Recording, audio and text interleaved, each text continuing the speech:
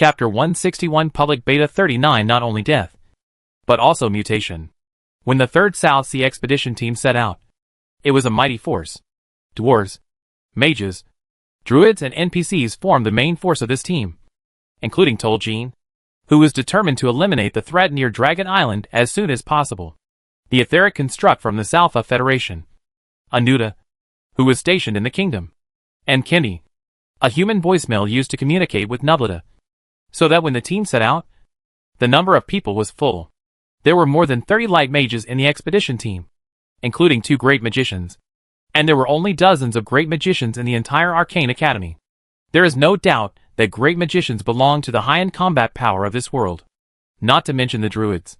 This was the first time that the extreme druids left the endless forest and cast a glimpse of this world and then unfortunately encountered creatures more dangerous than Dudlin.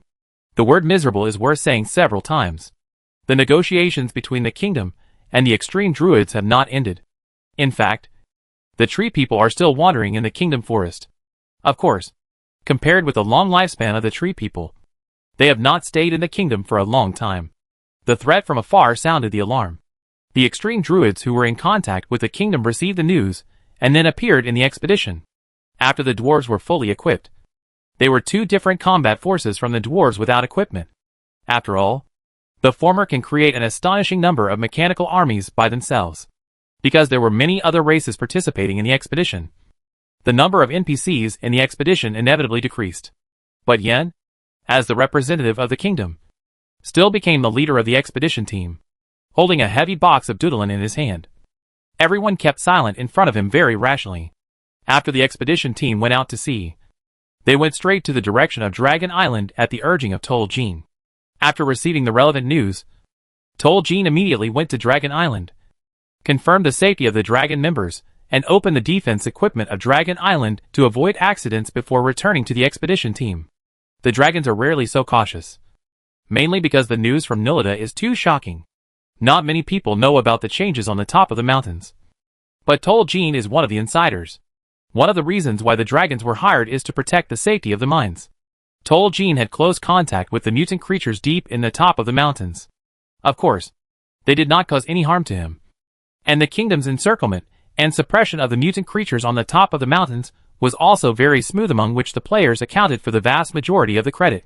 In order to earn mission rewards and ether points, countless players actively worked at high-level monster spawning sites, relying on their endless energy and immortality to suppress the mutant creatures deep in the mountains step by step. The number of mutant creatures in the mountains gradually decreased as players spawned monsters, which was the main reason why those in the know did not take the mutant creatures seriously. But the situation in the South China Sea is different from that in the mountains. The danger and desire to attack of the mutant creatures in the South China Sea are much higher than those in the mountains. More importantly, mermaids are intelligent creatures. The mutant creatures in the mountains are plants and animals. But the mutant creatures in the South China Sea, at present, no one can be sure whether the mermaid has really mutated after all. There are no living creatures in that sea area. But considering Yen and others' description of her condition before her death, it is difficult to say with certainty that the mermaid has not mutated. Mutations of intelligent creatures are not the same as unexplained mutations of plants and animals. This is why the expedition team set out so quickly. Almost all races that knew the intelligence set back by Nilida quickly made a decision. They must stop these mutated creatures from achieving their goals before the situation deteriorates further. It is difficult for people to have a good association with the loss of contact with the Coral Kingdom. In just a few days, the seemingly calm world once again revealed the turbulent waves in the dark, so that He Xingwen witnessed the mobility of a world surrounded by crises all year round in the face of danger. The Salpha Federation quickly asked the kingdom to study the mutant creatures on the top of the mountains. And after the king agreed, a fully equipped huge machine airdropped to the top of the mountains. Under the guidance of the dwarves, it went deep into the places where players spawn monsters on a daily basis, stationed on the spot, and began the exploration and discovery of scientists. At this time, the expedition team had not even set out. On the 2nd day after the Salpha Federation settled in the mountains, Du Lei came to inform He Xingwen that Ezigen had completely blocked all trade with the South China Sea, and cut off the contact between the mainland and the South China Sea as much as possible in a short period of time. He also informed He Xingwen that Ezigen had reached an agreement with the South China Sea countries to ensure that the expedition team could reach the destination safely in the shortest time. After the kingdom's expedition team set off, Ezigen will organize several expedition teams to go to the South China Sea to further confirm the situation of the South China Sea changes. Ezigen has reached a scientific research cooperation with the Sarfa Federation on mutant creatures, ensuring that the Sarfa Federation will share the research results with Ezigen. Of course, in return, Ezigen will provide logistical support and research costs for the Sarfa Federation's research operation. Dulé promised to share the research results with the kingdom in exchange for the kingdom's sharing of information on mutant creatures. He Xingwen listened to a lot and concluded, Ezigen is like a thread that connects other forces on the continent, and objectively plays a role in the advancement and retreat of the entire continent. Sure enough, no matter in which world, monopoly organizations are enough to make people feel awe. The day after Dulé visited He Xingwen, the Diamond Empire sent news that it also applied for researchers to enter the top of the mountains from the efficiency of the Diamond Empire. The speed of this decision can be said to be beyond imagination. The day after the news came from the Diamond Empire, the expedition team set off on the huge ship provided by Ezigen. So this large-scale mission has nothing to do with players? Original poster. I am so angry that I can't even type properly. I am a new player who just got the public beta qualification. It's okay if I miss the first few missions. What can I do if I am unlucky and don't have an account? But this time, I changed my job. But I watched the expedition team set off. New player? Just get used to it. Just change your job? Upgrade quickly. Otherwise, even if there are missions, it will be useless. The level is too low, and it won't work. Do you think you can get the mission rewards for free? What do you mean it has nothing to do with players? Let me remind you that this large-scale mission has been opened before. The masters have already boarded the ship, and ordinary players are also floating on the sea. Speaking of this, I really want to trade places with the original poster. This mission is too disgusting. It is simply used to temper the player's will. +1. How did the planner come up with these disgusting monsters? These tentacles make me feel intensive phobia. Didn't you say that you have already started to spawn monsters? What? You call sending yourself to death spawning monsters? I strongly suspect that the demon copied this idea from the previous copy of the Arcane Academy, and wanted to use the players to wear down the big monster. But the problem is that I think the player's attack will not cause any blood loss to the boss. You think too much. I think Nullida just wants us to divert the boss's attention and stop attacking the etheric space. Nullida is not that stupid. Right? The tentacles of this boss are all over the sea. He sent 2 of them to kill us, which did not delay the remaining tentacles from sweeping the etheric space in turn. Ever since I knew that Nullida got lost in the South China Sea, I felt that Nullida might not be that smart. Lost but still wanted to save face and not ask for help. Nubalida's personality is almost collapsed. Didn't Nubalida say that he was just pretending to deceive us? You really believe it? Since I labeled him as a person who wants to save face, I think these words to save dignity are just nonsense for him to save face. China Star. The Nubalida you and I may not know the same Nubalida. Fuck. Master. Are you finally free to browse the forum again? Fuck. Take a photo with Master in the front row. Master. How is your mission going? Didn't you set off with the 3rd expedition team ship? Master is worthy of being Master. He is very stable. He is not like Xiongda and the others, who committed suicide halfway and resurrected on our ship. China Star, we are still on the way. But there are so many big guys this time, so there should be no problem. When we get to Dragon Island, the expedition team will have to add a bunch of dragons to the members. I think this is a sure thing. Don't set a flag. It's over. It sounds like the boat is going to capsize. Isn't it? There are a lot of NPCs from various races on this boat. If the boat capsizes, it will really be a big deal. By the way, was it really the Holy Guard that dealt with those guys before? Then why not this time? Why bother to set up a 3rd South China Sea expedition team? I think it's because the Holy Guard is too buggy. So the planner banned it. After all, it took a lot of effort to come up with a copy, and it was done with a snap. Is it appropriate? Then the king should also give a suitable reason to explain why he didn't just use the Holy Guard to kill the mutants instantly. At China Star. Come out and answer. China Star, what is the king's identity? What is my identity? Do they need to explain it to me? Wow.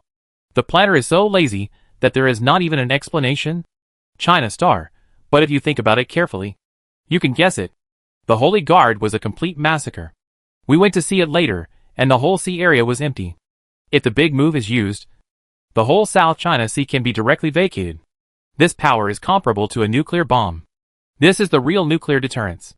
Bullshit. Other NPC forces don't know about the Holy Guard at all, let alone nuclear deterrence. After thinking about it, it's still a mess that the planner wrote the plot, with many mistakes and omissions, in order to make the players feel involved. The king, the NPC, is simply unreasonable. Normal conquerors would never play this game with you. They would just use the Holy Guards to crush us repeatedly. Let everyone know what nuclear deterrence is, and then crush us all the way. How could this NPC be the same? He doesn't need to do this or that. And fights like a joke? Does it need to be discussed that the planner is stupid? Yes, the planner has always been stupid. It's normal for NPC design to have problems. China Star. What was I going to say just now? Oh, by the way, Nulita, this guy is not trustworthy at all. Don't be fooled by him. Uh-huh. Didn't you see that he didn't tell others about getting lost because he was too proud to do so? China Star, you'd better pay attention. Of course. If you think it's okay, that's fine. So how is the mission over there? I don't know what Nulita is thinking. Asking players to divert the boss's attention. This guy has so many tentacles. Can he divert it? We are trying to kill the boss one after another. Wu Xing glanced at the players' replies, paused for a moment on the 4 words too much face, and prayed for these players sincerely for a minute. There is no doubt that they have been fooled. And it depends on how much the devil wants to fool them. If the devil wants to save face, then other races in the other world can be regarded as moral role models.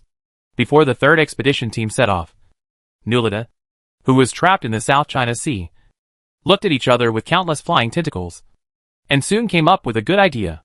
To make the players consume their energy. What? Why don't you think of a good way to escape? Nulita was not in a hurry to escape. Anyway, the current situation was far from death. Nulita felt from the bottom of his heart that the players were more annoying than this unknown enemy. He just wanted to see when the players would find out that they were deceived. In order to speed up the process, he even proposed this good way to let the players kill the enemy. Then he stared at the players who kept dying and thinking for a whole night, and finally ranked the players' IQ behind the dwarves with difficulty. Although the dwarves were very straightforward and stubborn, they were really not that stupid. The players actually believed it. Not only did they believe it, but they also executed it one after another, rushing out of the ether space to try to attack the enemy. This kind of courage and stupidity born from immortality is a perfect match. The supplies on the expedition team had long been consumed because of getting lost. But food is not a necessity for demons, and almost all the players put a bunch of messy things in their space bags. So the exhaustion of supplies did not have much impact on them. Of course, it was short-term and had no big impact. Nulita didn't care. But the food in the player's space bag would be eaten up sooner or later. Unfortunately, the food ran out when the players were trapped in the sea full of tentacles, so that the players couldn't find other sea creatures at all. So, Nulita witnessed the whole process of the smoke rising up and the chopped tentacle turning into a delicious barbecue.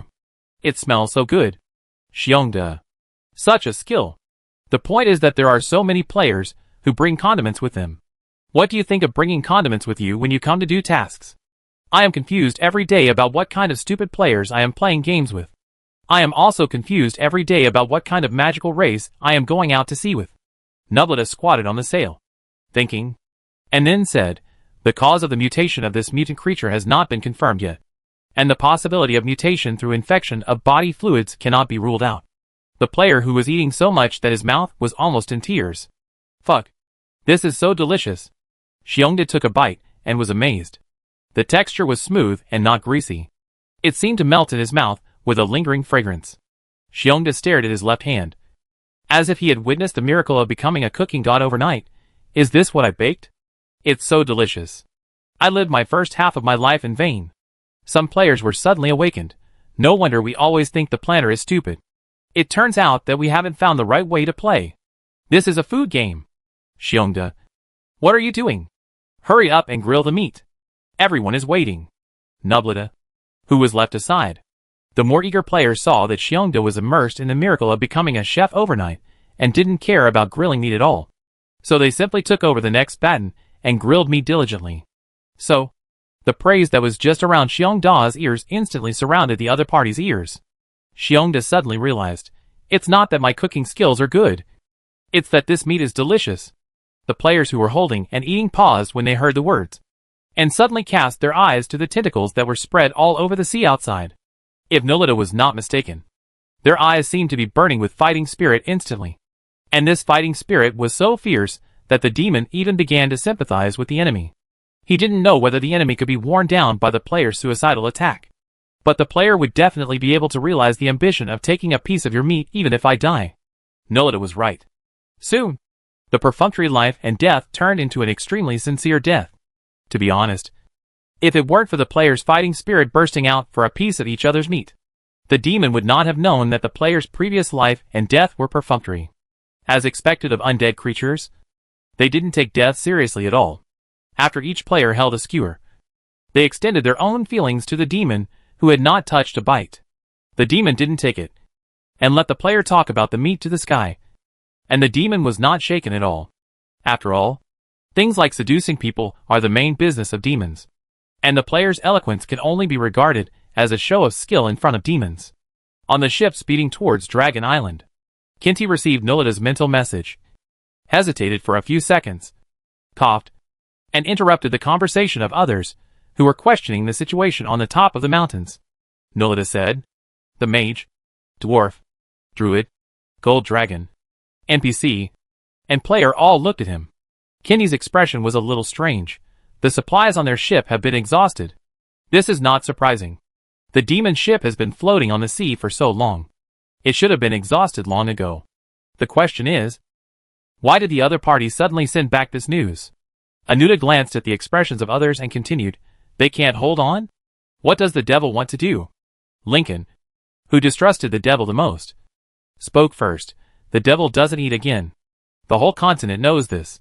Demons eat everything, and have the ability to store food energy. Even if they don't eat for years, they can't starve to death. Even if the supplies on the ship are exhausted. It has nothing to do with the devil. Kinty's expression became more and more strange. The players have nothing to eat. The others at the scene fell silent, and cast their eyes on the 5 players present. They really don't know whether undead creatures like players will starve to death if they don't eat. But the problem is that they won't die, which is worth thinking about. Greenleaf coughed, objectively said, I'm afraid we can't not eat. Kinty quickly finished the next sentence in one breath. The players ate the meat of mutants. According to Nolita, mutants are very delicious, and can even make players like. Kinty glanced at the players present, and silently swallowed back Nolita's evaluation. The king warned him seriously before boarding the ship the situation was serious.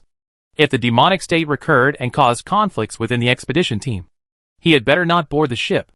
So Kinty stood here, and restrained his nature in an uncharacteristic way. Creatures, Kinty said vaguely, fighting bravely to kill the enemy. Just to eat a few more bites. It was something that players could do. Greenleaf came to the next conclusion naturally. That the meat must be very delicious. The etheric structure that seemed like a mascot on the side suddenly interrupted. Most creatures with delicious meat are affected by the natural environment and some physiological requirements. But this mutant creature itself is not a product of nature. It is very delicious. The other party was silent for a few seconds and gave a conclusion. Mutated creatures are very likely to infect other normal creatures through contact, being eaten, etc. In other words, I suspect that the mutation of mutant creatures is contagious. And the transmission method is extremely simple. The scene suddenly fell into silence. Torjean immediately denied his guess.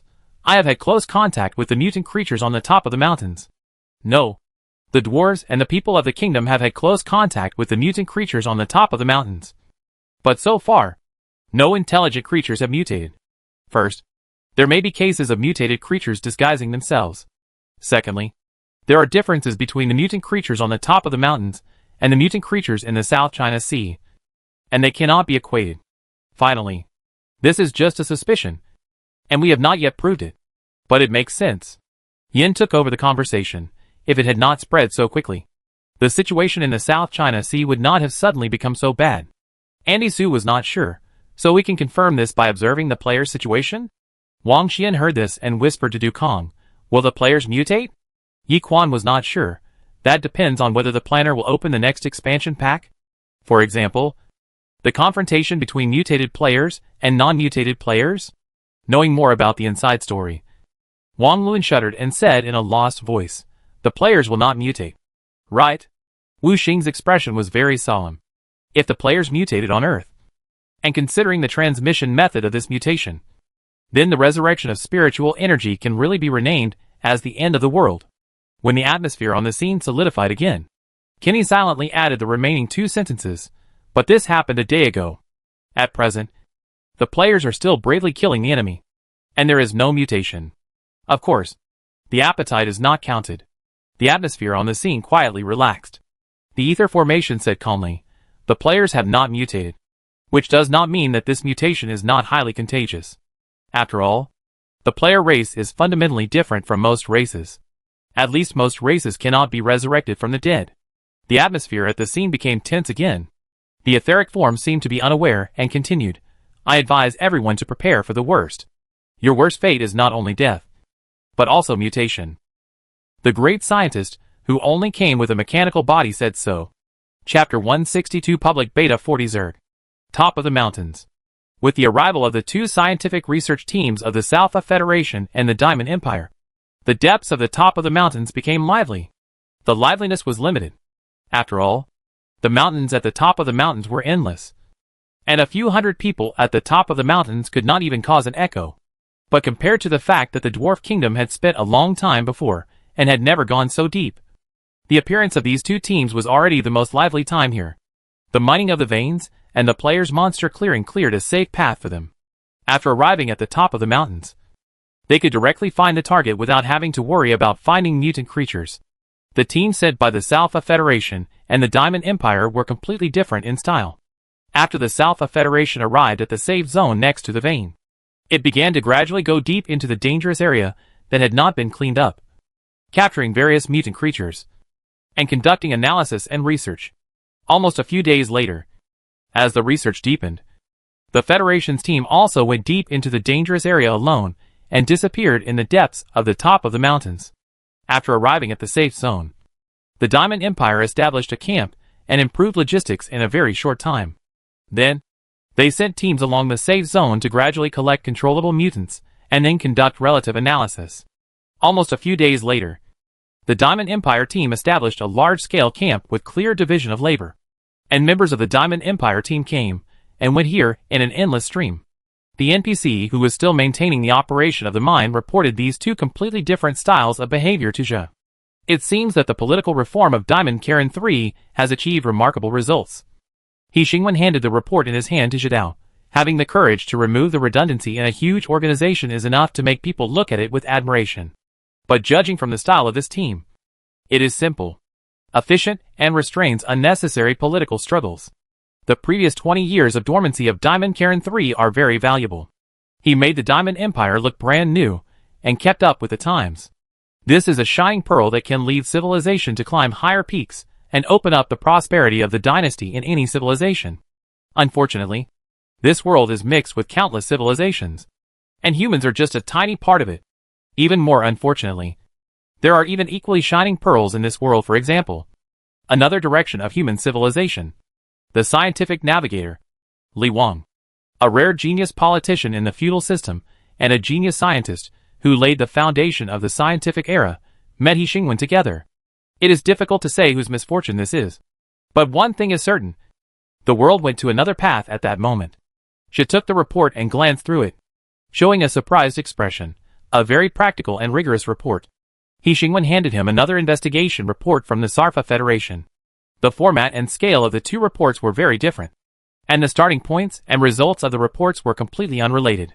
The Sarfa Federation's report was composed of obscure special terms, without considering whether others could understand it.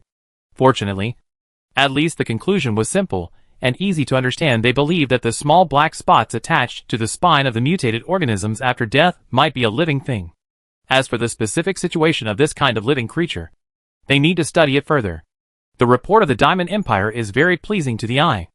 After briefly describing their work arrangements, task allocation, daily progress and praise for Diamond Karen 3, they got to the point. Based on their analysis of the status of different mutant creatures, they summarized the simple mutation law. The mutation loss spreads from plants to animals, and the complexity of the organisms increases. The closer to the depths of the mountains, the more serious the mutation situation is. They suspect that there is a place on the top of the mountains that has not yet been discovered. The real reason for the appearance of the mutant creatures on the top of the mountains. Based on this, they gave an application for further exploration and the basic criteria for how to judge the mutation, and a simple method to prevent the spread of the mutation. After reading the two reports, she concluded, the South Federation studies the root cause of the mutation, while the Diamond Empire studies the law of mutation, and thus provides the Diamond Empire with methods to deal with the mutation and ensure the safety of the people of the Empire.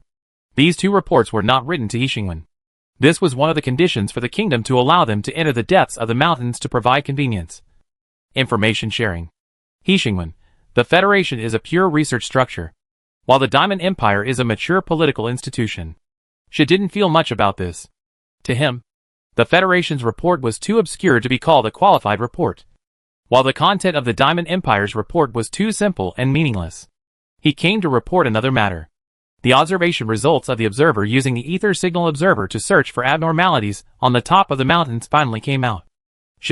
He found the cause of the abnormality on the top of the mountains. This is not an easy task. Whether it is the top of the mountains or the South China Sea, the scope is beyond imagination. The ether signal can indeed observe the world. But if you want to find the cause of the problem, at least you have to give an exact coordinate. Right? Otherwise, you can only look for it inch by inch. And this clumsy method of looking inch by inch took the observer several months. He went to Luomu and began to look for the source of the mutant creatures on the top of the mountains. It was not until the mutant creature incident in the South China Sea broke out that the result was obtained. This efficiency is beyond imagination. Yixingwen did not place any hope on him at all. After all, the third expedition team had set off directly to the South China Sea to find the problem. She pressed the switch of the projection stone and projected the final confirmed cause in front of Yixingwen. The dark background was brightened with great effort. This seemed to be the interior of a mountain. It was pitch black without any light. In fact, there was nothing worth paying attention to on the screen. It was just a cross-section made of stones. She zoomed in on the background. As the background continued to zoom in, a small crack suddenly appeared in the mountain made of stone. It was like a small crack that would appear on any wall. It was slightly cracked along the stone crack and was inconspicuous. She continued to zoom in on the small crack. The crack went from being hard to find to occupying the entire picture. And then its true face was revealed. The dense black dots filled the entire crack. These black dots were so inconspicuous that even after zooming in and looking at it again, only dense dots could be seen, as if it was really just a small dot. She zoomed in on this scene again, and the small crack that was almost impossible to find at first became the main body of the projection, forming a narrow road. Under this degree of magnification, the black dot finally revealed its true face: two tentacles, countless slightly shaking hairs. Yixingwen leaned back and kept a distance from the projection. The black dot has no feet. Its hair is its feet. And it actually has a head, abdomen and other parts, but it is a bit embarrassing to look closely, because on this projection, it is not a small black dot, but a small black dot that fills the entire gap. After the projection is continuously magnified, it can be said that this small crack is filled with thousands of small black dots. Yixingwen, is this the root cause of the change on the top of the mountains? To be honest, it is really amazing that the observer can find this thing. How many times of microscopes must be used to search every corner of the top of the mountains to find these things from a crack?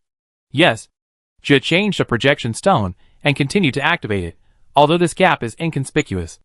Its length is amazing. The projection was still dark, and she repeated the previous operation again, continuously magnifying it. The inconspicuous crack extended to the top, and it turned out to be a pool of water in the belly of the mountain. The water was located in a natural rift in the belly of the mountain, and some snakes, ants, insects and rats were infested. However, the bottom of the crack came to an abrupt end. The bottom did not border anything at all, and it was interrupted on the stone wall without any special features. She continued to zoom in on the bottom of the crack. What's interesting is that these small black dots are oviparous creatures. This is actually an oviparous creature? The scene, magnified countless times on the projection, appeared in front of Yixingwen. At the bottom of the almost invisible crack, it was an egg-laying chamber. Translucent shells filled the crack below. and even the small black dots inside the shells could be vaguely seen. He Xingwen's eyebrows were furrowed more and more. What on earth is this? She turned off the projection. The root cause of the mutation. At least we can be sure that this is a living animal. Not some virus. He Xingwen remembered the final conclusion of the Sarfa Federation report. The Sarfa Federation believed that the small black spots on the spines of those creatures were a living thing. He Xingwen was a little puzzled. So, it entered the bodies of those mutated creatures? No. That line of conclusion flashed again in He Xingwen's mind. And He Xingwen suddenly reacted. When it was in those creatures, it was still alive. She nodded. Is this a microorganism? No. Microorganisms don't lay eggs. This is an animal that is so small that it is almost invisible. He Xingwen took a deep breath, thought for 2 seconds, and told Zhe, inform the people who should know this information, and let the observers continue to search for the origin of the mutated creatures in the South China Sea. Zhe agreed one by one and left the meeting room. He Xingwen sat in the conference room for a few minutes, and suddenly whispered, this is amazing news. Directly raised the problem to an extremely difficult level. Such small, and so many existences. They don't even need to be aggressive. Because they don't need to attack other existences. They just need to contact those existences is enough for them to complete their mission quietly. The system that has always remained silent took over the conversation. In fact, this is an old acquaintance in this world. When seeing those small black dots, He Xingwen had some guesses. He leaned back in his chair and was slightly absent-minded. Zerg? System, Zerg. This is different from the Zerg I know. He Xingwen sighed deeply. I thought they had defeated the Zerg. They did defeat the Zerg. Judging from the shape and attack method of this insect, the Zerg chose a very hidden way to reproduce. System, this basically confirms the reality that the Zerg was defeated. He Xingwen was very surprised. Did the Zerg learn from the failure? Obviously. The natives of this world don't understand the Zerg either. They defeated the Zerg, but not thoroughly enough. System, so the Zerg was given a second chance. Perhaps because He Xingwen's expression was not good. The system said good news. Judging from the situation on the top of the mountains and the South China Sea, the Zerg should not have been prepared yet, but was discovered by the kingdom. If the Zerg were prepared, it would not be just a few scattered mutant creatures, but a mutant creature frenzy sweeping the entire continent. This is the usual style of the Zerg. I still remember the last time the Zerg swept towards the South China Sea. Jean recalled, they were huge, numerous, extremely powerful, painless, and of many species. They formed a well-trained army. Even though the newly born Zerg queens had not yet grown up, their combat power was already amazing enough. Kinti, they underestimated us. The vast South China Sea held back the overwhelming Zerg tide. And the demons, mages, and dragons that kept coming cooperated with the undersea kingdom to launch a counterattack, almost leaving the Zerg queens on the seabed. In order to protect the Zerg queens, the Zerg tide retreated, and we took advantage of the victory to pursue them, and won decisively. No one else present had experienced that time, so they could only listen to the two immortals recalling the past. If you ask why they are reminiscing about the past here, it can only be blamed on the South China Sea being too big. The fleet speeding on the sea has not reached its destination after spending several days, and the bored passengers have to gather together to listen to the stories of the past told by Jean, who has lived for several eras. Greenleaf applauded and asked, it's really amazing. But why don't you just kill the Zerg Mother? If you keep the Zerg Mother, wouldn't it be very dangerous if the Zerg revives one day? Jean snorted with a bad expression. Kinti happily explained the player's confusion. If we can kill it, we certainly won't be stupid enough to leave the Zerg Mother behind. But the problem is that we can't kill it. The dormant Zerg Mother is located deep in the wormhole. And the wormhole is a space teleportation with an unknown teleportation location. It is too difficult to find the Zerg Mother from the wormhole. After the Zerg was defeated, the other races that gathered together to fight the Zerg had grievances with each other. So the plan to go all the way to the wormhole to kill the Zerg Mother was shelved. Jean snorted and expressed disdain for his defeated generals. Anyway, the Zerg is just a group of remnants left. The information from the kingdom reached the expedition team at about this time. Yan's expression was very bad. After relaying the cause of the mutant creatures on the top of the mountains, there was a lot of discussion on the scene. Are the black dots alive? A tiny crack is full of black dots? Or are they egg-laying creatures? Does that sound a little creepy? These black dots cause mutations. Wait! They are contagious. Could it be that these black dots can crawl onto another person through contact? The player has completely lost all his sanity through this description. The ether element, who was listening and interrupted the conversation, if this is an egg-laying creature, it excludes the possibility of disease and virus.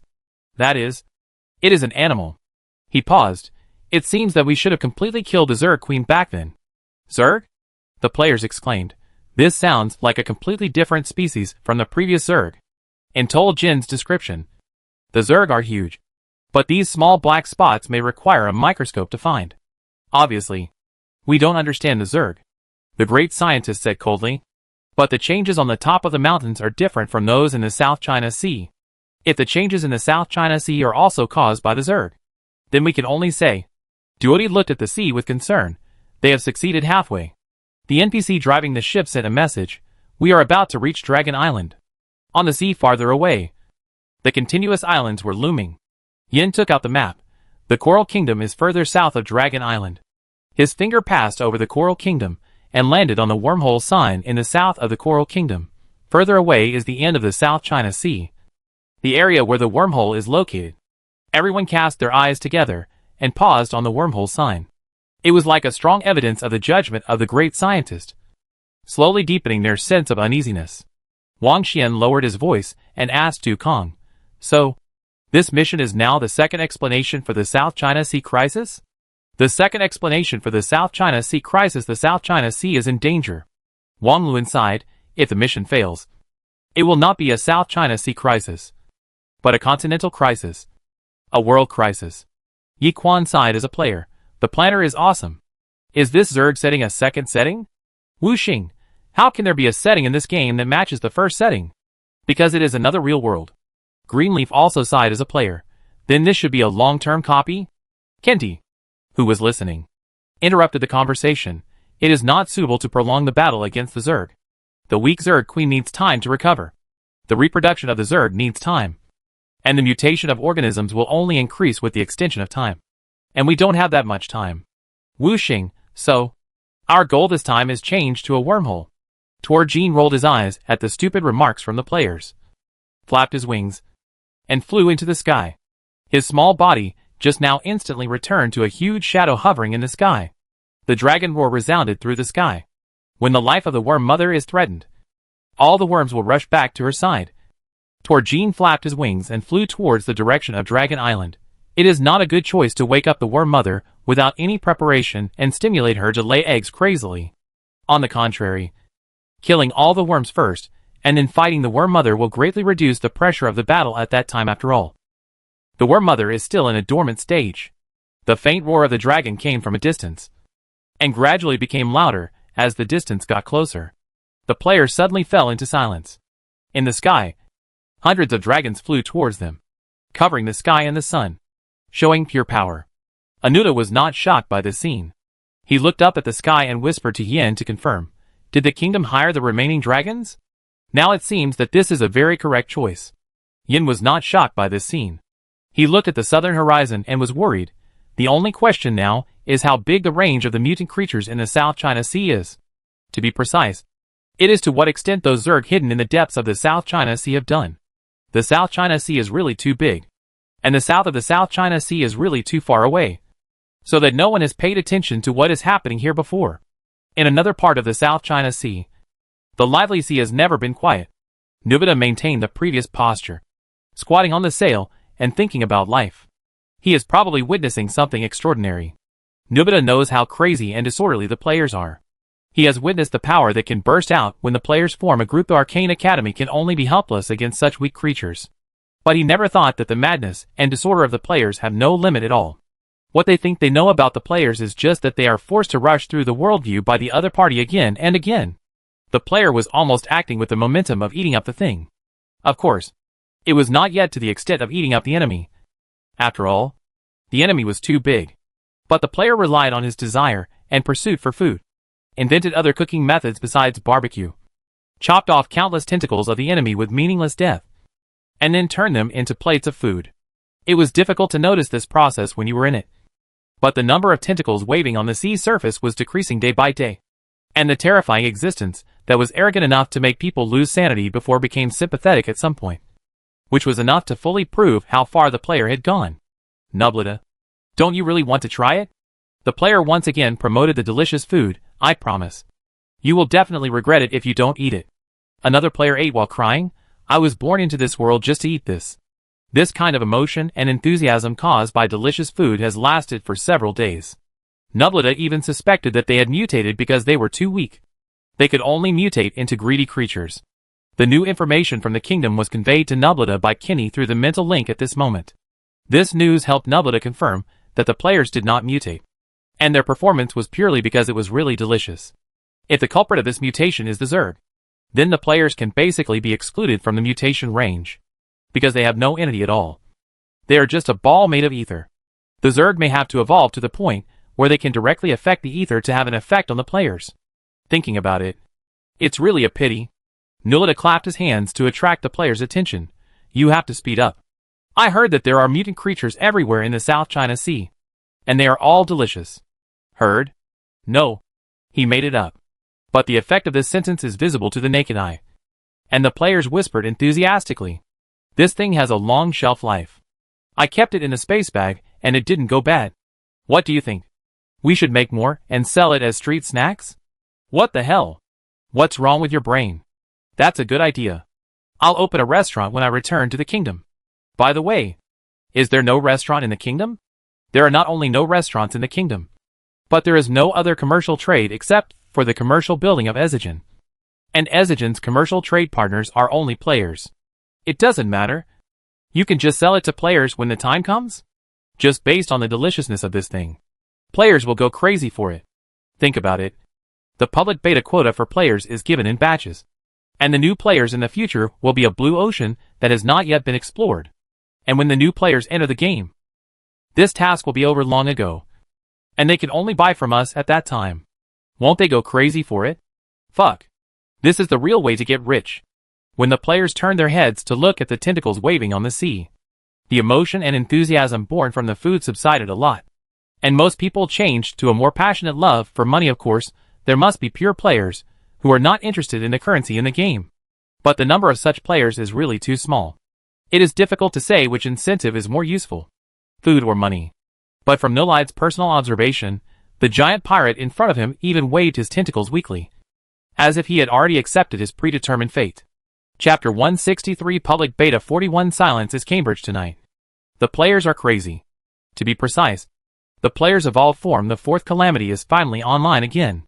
It's just that the last time it was online, it was organized and appeared in the world as a crazy undead. And this time, the fourth calamity is online without organization and without tasks, relying on the spontaneous enthusiasm of the players to open the age of discovery for players. As always, the culprit is still the posts on the forum, the videos on the video website, and the hot searches on social media. The three together swept the 2 points of mutated creatures are super delicious and unexplored blue ocean theory in the minds of every player. At present, the holographic game is still dominated by Chinese people, which is destined to make food have an extraordinary temptation for them, while money has had the same charm for all intelligent creatures since ancient times. So, those players who did not receive the devil's mission and still stayed in the kingdom cast their eyes towards the South China Sea. It doesn't matter if there are no missions. I'm not going there for the missions anyway. I just want to taste the delicious food. One after another, strange-shaped ships, assembled by players themselves, set out from the kingdom and headed for the South China Sea. When Ezigen cut off the connection between the mainland and the South China Sea, it created a lively scene that had never been seen in the South China Sea. The first batch of players who set out excitedly, before they really entered the South China Sea, were defeated in the offshore area. Groups of players died and returned to the resurrection point, learned lessons, and started over again. The area bordering the kingdom and the South China Sea quickly became lively. Players stationed there to study ships that would not be easily overturned by sea creatures. The so-called age of exploration for players begins here, in order to ensure that the third expedition team could reach Dragon Island as soon as possible. Ezigen reached an agreement with the countries in the South China Sea. This agreement now escorts the endless stream of players, reduces the dangers they encounter in the South China Sea, and does not have to suffer the same misfortune as the Demon Expedition team. The players excitedly sailed into the South China Sea without any organization or plan. They never thought about how to find mutant creatures in the vast South China Sea, or even how long it would take them to reach the depths of the South China Sea given the vastness of the South China Sea. They impulsively embarked on a wandering journey. And most of the players got lost in the South China Sea as it should be. The way most of them moved forward was to let the boat drift around along the current. The scattered players were like countless pieces of debris, scattered on the sea. And collisions occurred from time to time, resulting in shipwrecks and deaths. In the early days of the Age of Exploration, these behaviors of the players were simply summarized by the natives as crazy. The kingdom once again welcomed the long-lost tranquility.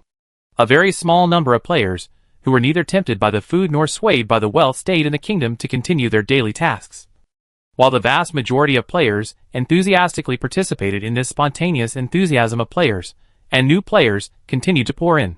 The natives never cared about the total number of players. In their memory, the kingdom was sparsely populated just a few months ago. And it was not long ago that the Diamond Empire learned from the players that the kingdom had only a few 100,000 people in total. This made them lose their curiosity about the total number of people in the kingdom in a short period of time. After all, the progress of civilization is always slow. Only He Xingwen knew this specific number. The total number of NPCs was more than the total number of players for only 7 days in the real world. With a batch of public beta quotas released every 7 days, the number of players quickly exceeded 100,000, and it was growing exponentially, just like the holographic game core parts that were constantly produced in the dwarf factory. The news that the players went crazy was told to the expedition team by Anuta as Ezigen updated the intelligence. However, no one cared about such insignificant things at the moment. With the arrival of the Dragon Group, all members of the expedition team arrived. The Coral Kingdom that had lost contact was close at hand, and the veil of the South China Sea mutation was within reach. The ship sped across Dragon Island and continued to go deeper into the south of the South China Sea. Their destination was the Coral Kingdom that had lost contact. The atmosphere on the ship was very solemn since it was known that this was a mutation caused by the Zerg. In this atmosphere, the ship was intercepted. The huge corals poked out branches from the seabed. The red corals were crystal clear and had clear veins. The rest of the huge part was looming in the seawater. Everyone on the ship reacted quickly and immediately grasped their weapons. Just as the great magician was about to cast a forbidden spell, a huge, ordinary eye suddenly grew on the coral branch that was not like an ordinary thing. This scene was much more shocking than before, and the first word of the forbidden spell was on the great magician's lips. The eyeball on the coral turned and glanced at the big ship. The coral trembled violently and rose several meters. There was a buzzing sound at the scene. The magician chanted a spell. The dwarf took out a machine. The dragon clan swooped down from the sky, and the NPC held his weapon tightly. Anuta frowned. After rising several meters, the huge size of this coral became more and more conspicuous, and it had more and more in common with the mermaids and giant pirates encountered by the previous expedition team. The mechanical army spread out densely towards the sea surface, and the ether fluctuated violently, starting to flatten all living things on the sea surface. Anuta frowned more tightly. The eyes on the coral branches finally saw the appearance of the ship, and the unknown vibrations in the seawater formed awkward words. The other party seemed not very good at this way of communication, and there was a pause between the words. You come, Coral Kingdom. Start a war? The overwhelming mechanical army was about to cover the entire sea area, and the trend of covering it paused when hearing the words. And the ether fluctuations suddenly paused, and the attack that had almost been launched stopped. Anuta whispered, "The people of the Coral Kingdom are indeed like this." Anuta coughed and talked to the other party. Ezigen has not received a response from the Coral Kingdom for several months. The giant coral said confidently, "Forgot?" Anuta's expression remained unchanged and continued, "There are some abnormalities in the South China Sea recently. I wonder if you have found anything." "No." Anuta seemed not to notice the other party's indifference, and continued to greet, "How is the Coral Kingdom recently? How is the last batch of corals growing? Get out of our kingdom." As he said this, layers of shadows suddenly appeared under the sea surface, and countless corals approached the sea surface. Yin looked around the sea area, and wherever he looked, there were these potential shadows. Anuta did not change his color and continued to ask, "Does the Coral Kingdom intend to interrupt trade with Ezigen?" The other party stubbornly repeated the threat, "Get out of our kingdom." Anuta's sight swept across the sea, all the way to the place where the seawater connected to the horizon, and the end of the South China Sea was still out of reach. This is the vast South China Sea. On the map, the distance between the Coral Kingdom and the wormhole is very close. But in reality, there is still a long sea between them. And in this sea, there are countless sea creatures. Anuta stared at the distance for a long time, until the corals on the seabed showed branches from the seawater and showed their attacking tendencies. And then he stretched out his hand to signal the ship to retreat. The NPCs looked at the eye inflammation, got a positive signal, and controlled the ship to sail in the opposite direction. As the distance increased, the shape of the huge coral gradually blurred until it became a small black dot in the field of vision. What's going on? Torjean turned into a pocket-sized body and landed on the deck. Is the Coral Kingdom okay? Andy Su scratched his head. We think the situation is too serious. No. On the contrary. We think the situation is too simple. Anuta, the only one who is in contact with the Coral Kingdom, looked again with a serious expression. I remember you mentioned that the reason you met the mermaid was that you were lured there? As soon as his question came out, Yen quickly reacted. He is almost indistinguishable from the sea. Others also reacted. And Kenny took over. You mean? These corals are all fake. Anuta took a deep breath. There is no such realistic fake. Especially the Coral Kingdom has such a special way of existence. It can't be achieved by mimicry alone. Yan's Adam's apple moved slightly, adding another chip to this incredible guess. Hai is still alive. To Arjun, the disappeared Digilan is still alive. Wang Xian, who didn't understand, lowered his voice. What are they talking about? Dukong said slowly. About what extent these mutations can be achieved. Ah? Wang Xian didn't understand. But the NPC's discussion has come to an end. Tuarjin made the final decision. Since we are here to find another Digilan, why don't we go and see its situation first? His nose moved. Without a smile, coincidentally. It's not far from us. Duodi was calmer than others. This is very dangerous. Tuarjin glanced at the box in Yan's hand. At least there are more Digilan on our side. That sounds good, Kenny said in a relaxed tone. Then why don't we set off? The ship set sail again. And under the guidance of Tuarjin, it sailed in another direction. The atmosphere on the ship was terrible. It didn't seem like they were going to look for their lost tribe members in the South China Sea, but rather that they were preparing to face even worse bad news. In silence, the direction of the ship gradually deviated from the south and turned to the southeast. The good news was that they didn't have to pass through the Coral Kingdom again, as they obviously didn't welcome the expedition. The bad news was that Digilan was not in the south of the South China Sea. The South China Sea was always lively, and as the ship moved forward, those faint sounds became increasingly difficult to ignore. Kenny broke the silence at the scene. If I heard correctly, there was a fight on the seabed? Tuarjin heard it more clearly than him, but he was hovering in the air at the moment, and the noise of interrupting was too loud. So the Golden Dragon silently led the direction of the ship in front. After the ship continued to move forward for a while, the ether construct collected enough data and concluded, it's not a fight. It's a war. Anuta calculated the distance and took over the conversation. This is the territory of the Nuri Empire. They have been fighting internally recently. Wang Xian was a little confused. So, Digilan is in the Nuri Empire? He poked his head towards the sea. Is the sea here too? Then it's a bit too lively here. Kenny also looked at the shadows under the sea and said. The ship's progress gradually became a little difficult. They encountered some obstacles from the Nuri Empire. But since the obstacles were not strong, they were easily dealt with. This time it's really impossible to get through. When Wang Luan expressed this emotion, the battlefield that was originally only on the seabed suddenly expanded above the sea surface. In front of the ship, all kinds of strange sea creatures surfaced, swept up huge waves, and fought in a mess. The momentum was very strong, but it was a little difficult to distinguish between the enemy and us. Tentacles waved in the sea. Huge schools of fish kept jumping out. Soft mollusks tangled together, and huge humanoid creatures waved weapons and walked on the water. Huge shells floated to the surface. Coral branches swayed at the other end. Long snake-like creatures rolled together, pulling out a huge crystal column behind them. The shell was carved into the shape of a palace. From this point, you can see how huge it is, slowly swallowing bubbles in the water. And when it was pulled out of the water, light passed through the shell surface, refracting the colorful light, instantly grabbing the sight. As if slowly waking up, the palace opened its mouth and swallowed up part of the battlefield in front of it. The palace trembled slightly for 2 seconds, then calmed down. Then, The long snakes continued to drag it forward slowly, like sweeping a battlefield. And in one bite, it wiped out a large area of the fighting enemy in hours. A battle beyond imagination. The South China Sea showed the players some of the beauty hidden deep under the sea, which made people imagine.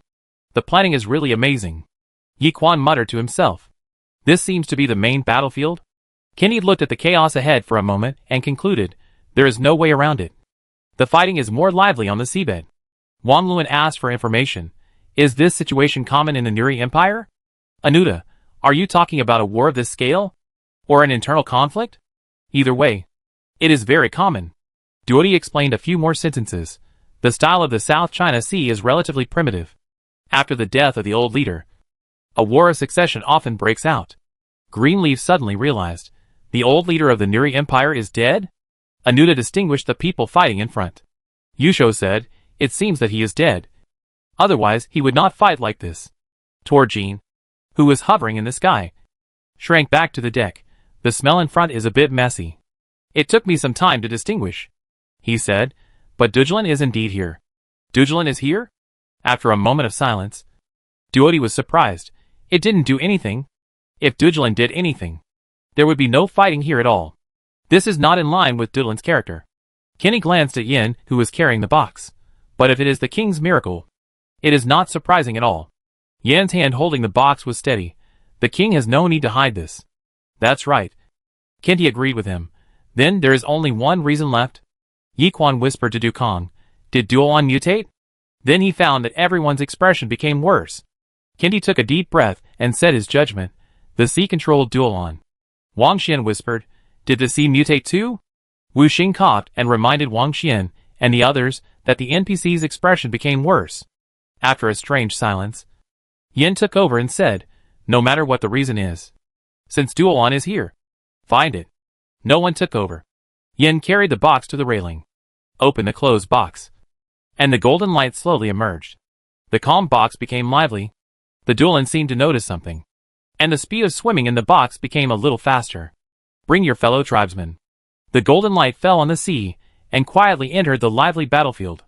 Yin glanced at the other excitedly swimming Duolan in the box, and closed the box again. The situation on the battlefield changed in an instant. The expedition team, who never figured out which two sides were fighting, could not see the rapid changes at all. Instead, they could clearly see that the huge crystal palace was advancing forward, and had almost no rivals. Just a few minutes after the expedition team's Dujlan entered the sea, the advancing crystal palace encountered the enemy Dujlan. The NPCs and players on the ship not far from the battlefield looked at each other, and cast their eyes at Yin. Is this the one that was just released? Or the missing one? Before the expedition team could distinguish the identity of the Dujlan that suddenly appeared, the crystal palace had already opened its mouth and swallowed Dujlan, and then continued its momentum of sweeping the battlefield as if nothing had happened. Dodi, is this Dujlan? If Dujlan, which is famous for its strongest toxicity, is only at this level, then the underwater civilization can all die. Strange. Kenty, it didn't use its own toxins. It was just waiting for the other party to eat it. Before the expedition team discussed this, the entire battlefield fell silent unconsciously. The fierce fighting sound slowly disappeared, and the scene was terribly quiet in an instant. Even the crystal palace that had just swept across the entire battlefield stopped moving at some point. Torjin spread his wings and flew back into the sky, looking at a more distant place. Not only this battlefield, but with the excellent vision of the Dragon Clan. All the sea areas he could see were quiet. A ray of inconspicuous golden light swam leisurely under the sea, the only living thing in the entire silent battlefield. Wang Xian heard several swallowing sounds. In fact, he was a little weak. Dujlan, is it solved now? He glanced at the box in Yan's hand. When he thought of the number of Dujlan in the box, he had the illusion that he was carrying a nuclear bomb. Not dead. Kenny quickly drew the key conclusion from the blood circulation and heartbeat of those sea creatures, just comatose. It seems that Dujlan has been infected with the king's kindness after the kingdom was resurrected. Didi, who was relieved, smiled and said, it didn't know what it meant to hold back before. Torjin shrank his body and fell back to the deck. His 5 senses were more sensitive than the devil, but in a few minutes, it may not be alive. Yes, Dujlan's poison is so overbearing. Temporary coma? Not possible. Any poison from Dujulin will only end in death. The only difference is the time of death. The player apologized from the bottom of his heart for not respecting Dujulin enough before. Greenleaf. So they are dead? If Dujulin detoxifies before they die. Anuta leaned forward and watched the golden light reach the huge crystal palace. What is it doing? Dujulin's tentacles gently rested on the crystal palace. And the expedition team watched the crystal palace, which seemed to be sweeping the entire battlefield just now, melt in front of them, revealing the palace full of living things. Death was too simple, and even made people feel a sense of surprise that just like this, Dujulin swam back lightly carrying the huge remains of the palace. It is hard to imagine how such a small Dujulin could easily pull such a huge existence. But considering that such a small Dujulin also easily dominated the South China Sea, this may not be surprising. The waves hit, and Dujulin rushed into the deck with the water. The player silently took a few steps back to avoid this existence that dominated the whole scene with ease. If it weren't for the fact that it was a bit embarrassing to retreat together, others would also want to distance themselves from Dujulin on the deck like the players. Kendi was shameless, so he retreated faster than the players. Yen opened the box, and Dujulin swam back into the box, and a golden light flashed. Yen brought a group of dangerous creatures of this level. Excuse me, Kendi reminded others. Can you take your eyes off Dujulin for a while? Take a look around? Nearby? The expedition members looked around one after another. The battlefield that had regained consciousness after being detoxified by Dujulin had silently surrounded the entire ship. The two hostile parties that had been fighting vigorously just now seemed to have stood on a united front in an instant and raised their weapons against the new enemy. It didn't look like they were going to reason with him. Anuta, wait! Let me explain. The waves surged, and countless sea creatures rushed over. Yin silently opened the box, and the soft tentacles stretched out from the box and gently rested on one side of the box. The waves quickly retreated, dragging countless sea creatures away from the ship, and also washed back the remains of the crystal palace that Dujulin had just dragged. Dujulin's reaction was much faster than that of the expedition members. Golden light flashed on the water, and the inconspicuous soft-bodied creatures jumped into the sea. Kendi noticed that the neat retreat of those sea creatures seemed to be out of fear, but he didn't smell the other party's fear. On the contrary, he could clearly sense the strong excitement, which was so strong that the demon could instantly recognize it in such a noisy environment. Kendi almost subconsciously said, "Come back." Yan's reaction was very fast. He didn't ask the reason at all, and directly knocked on the box, "Come back." The sea water floated and rushed towards the ship. Dujulin returned to the ship with the help of the water. The sea water behind it fell on the deck due to gravity, and accumulated into a black puddle. Greenleaf suspected that he had seen it wrong. He rubbed his eyes, and sure enough, there was no black puddle on the deck. Seeing the flash of black liquid seeping into the ship, Wang Xian said, "Hack." He said, "Isn't this the black liquid that the mermaids wanted to pour in before?" The dragon soared up and abandoned the ship. Anuta cooperated with the dragon clan very well, and almost grabbed toward Jin's claws immediately. Kendi saw the situation and immediately grabbed toward Jin's other claw. The ether fluctuated, and the mages stood in the air. The exoskeleton armor of the dwarves and NPCs instantly extended, and metal wings grew on their backs and stopped in the air. The etheric structure followed and took off. It was designed with the ability to fly for a short time. The druid was a bit miserable. The plants took root on the ship, and obviously couldn't avoid the ship. As for the animals, it was hard to say whether the animals here were safe or not. So the druid was finally caught in the claws of the dragons hovering near the ship. The 6 players standing in place watched as the entire ship was empty within a few seconds after the black liquid merged into the ship. The black liquid gave up its plan to act in secret after the expedition team reacted so quickly, and resurfaced on the deck under the feet of the players. The liquid wrapped around the players' feet, and slowly surged upwards. The players subconsciously shook their feet in disgust, and easily threw them onto the deck beside them. Silence is Cambridge tonight. Chapter 164 Public Beta 42 The end of ether is science. The black liquid that was thrown away slowly crawled on the deck, and the scene that looked like a living thing was very strange. Once the 2 points of the culprit of the mutation is a group of Zerg in the shape of small black dots, and biological mutation spreads through contact. Were connected. This slightly strange scene instantly became terrifying. Fuck. Don't come over here. Fuck. Fuck. Help. Wang Xian and Wan Luan, who quickly shrank to the corner of the diagonal of the black liquid, screamed, and Wu Xing and the others' expressions were not very good. With red, orange, yellow, green, blue, and purple flashing in the stiffness. The people who left the deck at the first time watched this scene. In the air the black liquid was crawling in a daze. And the players who kicked the black liquid away just now screamed together. I always felt that something was wrong. Fortunately, the few remaining players were all masters, and they quickly reacted in screams. Dukan spoke slowly. With a firm tone, "They can't do anything to us." Wu Xing followed up with, "Players are immune to this mutation." So, the panic atmosphere returned to peace. And Wang Xian and the others looked at the small pool of black liquid moving on the deck with a tentative look. A closer look showed that it was exactly the same black liquid that the players had seen in the mermaid incident before. The vague conversations between the NPCs before. The conclusion that the situation was worse in the Coral Kingdom. And the abnormal behavior of the missing Doodlin, who did not use toxins, flashed through Greenleaf's mind, connecting everything together. Greenleaf's tone was a little dazed. The root cause of the mutation is caused by the Zerg parasitizing and controlling the host? The sound of huge waves sounded, hitting the ship. At some point, the blue sea surface was dyed black. The two parties who were fighting to the death just now turned their heads and looked at these outsiders expressionlessly. Although the biological mutations on the top of the mountains and the biological mutations in the South China Sea are both caused by the Zerg, they cannot be classified into the same category. The young great scientist leaned forward, staring at the light screen with words, and his attention was completely focused on the speaker. In fact, it is difficult for someone to be half-hearted when the other person is talking. After all, this is a man whose name alone is enough to make people feel infinite emotion.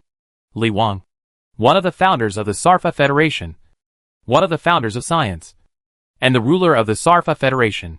This is the first time He Xingwen met the other party.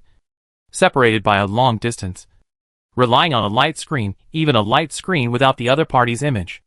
Li Wang's voice was still very clear over a long distance. Knowledge flowed in his words. Science danced for him. Rational, firm, calm, and unshakable. He was not here to report the progress of the Federation's research on mutant creatures, but to tell He Xingwen the answer to his question. If He Xingwen had some vague guesses about Li Wang's appearance under those dazzling halos before, then at this moment, all of this turned into the appearance of a scientist. Li Wang's talent on this road allowed him to go further than anyone else. And the halo added to him made people have countless guesses. Pure people may not be able to become researchers due to lack of talent, but impure people will definitely not be able to go so far on this road. Exploring the world and looking into the distance requires undivided attention and full effort. After the first report of the observation team of the Salfa Federation on the status of the mutant creatures on the top of the mountains was sent back to the Federation, Li Wang took over the remaining research through the study of the corpses of the mutant creatures sent back to the Federation, and the remote control of the observation of the top of the mountains. A conclusion was drawn a few days later, ending the meaningless speculation. The text on the light screen gradually became less, and the proportion of data and pictures gradually increased. Li Wang, first. Let's look back to the origin of everything. The Zerg. The Zerg is the most aggressive civilization among the civilizations that have recently bordered us. Their civilization is built on the Zerg Queen, who determines the progress of the entire civilization and controls the reproduction of the entire race. As long as the Zerg Queen still exists, the Zerg will not perish. This is not difficult to explain why the Zerg has appeared again, because their Zerg Queen is still alive. When they first bordered us, the appearance of the Zerg was completely different from what it is now. The Zerg can efficiently adapt to the environment and change its own morphological genes. They are natural conquerors, and changes in the race of the conquered objects will prompt the Zerg to adjust their genes. After the Zerg was defeated, they learned a lesson, which is specifically reflected in the mutant creatures we are facing now. After understanding the basic characteristics of the Zerg, we can further explain why the mutant creatures in the South China Sea and the top of the mountains cannot be classified into the same category. The simplest reason is that they evolved in different directions. The mutant creatures on the top of the mountains are highly aggressive, and most of the mutations occur in changing the characteristics of the creatures, making them more powerful in attack. The mutant creatures in the South China Sea are highly aggressive, but the changes to the characteristics of the creatures are almost non-existent. Their mutations are used to create new mutant creatures more quickly. The more complicated reason is that the mutant creatures on the top of the mountains are a slow development process, but the mutant creatures in the South China Sea are an accelerated development process. The difference is that the South China Sea was once the battlefield of the Zerg, and the Zerg never set foot on the top of the mountains. I noticed that the kingdom handled the mutant creatures on the top of the mountains very well.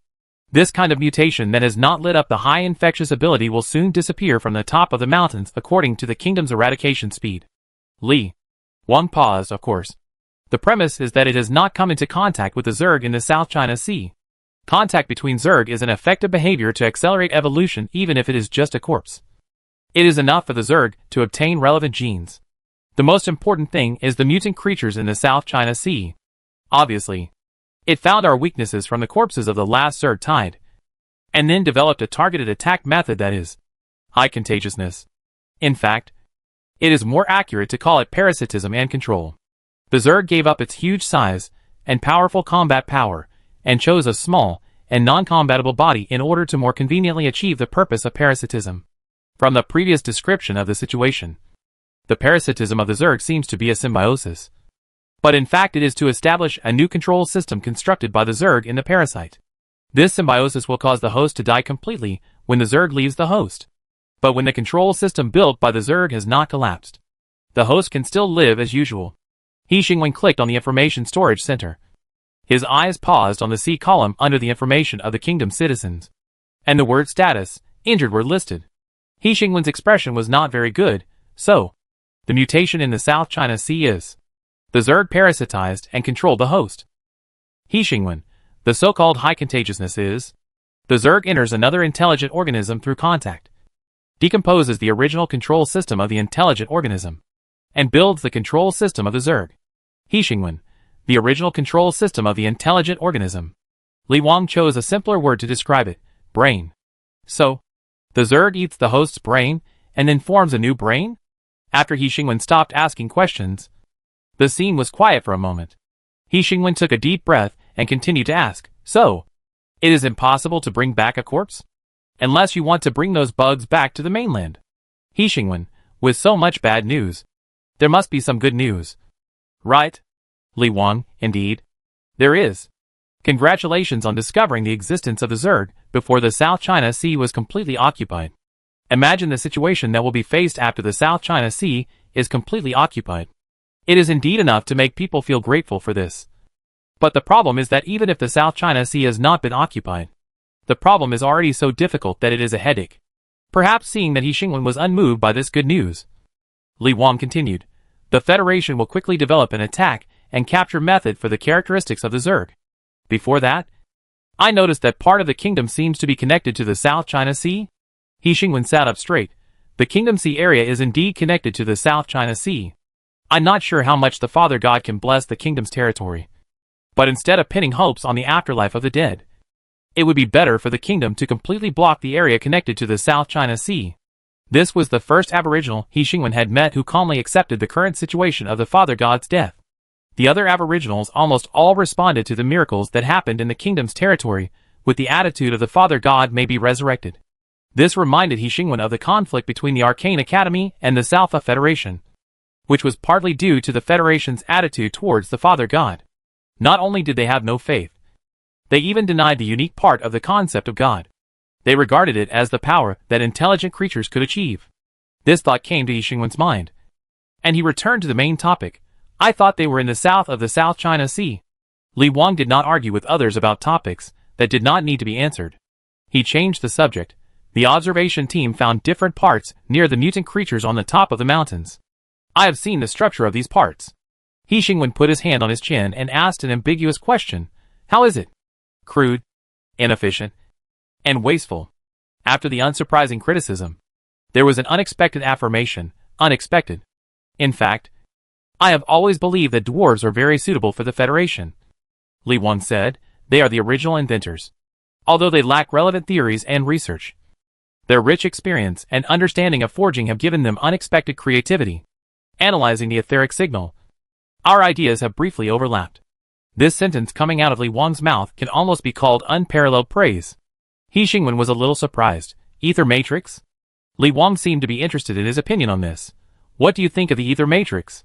He Xingwen's answer was decisive. A miracle that can only be created by genius. This was his heartfelt feeling. Human beings can reach the level of Li Wang with their talents. which deserves all the exaggerated praise. There were finally some traces of long years in the rational voice. Say something else. I have heard these words too many times.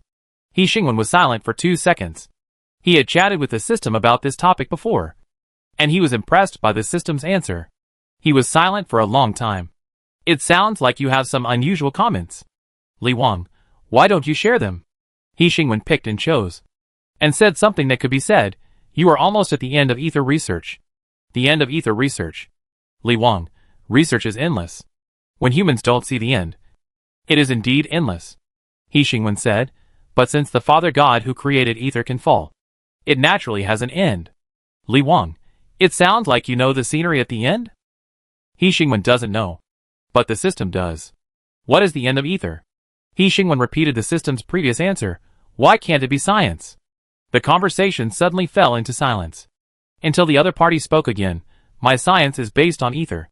Without ether, there will be nothing. All of Li Wang's inventions and theories are based on ether. It is ether that drives those inventions, and the basis of all theories is the existence of ether. As it should be, because he lives in a world where ether is everywhere.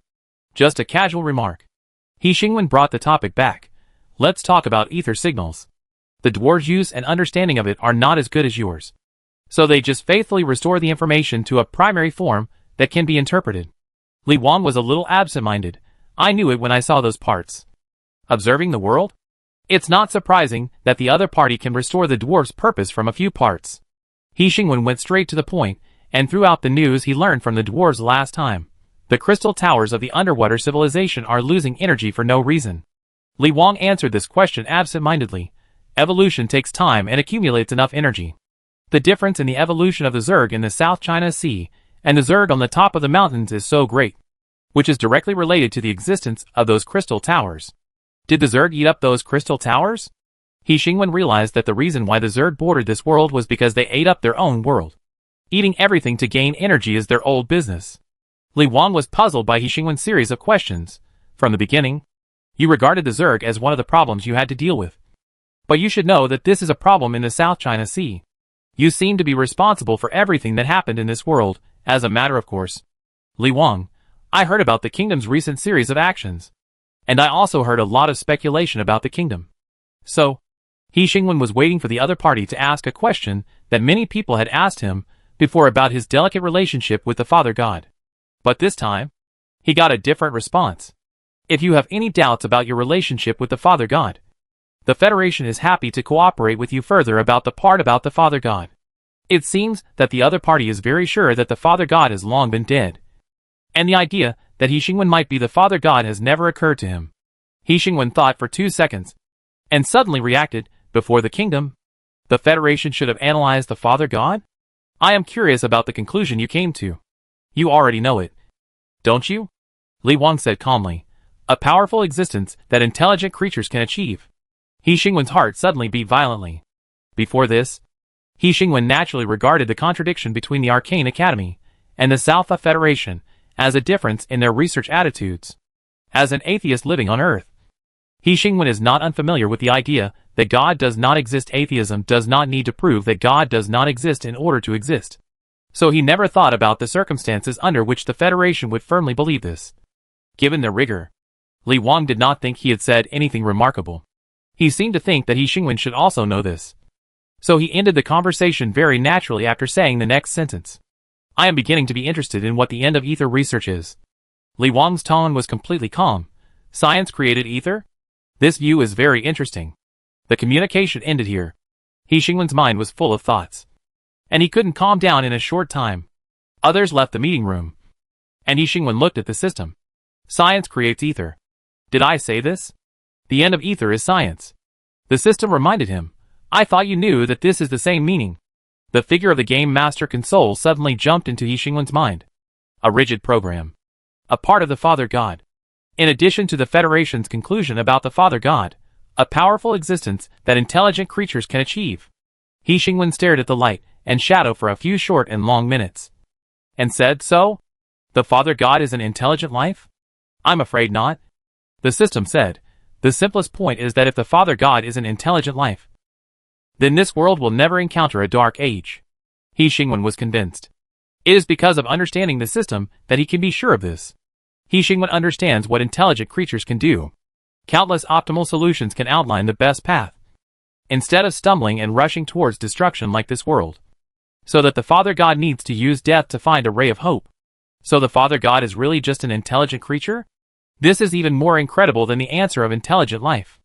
It sounds like you have expelled the race of gods from the concept of intelligent creatures system, but they are indeed intelligent creatures. This sentence sounded familiar. So He Xingwen was silent for a few seconds, and recalled the source of the familiarity from his memory. The scene of Wang talking to him emerged from his memory. King. Before becoming a god, the gods were just one of the thousands of creatures. And after they became gods, they just became one of those creatures from among the thousands of creatures. He Xingwen was stunned for 2 seconds, and some thoughts flashed through his mind and disappeared. He turned the topic back. But the Father God is different from other gods. Not all gods can create such a huge world. And not all gods can create ether. When Li Wang's conclusion arrived in the South China Sea, the expedition team was fleeing everywhere. The idea of bringing back the missing doodling completely disappeared from the minds of the expedition members at the moment the seawater turned black. Although they don't have such a clear understanding of these bugs at the moment. They don't need such a clear understanding to avoid contact with them. As long as the creatures with eyes can see the degree of danger of these bugs from the scene of the sea creatures turning their heads silently and looking at them. Stay away from the sea. Anuta took out the communicator and informed Ezigen of the news as soon as possible. Tuerjin hovered in the air, staring at the players below, who will go down and help them. Kendi made a quick decision, let them commit suicide and return to the kingdom. These bugs don't seem to be able to do anything to the players. Tuerjin didn't agree with Kendi's suggestion. They haven't reached the point where they can affect the ether. If they really reach the point where they can affect the ether, then we just surrender. Kendi muttered. It's as if we can do anything to them now. Norman Jean hit the nail on the head. Dottie thought for a moment, maybe the players can stop. The huge waves came again. And the huge ship kept shaking. Part of the hull was smashed by the huge waves. The Black Sea surface surged onto the deck and submerged the players. The water receded, and the players were swept back into the sea. The purpose is very clear. Anuta took back the communicator and said, they are capturing intelligent creatures that cannot be controlled in a short time. Yin thought thoughtfully. From the huge water tank of the mermaid, the parasitism of the Zerg is not an immediate process.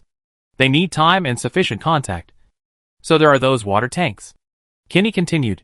Then make sure that the host that successfully parasitized can bring the Zerg back to their habitat and expand the range of Zerg parasitism. So, they purposefully capture intelligent creatures. It sounds like these bugs are not as scary as we thought just now. They will not cause other creatures to mutate immediately after contact. Although they said so. It is obvious that those floating in the air have no intention of going to the sea to fight the Zerg and bring back those players. The thought storm above has nothing to do with the players floating in the Black Sea water below. They are dragged into the sea by the seawater like ropes, heading towards the depths of the battlefield. The depths of the battlefield are very chaotic, filled with various sea creatures that have been fighting endlessly just now. But at this moment, they all silently watch the players, slowly turning their heads as the players are pulled by the seawater to float.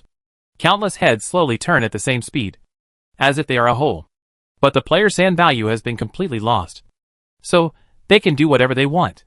And the players just struggle in the water for fun. The destination of the water flow is very clear, the center of the battlefield. The beginning of chaos. Entangled with countless intelligent creatures and countless sea creatures. The player bypassed them and stopped in front of one of the intelligent creatures, following them vigilantly.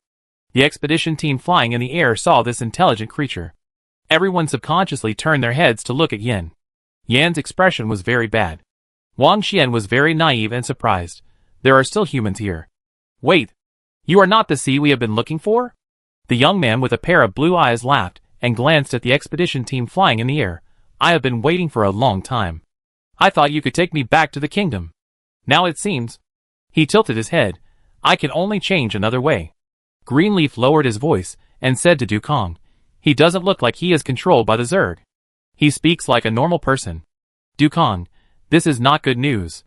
Whether it is not controlled by the Zerg or controlled by the Zerg, the other party's performance can only be said to be terrible. The former proved that the NPC betrayed the king, and the latter proved that the Zerg's control over the host could reach an indistinguishable level. The other party glanced at them and moved back to the sky, What makes you think that we can't fly? Fuck? Wang Xian was shocked and said, are these sea creatures or sea and air amphibians? Greenleaf caught the other party's gaze at them again. He lowered his voice and said, keep your voice down. This we should mean the Zerg. He means that the Zerg also controls. Before he finished speaking, a sound of breaking through the air was heard, and a dark cloud rushed from afar. Fuck. Wang Xian had a hard time controlling his voice. Good man. This is too exaggerated. This is why the expedition team is now fleeing madly in the air. The good news is that the speed of the dragons is fast enough to leave those birds far behind. The bad news is that these birds are everywhere on the sea. Watching the dragons' backs quickly going away, Wu Xing turned his head to look at the sea, who smiled at them, and slowly looked at his companions. Do you realize we are left behind? Wang Luan couldn't wait to say, then let's go back now. Dukong stared at the sea. For 2 seconds, he slowly passed on the topic. Do you know the players? There is too much news about you. We are not deaf. Hi, since death is goodbye to you forever, why don't you talk about cooperation? We have so many things in common, which is enough to free you from bondage. Chapter 165 Public Beta 43. He looked at this world. So happy. On the dark sea, countless deep-sea beasts stared at the narrow dialogue space in the center of the battlefield. The dark sea water was slightly undulating, mixed with blood and corpses, and the messy battlefield ruins made the dialogue here more and more like an absurd comedy. Wang Xian lowered his voice and said, I can hear that he is not a human. There is no logic in his words. I glanced at Wang Xian. Wang Xian was unaware and continued to complain. In the silent scene, only his deliberately lowered voice kept ringing. What does not dying have to do with cooperation? Wang Xian complained. The races that will not die in this world are not just players. Why doesn't he tell these to the undead? And we have something in common with them. Speaking of this, Wang Xian was stuck and turned his head to look at Li. What did he say just now? Hai's eyes fell on Li. Greenleaf pretended that she didn't notice the other party's gaze and reminded Wang Xian, free us from bondage. Yes. What does this have to do with common points? Wang Xian used the spirit of a keyboard warrior to criticize the few short sentences thoroughly, and then reacted, but what does this sentence mean? Free? Why does it sound like you are sending us to death? Wang Xian poked Dukong with his elbow. Brother Kong, don't you have anything to say? Dukong did have something to say. Keep your voice down. He's been staring at you. Wang Xian turned his head suddenly and met Hai's gaze, muttering, why didn't you remind me earlier? And then he became quiet. The scene returned to silence. Wu Xing glanced at the other 5 players, sighed in his heart, and took over the conversation. Obviously you don't know us well enough. Hai interrupted him. I believe we know you well enough. His eyes fell on Wu Xing, and there was no haze in his blue eyes. Visitors from another world. Wu Xing's heartbeat quickened for a moment, and he quickly reacted, as visitors from another world. I'm afraid this sentence is not appropriate for you to say. You know what I'm talking about. Hai opened his hands and showed the player this body. We have obtained enough information from this body. Wu Xing had a headache. NPC? God knows what these NPCs are. Anyway, His Majesty the King has never mentioned it. And now he is asked to guess what information the other party can get from the NPC. And he has no idea. Hai continued, we have sufficient basis for cooperation. We can't do anything to you. And you are so weak that you can't stop us. He spoke slowly, his blue eyes like the only bright spot in the cloudy sea. We need this world. And you need power and freedom. Wang Xian listened for a few seconds, but couldn't hold back, and complained critically, is this a verbal attack before the fight? Can't we just commit suicide and go back? Do we have to listen to this guy say these lines? Greenleaf, who didn't know the inside story of the holographic game, also interrupted the conversation. I think the planner will not open the camp change in the short term. Yi Ye's previous experience is still there. Why don't we fast forward to the start of the fight? Yi Quan, who also didn't know the inside story, agreed with Lu Yi.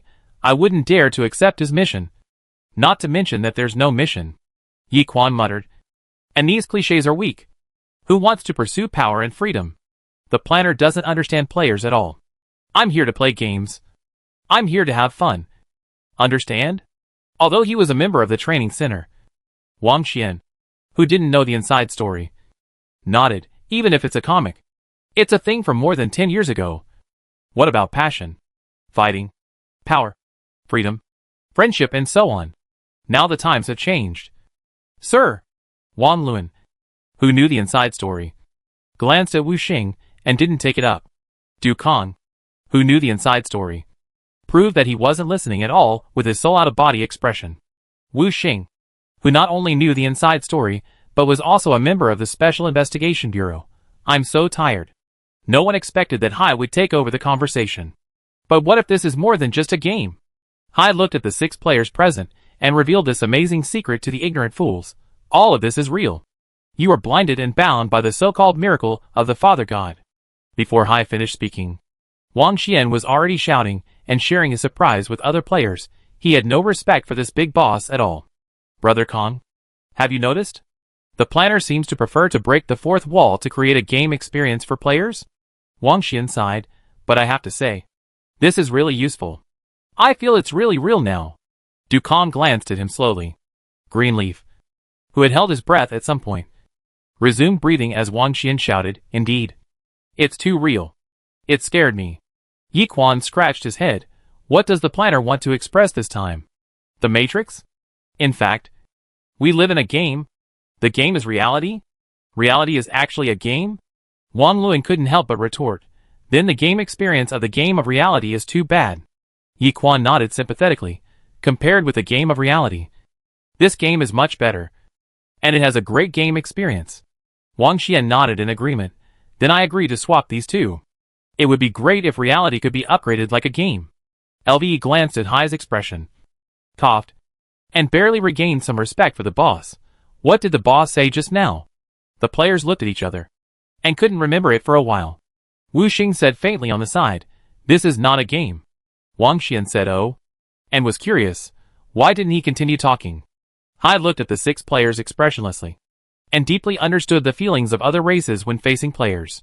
He was silent for a moment before continuing. So, you reject our friendship? Wang Xian lowered his voice and said in surprise. They really fast-forwarded to the line where the fight starts. The planner is too friendly. Wu Xing couldn't help it and sighed, saying to Wang Xian, you shut up. Then he turned his head to look at the sea and repeated the previous sentence. Obviously you don't know us well enough. He said to the other party, we have no basis for cooperation. And there is no possibility of cooperation. Even His Majesty the King has gone through layers of repeated reviews. You are a high-risk creature. And you want to cooperate with China just by opening your mouth? You are dreaming. The ocean was enraged by his reply. And huge waves surged. And black liquid splashed on the player. Wu Xing dodged the liquid that seemed like a living thing and continued. The person you should negotiate with is the human favored by the Father God, not the player. Hi, I hope you won't regret today's rejection. Wang Xian wanted to say something, but the Dean of Teaching blocked his right to complain. Fortunately, Yi Quan on the side agreed with him. This sounds like a flag. Hai looked a little irritated. Maybe the player's continuous mouth cannon had a defense-breaking attack. He suddenly said a few more words. Father God. What do you think Father God is? The players pricked up their ears and were very interested in this kind of gossip. Greenleaf habitually began to inquire about the plot. I remember when you came to this world? Father God had already fallen? Hi, we have indeed never seen him. But we know this body. He has imprinted many constraints on his creations, demoted the strong to the weak, and cut endless life into a short life. He is really a great creator. Standing on the water, Hai's back suddenly bloomed with light, and white wings grew from behind him. The sacred feathers with light slowly fell and merged into the sea. The players looked up at the NPC, who was slowly rising. Wow! Is this an angel? Isn't it? There seems to be no angels in this world. Then what is this? This is God. Hai was covered with a layer of extremely sacred light. And in the blink of an eye, he advanced from an ordinary big boss to a super big boss. The world offered a sacred hymn for his appearance. The wounded healed under his light, and the white light gathered around him, like an extremely shining star. This was one of the gods, who had been active in this world. A being born from the authority of the Father God, and the most powerful creature in this world. Power. Hai stretched out his hand, and the ether surged like a tide, condensing a huge ball of light in his hand, surging with unimaginable power. Powerful. Hai looked down. The sea water was surging, and it was separated under his sight. Cutting a sea road across the South China Sea. The sea water piled up on both sides, revealing the abyss like land below. He declared to the world, I can do everything. Fuck. This scene must be at least a super boss. Right? Wang Xian couldn't help but speak, and said to Du Kong beside him, "Brother Kong, can you say something?" Du Kong spoke slowly. "So, he wants to cooperate with the players, because he needs more NPCs. More NPCs, who have been freed from their constraints." "Fuck." Greenleaf reacted. "The NPCs in the kingdom are so awesome? I can't tell it all." "So," Du Kong said slowly, "you can rest assured." The players at the scene were stunned for a moment, and turned their heads to look at Wu Xing, who was pointed at by Du Kong. Du Kong said slowly, "The Zerg are a bunch of idiots." No one questioned his judgment, and Wang Xian was still talking nonsense with reason. Generally speaking, strength is inversely proportional to IQ. This guy is so powerful, so his IQ may be 0. Hai, who had just declared himself omnipotent, was dissed by the players on the spot. But he was very calm. God possesses far more than just powerful strength, but also a powerful mind to match it. Hai calmly looked at the weak player. "You don't know what you have rejected." Wang Xian stared at Hai for a moment, thinking, "Is something wrong?" "It seems to be wrong." Wang Luing kindly reminded Hai, "The ball in your hand, it's burning." The so-called burning means literally.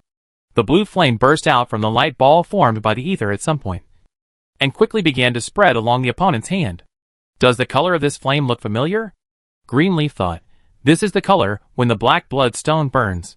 Yi Quan was very surprised. This guy also carries the black blood stone with him. This time Du Kong interrupted quickly. It's not the black blood stone. It's the curse of the Father God. He paused and thought for 2 seconds, then corrected. It should be said that it is the indelible sin that this world has branded on them. Wang Xian became excited. Come on. Tell me in detail. Du Kong said slowly. The gods and demons were completely exterminated after the death of the Father God. Legend has it that this is because they are the God Slayers. Then if the God Slayer appears in this world again... Du Kong looked at the blazing blue flames in the air. Most of Hai's body was wrapped in it, as if the power he had just shown was just a glimpse. When surrounded by the blue flames, he couldn't even fight back. Wang Xian suddenly realized, will he be like him? Burned alive? Wu Xing took over the conversation. Father God created the world. Father God created ether. He is the creator of this world. Greenleaf's thoughts extended. So, how did the Father God fall? The curse after his fall can reach this level. So how could the God Slayer kill the living creator God? So, the fall of the Father God was so unexpected. And the arrival of the Dark Ages was so surprising. This world will choose to self-destruct because of the fall of the creator. So who can kill the master of this world in this world? Wang Xian looked up at the sky.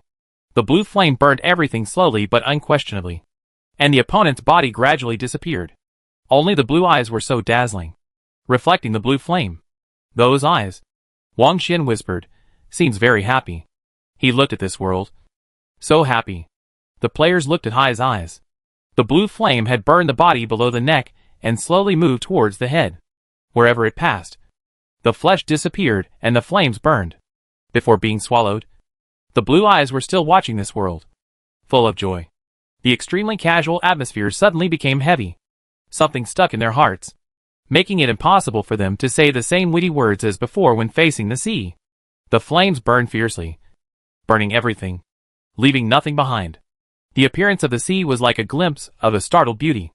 After everything was burned out, the sky was still gloomy, and huge waves rose on the dark sea surface. The sea creatures watching them silently moved forward in an orderly manner, just as Yin and his friends had seen before. In an orderly manner, the waves rushed past, and the white light flashed inconspicuously. The battle, the revived gods, and the Black Sea water all disappeared as if they had never appeared. The South China Sea buried all the secrets. Another part of the South China Sea is very lively. The pirates who once covered the entire sea area, as if they were overwhelming the sky and the earth, now only have a few tentacles left, waving weakly in the air, symbolically fighting with the brave players, although they can often take away a large number of players with a wave. This does not affect the player's entire process of swinging the knife, cutting the meat, stuffing it into the space bag, and dying in an instant before death. It is under such a skilled process, under such a continuous offensive that seems to never get tired or exhausted, that the weak players step by step turn the pirates into what they are now. Nilita squatted on the sail, like a statue, indifferent to this. He witnessed the whole process of this scene. and he witnessed the strength of the players. It's really interesting. At this time, Nulita, who was imagining how to use the players with the greatest efficiency, received a spiritual link from Kinti. The amount of information was so overwhelming that Nulita briefly sorted out the logic before grasping the key point. So, the entire Nurib Empire was parasitized by the Zerg? Yes. The Nurib Empire disguised an internal conflict in order to let us bring the sea that appeared there back to the kingdom. Fortunately, they were exposed before that. The mental link from Kinti was a little unstable. It's not just the Nurib Empire. The Coral Kingdom is the same. The Zerg parasitism can be so real that it's hard to distinguish between the real and the fake. Just like the host reappearing. No. Where are you? Nubalada identified the direction, southwest. Not far from West Bay. Kinti, West Bay said everything was normal before. He sighed. Everything is normal is the biggest abnormality. The West Bay has either been controlled by the Zerg or is being controlled. In short, you should pay attention. Nubita touched his chin and looked at the players, who were fighting bravely. I'll go over to check the situation. The players are also, he reminded Kinti, from the current situation. I have no doubt that the players will become the main force against the Zerg. Kinti confirmed with him. The players are not affected. Not only that, if you contacted me later, the big pirate would probably have been killed by the players. Nubita looked at the last tentacle falling and corrected. It is already dead. I remember you said that thing was everywhere. Kinti was a little surprised. It was solved by the players. That pirate was indeed everywhere. And his body was extremely huge. Nulita, but ants can kill elephants. The cheers of players came from afar, mixed with famous quotes, where there is a will, there is a way. 3,000 Vietnamese soldiers can swallow Wu. Nulita turned the topic back to Kinti. How is it going over there? We are rushing back to the kingdom. And by the way, we are hiding from the ubiquitous Durua birds. Kinti reminded the other party, not only the sea creatures, but also birds have been parasitized. At this point, he stopped talking abruptly. Nulita reacted instantly. The situation on the mainland is not as easy as we thought before. Birds are one of the most convenient hosts to expand the range of parasitism. The sky is their territory. And no one will stop a bird from entering the forest. They can cross the sea and reach every part of the continent. And then bring death. Nulita heard Kinti's cursing. It was rare for him to lose control like this. It can be seen that the Zerg did learn from the last lesson and accurately found their weaknesses. There is nothing to panic, Nulita said calmly. Although they chose the right method, they chose the wrong time. I can only say that the Zerg is bad luck. Nulita looked to the distant west. Since you are going back to the kingdom, take this news back. Kinti laughed. I am beginning to think that being keen on saving the world is a good hobby. At least it prevents the world from falling into a passive position in this situation. Because the king who is keen on saving the world will stand up without hesitation. Nulita wanted to say a few more words. But before that, he saw a familiar figure appearing next to the Toolman NPC. Nulita didn't want to pay attention to Kinti. Decisively interrupted the mental connection. And greeted the newly appeared player. Hey. Long time no see. You look terrible. The familiar voice was accompanied by the familiar kicking when someone is down. The devil's presence was always so strong. Instantly pulling people out of all emotions. Because something really bad happened. Greenleaf sighed. Familiarly continuing. It was such a heavy scene. Wang Luan flipped his recording function. Feeling a little disappointed. But also a little relieved. I recorded it. The other party looked at the world for the last time. The planter is awesome. Yi Quan collapsed to the ground. Completely relaxed in a safe environment. How did he come up with this kind of plot? He stabbed the players one by one. Wu Xing sat up straight. There must be a hidden reason for their killing of gods. A being who looks at the world like this is definitely not a bad person. Wang Luan scratched his head. Why is my superior so determined? Did he forget something? Boss, this is not the plot of the game. That's right. Wang Xian agreed with him. This kind of plot of choosing death for hope is too old-fashioned. The planning is too unoriginal. It doesn't matter if the knife is old. It just works. Greenleaf sighed. Wang Xian leaned close to Wang Luan and whispered, when you send a video, tell me. I will go to support you with the 3 alliances. Yi Quan stared at the NPC next to him, who served as a temporary resurrection point. He looked left and right, and could not see any trace of Hai. So all the NPCs in the kingdom are sweeping monks? As he said. The player turned his attention to the NPC. The NPC calmly ignored them. Big Bear. who just resurrected, saw a familiar figure at a glance. What the hell? You guys are back from the dead too? Big Bear. Wang Xian gave Big Bear a warm hug and chattered. I tell you, you don't know what happened. A moment later, the players sat together on the deck. Smoke curled up from the barbecue grill, and the stew on the side exuded an attractive fragrance. Wang Xian and his friends took turns telling stories, causing waves of exclamations from the players. What the hell? Then? Is this okay? Wow! This is so engaging. Brother, have some skewers. When they were almost done talking, the various delicacies on the side were almost cooked. I tell you. Wang Xian took a bite of the skewers casually, and suddenly paused. Du Kong and the others became alert reflexively. This taste. The taste of meat bursting on the tip of the tongue. Wang Xian burst into tears on the spot. It's so delicious. It's too exaggerated. Yi Quan glanced at the ordinary skewers in his hand.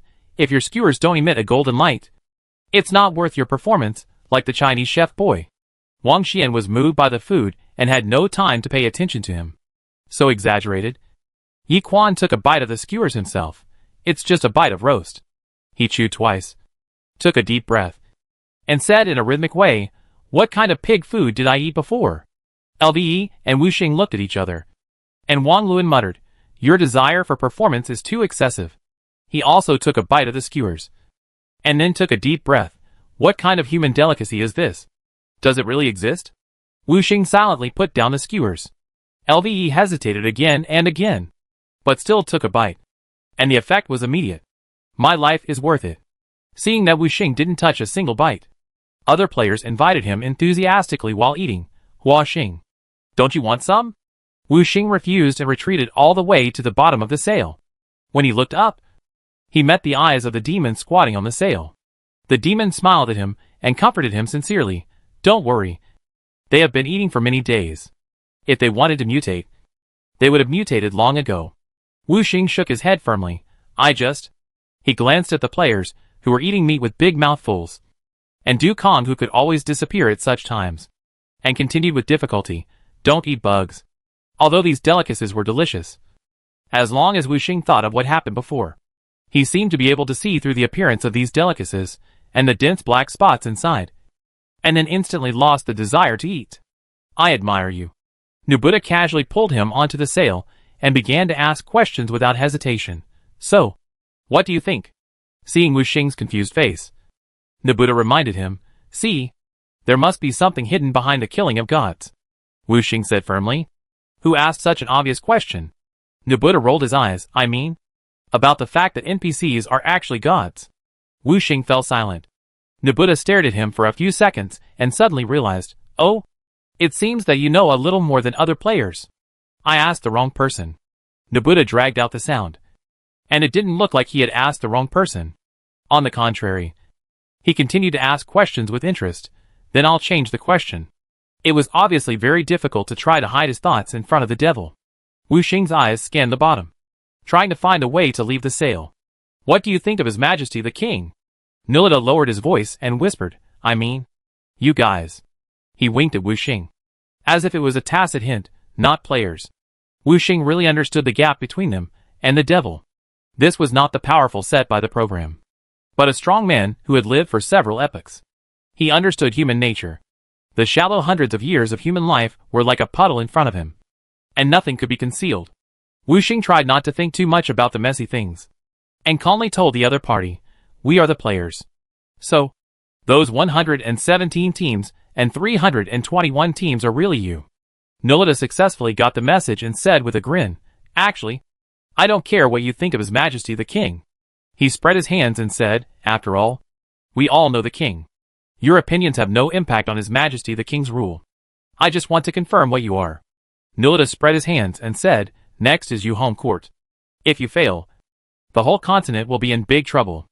After getting the message, Nilita threatened in a very friendly way. So, listen to the king obediently. After all, we chose the king, not a group of. He considered the words, incomprehensible, inexplicable player leaders. He patted Wu Xing on the shoulder. Enthusiastic and friendly, remember to tell them for me. Chapter 166 Public Beta 44 You have a crush on me. Kingdom. Bird? He Xingwen glanced out the window. The red and blue flying in the sky was pleasing to the eye. But this news was not so pleasing to the eye. It was the unanimous conclusion of everyone that the mutations on the top of the mountains were not contagious. The most important evidence came from the fact that the dwarves had no abnormalities after contacting the mutants. But if the mutants in the South China Sea have successfully parasitized birds, it would be difficult to categorize the mutants in the South China Sea and the mutants on the top of the mountains into two categories, as before no one could be sure that those parasitized birds did not stay on the mainland. If the Zerg in the South China Sea had already spread quietly on the mainland, it was unlikely that the top of the mountains bordering the South China Sea would be the only exception. The mutants deep in the top of the mountains came into contact with the mutants on the South China Sea. The two Zergs with different evolutionary directions would not just say hello to each other. Considering that the Zerg in the South China Sea are no different from the host after being parasitized. This news is terrible in all aspects. He Xingwen only had a rough thought. And he could imagine the scene of the unformed alliance on the mainland falling apart. Or even further. The panic among different forces. Panic is the best result. And the worst is that the evil of human nature magnified in this situation is fueled by people with ulterior motives. And an unmanageable situation breaks out. Compared with this suspected news that the mainland creatures are parasitized. The news that the NPC is actually a sealed god and a great demon, which has been guessed for a long time, is really hard to make people emotional. He Xingwen sighed, if I were a Zerg, birds would not be my best choice. System, but under the conditions of the South China Sea, birds have become the best carrier for spread. He Xingwen, after the parasitized birds arrive on the mainland, I will not prioritize parasitizing intelligent creatures. System, from the player's encounter with the mermaid, the parasitism of the Zerg is still limited by many factors. They need enough time and enough contact to complete the complete parasitism of intelligent creatures. He Xingwen, in this case, trying to use birds to rashly contact intelligent creatures is likely to be more trouble than gain. Their best choice is those inconspicuous, but ubiquitous hosts that can spread the mutation range the fastest. The system gives the answer: snakes, ants, insects and rats. He Xingwen thought for 2 seconds. The situation in the South China Sea has allowed us to expand the terrifying degree of the Zerg. If their parasitism and control speed were really that terrifying, the South China Sea would not have been so calm before we discovered it. System, they are not ready yet. That's right. He Xingwen, so they need to disguise themselves and make themselves indistinguishable from the host to buy more time. System, parasitism, camouflage, mutation. The only weakness of the Zerg has been revealed. Disguise. He Xingwen quickly followed the system's thinking. The most important thing at the moment is not to check who is the parasitized host, but to find a way to see through the Zerg's disguise once and for all. In fact, the most important reason is that the situation on the mainland is different from that in the South China Sea. The South China Sea has been quietly infiltrated by the Zerg, in the case of 2 underwater kingdoms being completely parasitized. And it is not ruled out that more underwater civilizations have already become one of them. Choosing not to contact any existence is the most effective self-protection. But the situation on the mainland has not reached this point. The vastness and danger of the South China Sea have become the mainland's security guarantee. Intelligent creatures cannot go deep into the South China Sea because it is too dangerous for them. This fundamentally eliminates the way for the mutant creatures in the South China Sea to contact the intelligent creatures on the mainland. The vastness of the South China Sea gives the mainland a breathing time. The South China Sea is so vast that the Zerg has to start from the farthest south from the mainland, slowly advancing the speed of parasitism, and gradually devouring the underwater civilization. Before, they did not need to be too urgent, because the mainland never paid attention to the dynamics of the South China Sea, and could not detect such hidden changes until the emergence of the kingdom. The people of the kingdom, who are keen on conquering the world, are very keen to know everything around them clearly. Even the dangerous South China Sea has not escaped their sight. Of course, this little accident is not enough to make them panic. Intelligent creatures that go so deep into the South China Sea should be prepared to die. And the disappearance of a few people in the South China Sea is unlikely to attract the attention of the mainland. Who would have thought that the kingdom had cheated? And it was an invincible cheat. The Holy Guards directly cleared all the Zergs in the sea area that intended to attack the kingdom's people. What seemed to be a reckless act at the time actually left room for maneuver now after all. The Holy Guards did not directly exterminate the Zerg, which could be called restraint. So, the Zerg, who were not yet prepared, were caught off guard by the kingdom's announcement to the entire continent in the name of unknown dangerous creatures. And now, He Xingwen asked Zhi to invite the ether construct. And while waiting, he chatted with the system for a few irrelevant gossips. You've been a little silent recently. What happened? Although the system did not show any abnormality, He Xingwen did notice this. The system was worried. The system looked at the result of the previous deduction. This was the 72nd time he looked at it today. His deduction got an answer beyond imagination, which solved many doubts of the system and brought about a bigger problem. The system was silent for 2 seconds before speaking. I found the answer to a question. He Xingwen waited for his next words. But the system fell silent at this time. He Xingwen continued to wait for a few minutes, then looked at the time. They didn't have much time left. It only took about a quarter of an hour for the ether element to get from the residential area of the main city to the administrative bureau, and it was slowed down. They didn't have much time to be silent. He Xingwen broke the silence and asked, "What's the answer to the question?" The light and shadows seemed to glance at him, but didn't seem to move. About the answer to why you failed in the parallel world. He Xingwen became interested. I am very interested in this answer. The system also knew this. I think you are not ready to face this answer yet. The system said carefully, it will affect you. It sounds like a bad answer. He Xingwen commented, so you are worried about it? Yes. The system said honestly, when I guessed the answer, I understood why I failed and began to think about how to avoid repeating the same mistakes. Among all of He Xingwen's guesses, there was no reason that could make him accept his failed ending in the parallel world wholeheartedly, because it was impossible to do so. His cheats have reached the level of the Holy Guard. Even if he in the parallel world faces the Zerg that controls the entire South China Sea without any preparation, he can completely cut off the firewood at worst. He can directly clear the entire South China Sea. How can this fail? The system even has to worry about not repeating the same mistakes? He Xingwen's expression became serious. You don't have the best solution? This is the first time He Xingwen heard the system's tone so heavy.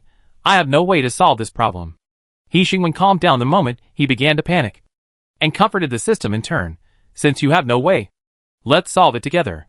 The system insisted on this point. I think it's better for you not to know. At this time, do I know that the difference is so big? The system's meaningless insistence made He Xingwen a little angry, and he told the system categorically, I don't accept failure. He will never accept the ending of the destruction of the Earth and the other world. The system is not as stubborn as He Xingwen, because he can't refuse He Xingwen at all. A few seconds after He Xingwen finished speaking, the system quickly informed He Xingwen of his deduction results. Considering my lack of understanding of human emotions, the accuracy of this judgment is very low. Only 83.4%. This is the lowest accuracy judgment He Xingwen has ever learned from the system. But He Xingwen is more curious about why the reason for this failure is related to human emotions. This makes He Xingwen feel an indescribable sense of strangeness, probably because the two are too incompatible. So that this answer, which should have been extremely serious and heavy, suddenly has a bit of strange color. Then, he heard an even stranger answer. I think the reason why you failed in the parallel world is, the system said in a very serious tone, because you have a crush on me. What? He Xingwen scratched his ears, suspecting that his hearing was distorted at some point just now, so that he misheard the system's words. Say it again. What's the reason? You have a crush on me. The system repeated word by word and explained, but as an intelligent life, I can't understand your feelings, and it's difficult for me to return the same feelings, which leads to you. Wait. Stop. He Xingwen stepped on the brakes in time and confirmed with the system. Isn't today April Fool's Day? System, winter has arrived. He Xingwen continued to confirm with the system. You are not kidding me. System, I never joke with you. That's right. The system really didn't joke. He Xingwen confirmed these 2 points and continued to ask, so I... He pointed at himself, then pointed at the system. I have a crush on you. The system gave a heavy affirmation. For a moment, He Xingwen was deeply confused about his sexual orientation. I am a machine sexual? No. The system doesn't seem to be a machine either. As an advanced form of intelligent life, he should be considered a member of the intelligent creatures? So is this homosexuality or heterosexuality? Although homosexuality and heterosexuality are the definitions of carbon-based organisms, from a psychological perspective, there is no doubt that I am a male human being. The system's sudden answer startled He Xingwen, and he realized that he had unconsciously asked that question. Ah, it's homosexuality. Then this is a bit troublesome. The tolerance of homosexuality in society. Wait. What am I thinking? He Xingwen suddenly pulled his thoughts back from the wrong path that was getting more and more off track, Back to the starting point of the problem. I have a crush on you. How come I don't know? This is a bit too much. As one of the parties involved, He Xingwen feels that he still has some say in this issue. Although he did feel that the system was a bit strange when it approached. He always subconsciously looked at the system, and even saw the abnormality in the performance of the system that was not abnormal at all. He Xingwen was startled, and immediately stopped himself from thinking further, and nipped this suspicious sign in the bud. The system, not knowing what He Xingwen was thinking, answered his question in a formal manner. I have learned about the relevant culture of the earth, and found that a large part of the secret love comes from the fact that the person involved is unaware. It is called the bud of love. When the person involved realizes this, he usually enters the process of self-denial, seeking affirmation, affirming his feelings, and starting to pursue. By the way, most of the relevant culture of this part of the system comes from Xinjiang Literature City, where he has obtained a lot of valuable information. Of course, the system knows very well that this is a novel, a literary carrier. But this is another disadvantage of outstanding intelligent life. He knows too much about the culture of the earth, including the point that art comes from life, and is higher than life. So he chose to understand human emotions more intuitively from the artistic creation that comes from life, and is higher than life. Perhaps this is the embodiment of the fact that all things have two sides, and all things are contradictory unity of opposites. What he said seemed to make sense. He Xingwen had this thought, and he immediately reacted the next second. The system has always been so reasonable. He Xingwen was not sure at first whether he really had a crush on the system, but he didn't realize it. But any rational adult male should have a self-judgment on this. After all, only the person involved knows best whether he likes this kind of thing. So after thinking for a while, He Xingwen still felt something was wrong. He changed the question. So I destroyed everything because of a broken heart? He Xingwen never knew that he was actually a lovesick person. What if I can't get you?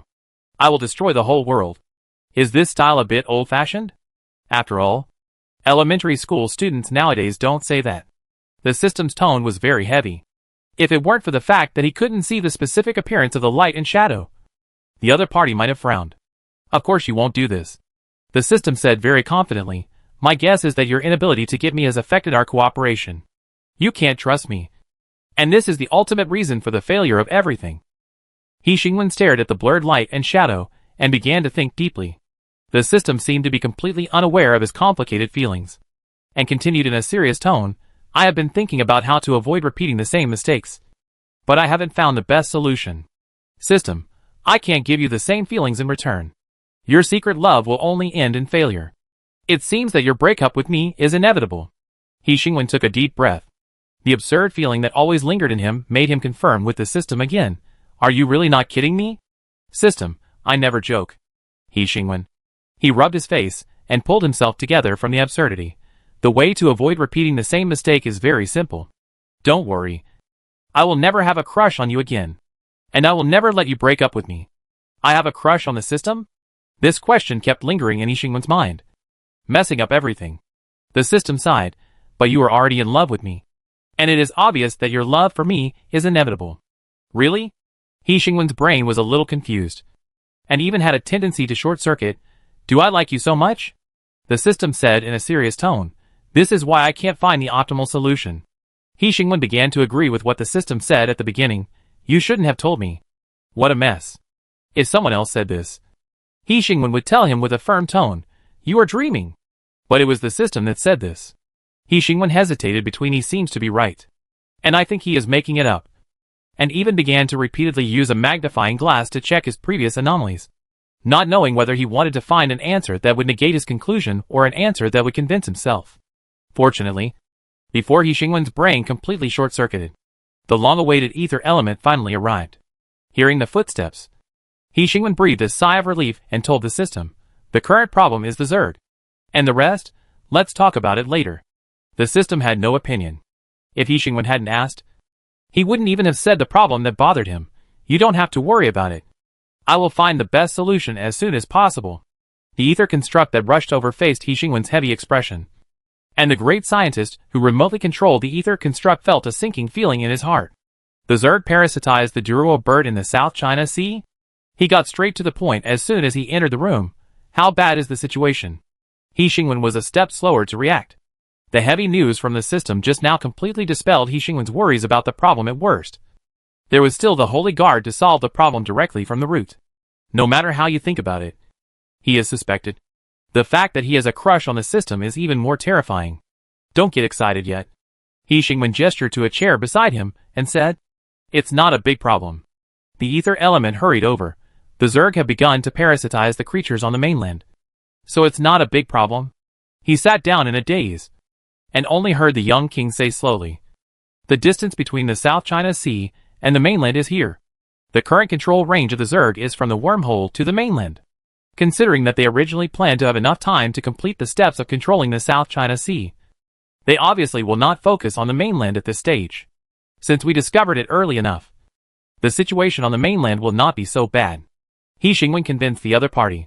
"He Xingwen, I think it's more likely that some snakes, ants, insects and rats on the continent have been parasitized." He Xingwen looked at the ether construct. "That's why I asked you to come. I need the Salpha Federation to find a way to identify the hosts parasitized by the Zerg as soon as possible." He Xingwen didn't give him time to interrupt, and continued, "Regarding the fact that the Zerg has parasitized birds, I hope you can keep it secret for the time being to prevent the situation on the continent from getting out of control." The ether formation was replaced by another person, and a familiar voice came from it. "We need experimental subjects parasitized by the Zerg." He Xingwen did not hesitate. "I will provide them as soon as possible." Li Wang paused for a second. This news will not spread from the Federation. The Federation began to isolate itself early in the morning, and even the space was closed, so there was no possibility of being parasitized by the Zerg. But it is difficult to guarantee that it will not be spread from other people's mouths. Li Wang said calmly, "There should be many people who know this news at present." He Xingwen thought about it in his mind. Players, dragons, demons, druids, mages, Ezigen. With this number, there are more than a lot. Almost half of the intelligent creatures on the continent. But most of them are citizens of the kingdom. He Xingwen, so, don't worry. Li Wang felt that the king might have made a mistake. He had never worried from beginning to end. In fact, the Federation had never cared about the parasitism of the Zerg. The reason why the Federation got involved was because Li Wang was very interested in the changes of the Zerg. This ability to adjust its genes and adapt to different worlds is very valuable for research. Li Wang said frankly, "The Zerg is not enough to affect the Federation." Very confident. Considering the current terrifying level of the Zerg, this confidence is enough to make people think deeply about how many cards the Federation holds. I am more curious about another thing. Li Wang, the kingdom is the country on the entire continent that is least to worry about the Zerg. As far as I know, the curse of the land of gods is still in effect on the kingdom's territory. Any creature that enters the kingdom without the king's permission will only face death. So, why do you so naturally regard the Zerg as a problem you should solve? It may sound a bit unbelievable, but before Li Wang raised this question, He Xingwen had never thought that he could stay out of it. So, He Xingwen was stunned for 2 seconds, revealing a stupid expression. "So this is not the problem I want to solve." There was silence for 2 seconds, and Li Wang got the answer he wanted. He changed the topic and simply told He Xingwen to end the conversation. Provide the host of the Zerg parasite to the Federation as soon as possible. He Xingwen put the question behind him. He could ignore it, but it was unnecessary. With the scattered and chaotic races and political systems on the continent, the end result of the kingdom not caring about it would be countless unnecessary deaths. Of course, the Zerg trouble will never destroy the world. Several major forces with their own trump cards can always solve the problem by uniting, but before that, the continental rule of the jungle will eliminate the weak first, until the problem is serious enough and they need to unite. Although Li Wang changed the subject, He Xingwen still answered the question, "Probably because I can do it. So I do it." He Xingwen did not mean to get Li Wang's feedback on this. He can do it, so he does it. And the other party can do it, so he asked the other party to do it. It is a completely different concept. He naturally moved on to the next topic. Has the Federation ever thought about opening up the technology of space blockade? The ether form paused for 2 seconds. The kingdom wants to block the space? The existence of the Father God's curse fundamentally ensures that no one will come uninvited. Since there is no act of breaking into the house, it is meaningless to block the kingdom's space. No, the kingdom does not have such distress. And He Xingwen did not propose this idea for the kingdom, considering that the Zerg has controlled the intelligent creatures of many underwater kingdoms such as the Nuri Empire and the Coral Kingdom. If they are directly teleported to the mainland, the problem will become more serious. Even if the kingdom opens the space blockade technology, it is probably difficult to require other forces to master this technology in a short period of time. Li Wang said calmly, but if you just want to achieve the effect of space blockade, the Federation can do it alone as long as the countries on the edge of the continent agree to let the Federation's matrix be built on their territory. He Xingwen directly blocked the space of the entire continent, except for the South China Sea. Obviously this is faster and more effective. He Xingwen thought for 2 seconds and made a decision. You can get ready. Since the kingdom's territory occupies half of the continent, the Federation can first build a matrix from the edge of the kingdom. Li Wang admired the other party, especially the other party's pursuit of ideals over everything in the world. Then, happy cooperation. Happy cooperation. On the gloomy sea, the huge ship that had been paused for a long time slowly set sail and headed towards the West Bay. Chapter 167 Public Beta 45 West Bay. On the sea not far from West Bay, the boat sailed through the waves, cutting through the gloomy sea surface, accompanied by laughter and joy. Breaking the tranquility here, some existence cast a glance at the uninvited guests. Cold and damp, slippery and terrifying, quietly winding along the hull. You really don't want to try it? If you miss this delicacy because of prejudice, the heavens will cry for you. Wang Xian warmly invited Wu Xing and Du Kong, who stubbornly refused to eat, with a sincere tone, revealing his true feelings, and there was no trace of his previous disdain for these delicacies. No bugs. Really? Wang Luan vowed to the side. You also saw that the bugs are all in the brain, not anywhere else?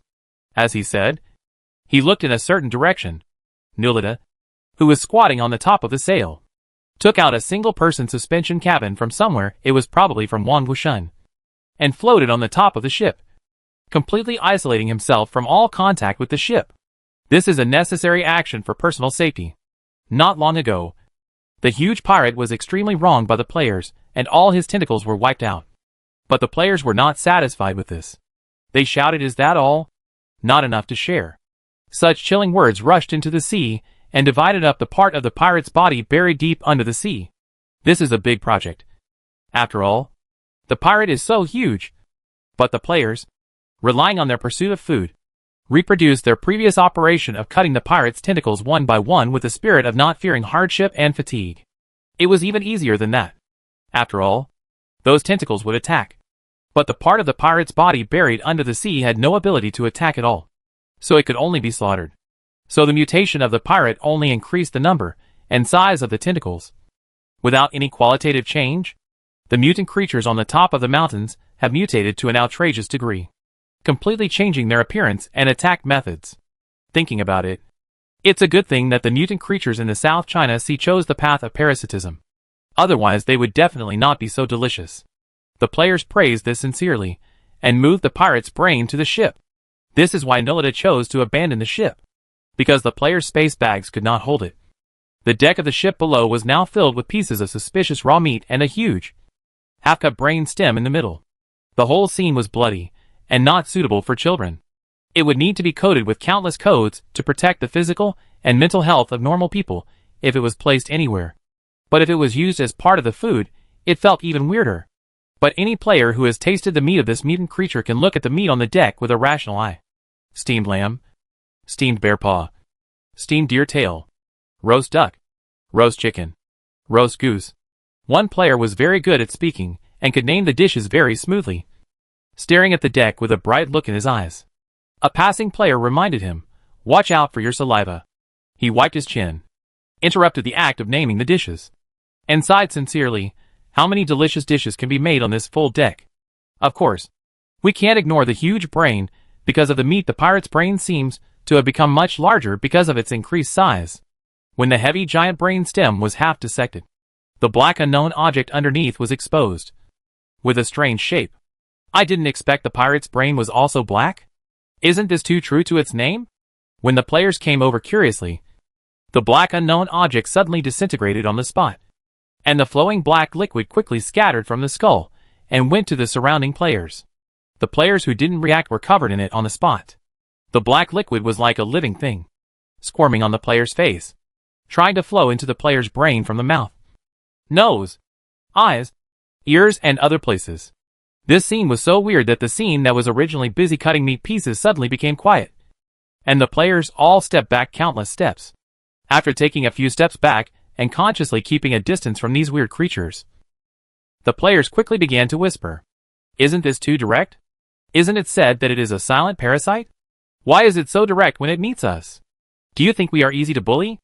It seems that there is nothing in the brain of that big pirate. This is a realistic description. After the black unknown substance in the brainstem area of the big pirate rushed out, there was only an empty shell underneath, which was as clean as if it had been swept away, leaving nothing behind. The players were enlightened and suddenly realized, so this is how the Zerg parasitizes? This thing can also directly form a brain? No wonder it pretends to be so similar to the host. No. Can you come over and help? The player who was frantically fighting with the black liquid on his face raised his voice in dissatisfaction. Help me pull this thing off. The player carefully evaluated. The parasitic efficiency of the Zerg is a bit low. It's been so long. Why is it still on the face? I thought it went into the head in a flash. It doesn't seem as scary as we thought. Indeed. The players have been discussing for a long time. The player whose face was covered with it was still the same as before. Even hands and feet were used to try to pull the black liquid off the face. One after another, players walked over to help the unlucky guy pull the living thing. The Zerg who searched for a long time, but couldn't find the player's brain? These guys don't have brains? As soon as he saw the black liquid pouring out of the brain stem of the pirate, he immediately left the sail, and switched to a single-person hovercraft. The demon saw it clearly. The dense Zerg covered the face of the ether ball, and tried to parasitize it. But the ether ball obviously does not meet the Zerg parasite standard. The Zerg parasite standard is so low that it only needs a physical brain. But the ether ball really doesn't have one. The Zerg, who have been trying for a long time, are unyielding and have changed several target hosts in a row. But none of them have brains. When the Zerg finally broke into pieces and integrated into the deck, they were full of self-denial and doubt about life. But this did not affect the demons, who were watching from above and were shocked, and silently marked the ship as absolutely untouchable. The way the black liquid broke into pieces was very simple. Just like real liquid, the black liquid that was just like a living thing flashing on the faces of different players turned from a visible appearance to an invisible existence in the blink of an eye. The liquid melted into the deck and disappeared.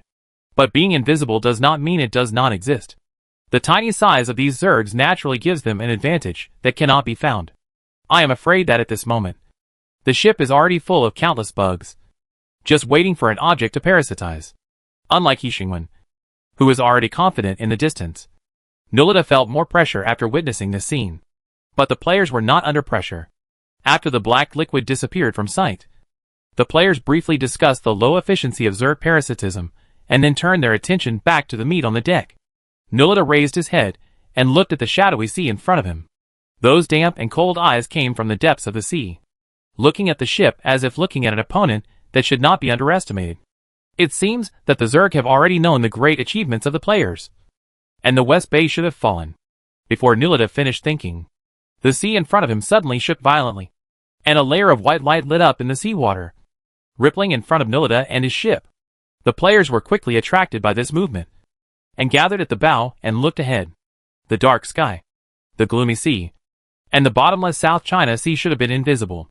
But the white light from the deep sea illuminated the deep sea. The scene below can only be described in one word: miserable. Unlike the internal strife battlefield that Yin and his friends saw in the Nuri Empire, the battlefield below was a silent and endless fight. Within the field of vision illuminated by the white light, every place was filled with broken limbs, unknown sea creatures, human figures that could not be pieced together, flashes of black liquid, and completely collapsed crystal towers in the distance. Behind the crystal tower was a mess. Perhaps there had been a brilliant civilization here before. But now, behind the collapsed crystal tower, there were only ruins and corpses. Countless corpses. The blood dyed the deep sea red. There was so much blood that it spread layer by layer, forming an extremely gloomy sea surface. Some players took a breath and lit up the gloomy sea surface. The bright light illuminated the brown-red layer. Fuck? How many people died? The West Bay, which did not notice the abnormality, has been beaten into this state? The internally strife-ridden Nuri Empire will not be able to fight a bloody sea. The players' shocked voices came one after another, And they were not idle either. This journey has successfully trained them. The ship set sail quickly and moved forward in the direction of the white light on the seabed. The scope of the battlefield below was beyond imagination. The ship crossed the trench that cut off the West Bay, the collapsed Crystal Tower, and officially entered the sphere of influence of the West Bay. There was no sign of a living person in the ruins, only the white light gleaming in front. So the ship continued to go deeper, and as the battlefield below stretched out, the voices of the players' discussions gradually disappeared. Death is sometimes understated, but sometimes it becomes heavy, especially when it is such a huge number. In silence, the ship finally arrived at the end of the white light, the end of the West Bay's sphere of influence. The collapsed Crystal Tower marked another entrance to the West Bay, which means that just now, they crossed the entire West Bay without seeing a single living person. Here they found the source of the white light and the cause of the loud noise. The collapsed crystal pillars were emitting a faint light. At the front of these crystal pillars, there was an extremely vast, newly formed trench, which created a deep gully out of thin air in the seabed plain connecting the West Bay. There were familiar broken limbs and arms in the trench, as well as unfamiliar golden light. The players poked their heads out and looked at the golden object shining brightly in the depths of the trench. What is this? Gold? Isn't this gold too shiny? Why does it feel like it was blown into a ball? I can't see the shape clearly? The players discussed it, but could not come to a conclusion. So they summoned Null Buddha. Null Buddha, what do you see underneath? It's shiny, and looks like a treasure. Null Buddha had already seen what it was. After all, it was somewhat famous on the mainland. The West Bay King's crown, a defensive equipment that could once be called a treasure, had a glorious record and protected the West Bay King from the inevitable slaughter. But now, all the glory ended as it was blown into a small golden lump. The player waited for a while, but did not get Nilita's answer, and used the weak light on the boat to look at Nilita's expression. He did not see the other party secretly wiping tears, but saw the bright smile on the corner of his mouth, the kind that made people feel cold. The players who had just lit up the skill of knowing and knowing recently hesitated again and again, and finally did not risk being pitted by the demons to ask again. This journey was only between the demons and the players. The demons were tortured by the players, and were annoyed in every way. The players were also tortured to death by the demons. The two sides were evenly matched, and the players barely tied with Nilita by virtue of their large number of people. Nilita rolled his eyes, not wanting to know what the players, who suddenly shut up, were thinking. Past experiences made him understand one thing deeply. Never expect players without brains to come up with a smart conclusion. Nilita, since it's a treasure, why don't you go down and pick it up? The players looked at the trench that was blown out, suspecting that Nilita wanted to trick them. This looks quite dangerous, Nilita said in a chilly tone. Don't worry. It's a clean death. Absolutely safe for you. The players looked at each other and evaluated for a few minutes. One after another, some players jumped into the water and swam towards the ruins below. Nilita looked down at their actions from the top, but most of his attention was focused on another place. Nilita, do you understand? Kendi, so, the king of West Lake Bay blew up all the crystal towers outside the kingdom and died with the enemy. Nilita corrected his wrong guess, not with the enemy, but with all the people of West Lake Bay. Kendi, no one survived? Nilita was a little impatient. Why do you think he wanted to die together? If there was one person who survived, he would have died in vain. At least he thought so. Kendi sighed at the huge death toll, the entire West Bay. Nilita sneered. That's better than the Nuri Empire and the Coral Kingdom. If he had hesitated and felt reluctant when making the decision, the Nuri Empire would be their future now. Thinking of the brain stem of the great pirate, Nilita slowed down his tone. Being parasitized by the Zerg is an irreversible process. The first step of their parasitism is to eat up the host's brain. Kendi sighed for the disaster-ridden underwater civilization. I will tell the king the truth. He paused for a few seconds and said, so decisive. A hero. Before doing this, the other party may not even know what the monsters that devoured his people are. But he chose the most decisive way to stop those monsters from spreading from the West Bay. That's why the explosion occurred at another entrance. He tried to bury everything in the West Bay, and tried to stop the spread of the Zerg with a trench. Nilita interrupted the mental connection. In fact, they were just a step late. Just a little late. But it's hard to say what they can change even if they arrive in time. Players will not be parasitized by the Zerg. But that's all. An illusory hope is worse than nothing. Nilita was rarely silent above. But the players below became lively. One after another, players brought back bits and pieces of stuff from the bottom of the sea, attracting the attention of other players. When Nulita came to his senses, he found something else on the deck below. Nulita, are these guys treating the ship as a display cabinet? A safe? A butcher shop? Putting everything on top? He lowered the height of the single-person suspension cabin a little, and then saw at a glance, corpses, pieced together, missing arms and legs. I found that my courage has been thoroughly trained. A player gestured with his arm, beside several corpses.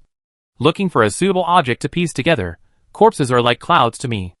Another player climbed onto the boat with a piece of corpse on his back, and muttered, "Then you carry it?" No. I'm really good at jigsaw puzzles. I'd better stay on the boat and use my talent. There are many players. And another point is that there are not many broken limbs and arms left below. Most of them were directly impacted into mincemeat by the violent ether collapse. Let alone jigsaw puzzles. Even if you use a biological microscope, you can't even piece a human figure out of the ground. So, this slightly huge project only wasted the players for 1 day and 1 night compared with the time spent on the giant squid. It can't be considered time. On the contrary, the players had already worked together to fight for food, and had already adjusted the online and offline shift system, and played the game like a military training atmosphere. When the sky brightened and returned to darkness again, the other side of the deck of this huge ship was filled with a pile of corpses. Nulita, this ship is completely unusable. Nulita waited until they finished their work before asking, "So what do you want to do?"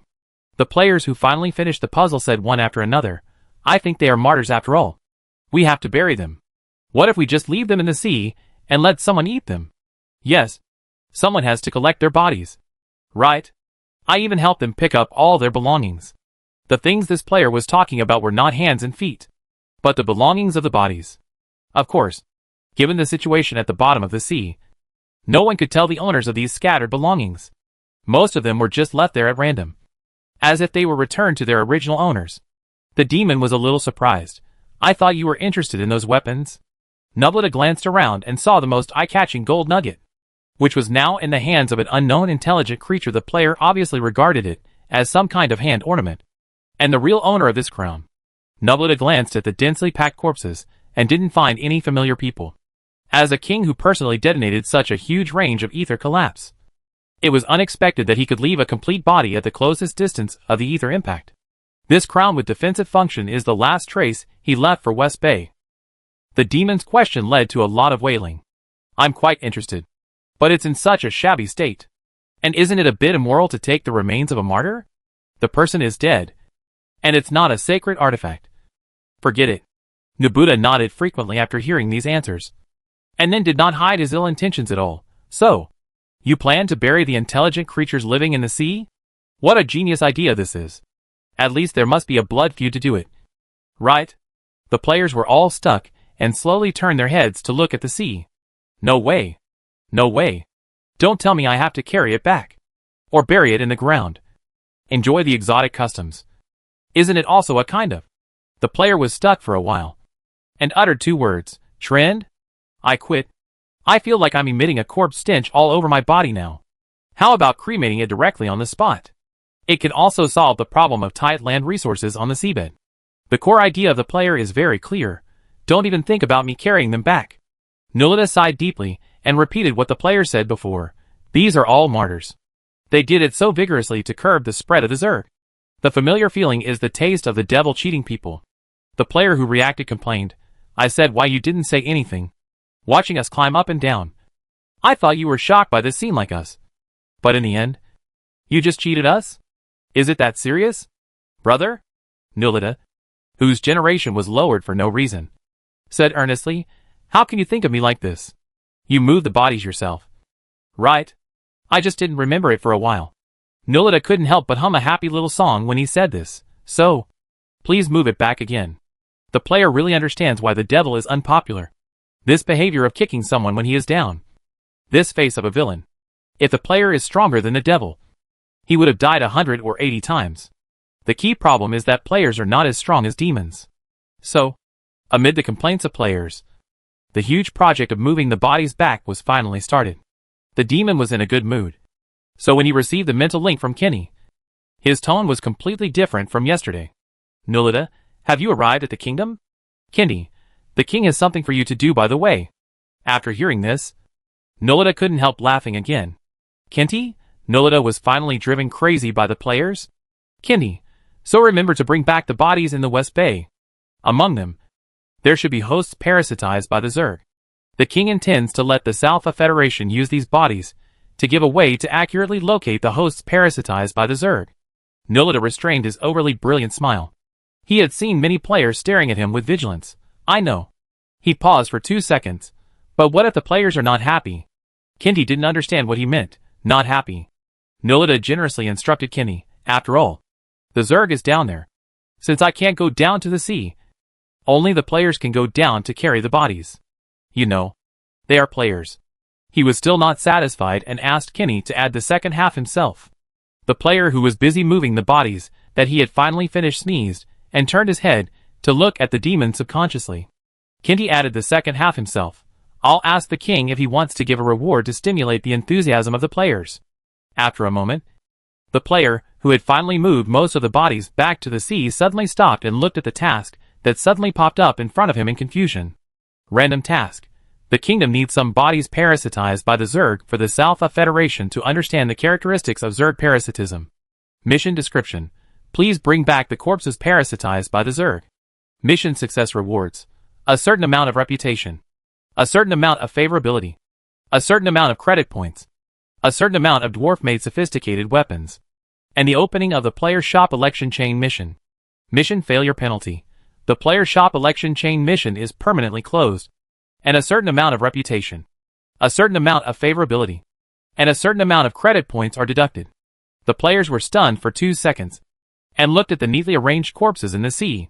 It turned out that they were being played around repeatedly. But what can you do if you are played around? Isn't it just tolerant to forgive him? The generous rewards easily convinced the players. And the players began to go to the sea for the third time in silence. Nulita was rolling around in the air above. And he showed the culprit to the players without any concealment. Nulita, who was rolling halfway in the single-person suspension cabin, paused and cast his eyes towards the West Bay below. Since all the sea creatures in the West Bay are dead, what is it that is now casting a cold gaze at this ship? Chapter 168 Public Beta 46 Aliens. Zombies and human meat buns? You just want to mess with us, Big Bear muttered. If it weren't for the mission reward, do you think I would pay any attention to you? After transporting the body back to the deck, Big Bear looked up and saw that Nulita was still rolling around in the single-person suspension cabin. He was so happy that he couldn't help but sigh heavily. The devil's mission.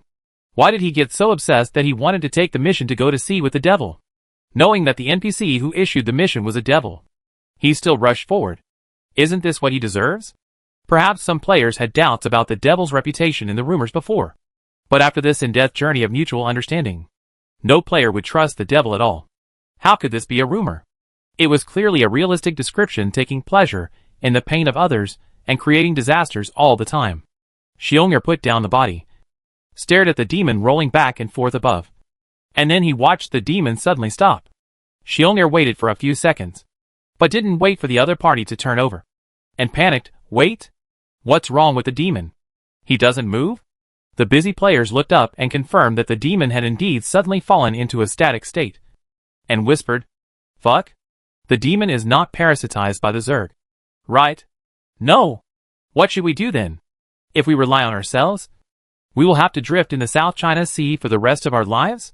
Where is the NPC? I remember he was always in the corner. He was pulled into the suspension chamber by Nulidaddy a long time ago. The players were at a loss below, although the demon and the players had been going back and forth all the way. This did not prevent the demon from becoming the backbone of the ship, because he was too strong. The ship had been drifting in the South China Sea for so long, and had encountered more than 1 or 2 sea beasts. The reason why it could wander around and get lost instead of being destroyed and killed was because the demon killed them all. This was enough to prove that the demon's cowardice was based on the premise that the enemy was too strong, for example, His Majesty the King, not because he was too weak.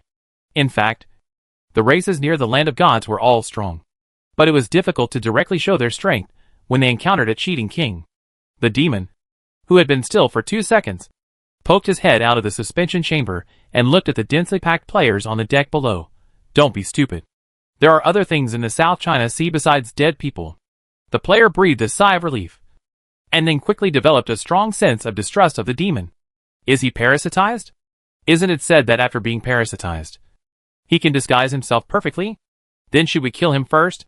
I think it's better for us to kill the temporary resurrection point first, so that we can go back to the kingdom directly. Are you crazy? Attacking the NPCs of the kingdom? Ye warned. No. I have a reasonable reasoning. Look, the demon is parasitized. So the NPCs with the demon must also be parasitized.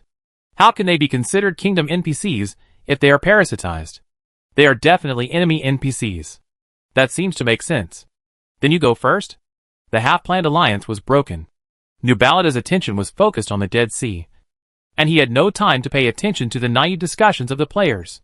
The ether waves swept across the sea, and the bodies that had been moved back and forth floated up from the sea and arranged in order, just like an invisible hand sweeping across the seabed.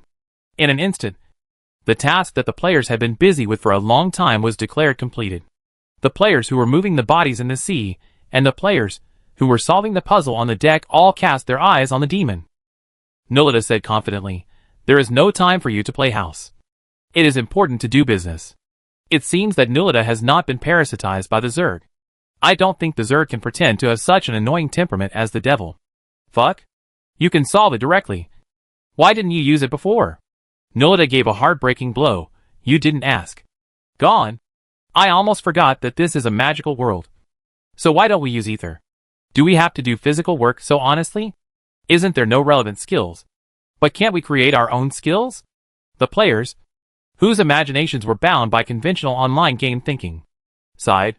Nulita had no time to appreciate this happy scene for the time being. His attention was attracted by the cold and wet gaze that flashed by like an illusion. The creatures in the sea area of West Bay were blown clean. Most of them turned into meat paste and scattered deep on the seabed, and the few that were not turned into meat paste were now placed on the boat. Nulita's eyes slowly moved down to the corpses on the deck that were put together into human shapes, and his eyes met with one of the corpses. The blank eyes had lifeless pupils, not like a living thing. When he looked at it unexpectedly, he almost thought that the corpse had its eyes open. Nulita looked at him for 2 seconds, but he didn't notice any cold and damp feeling in his vision.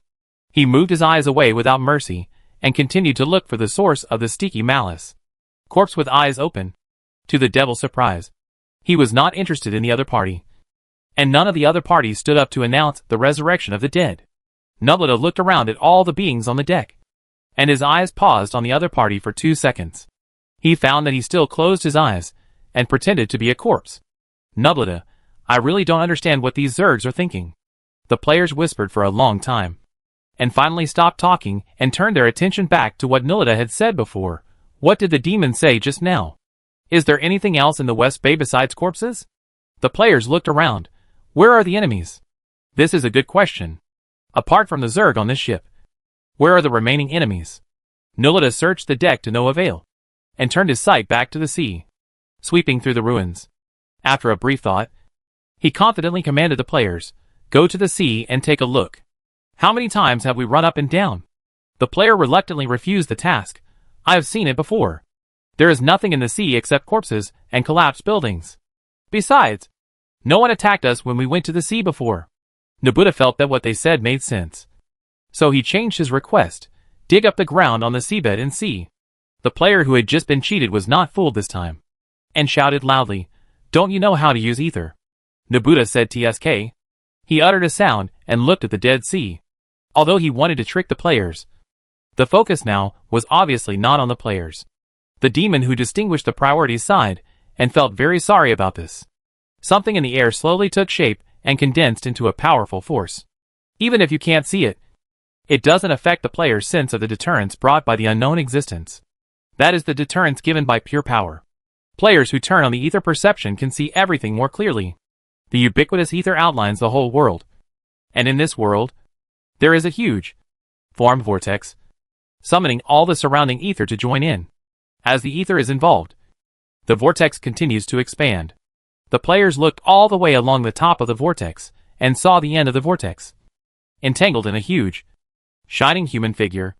Almost instantly, the players knew the identity of this huge human figure. Nullida. In this world outlined by ether, most of the colors of existence appear dull. But only this human figure is shining. Countless ethers outline the huge body of the other party layer by layer, which contains unimaginable power. At the end of the vortex, the thin rope made of ether is held in the other party's hand. The figure waited carelessly for 2 seconds, and when the ether vortex was formed, he slowly let go of his hand. The vortex rushed into the calm sea surface flashing with ether. The sea surface is so weak in front of the vortex, and the scattered ether has no ability to resist the vortex at all. Almost instantly, the vortex broke through the sea surface and rushed the scattered ether everywhere. Then the players watched in silence for a long time, and the vortex rushed the ether into a mess. Only by canceling the ether perception and looking at everything happening on the sea with the real vision can we know what the rampaging vortex is doing.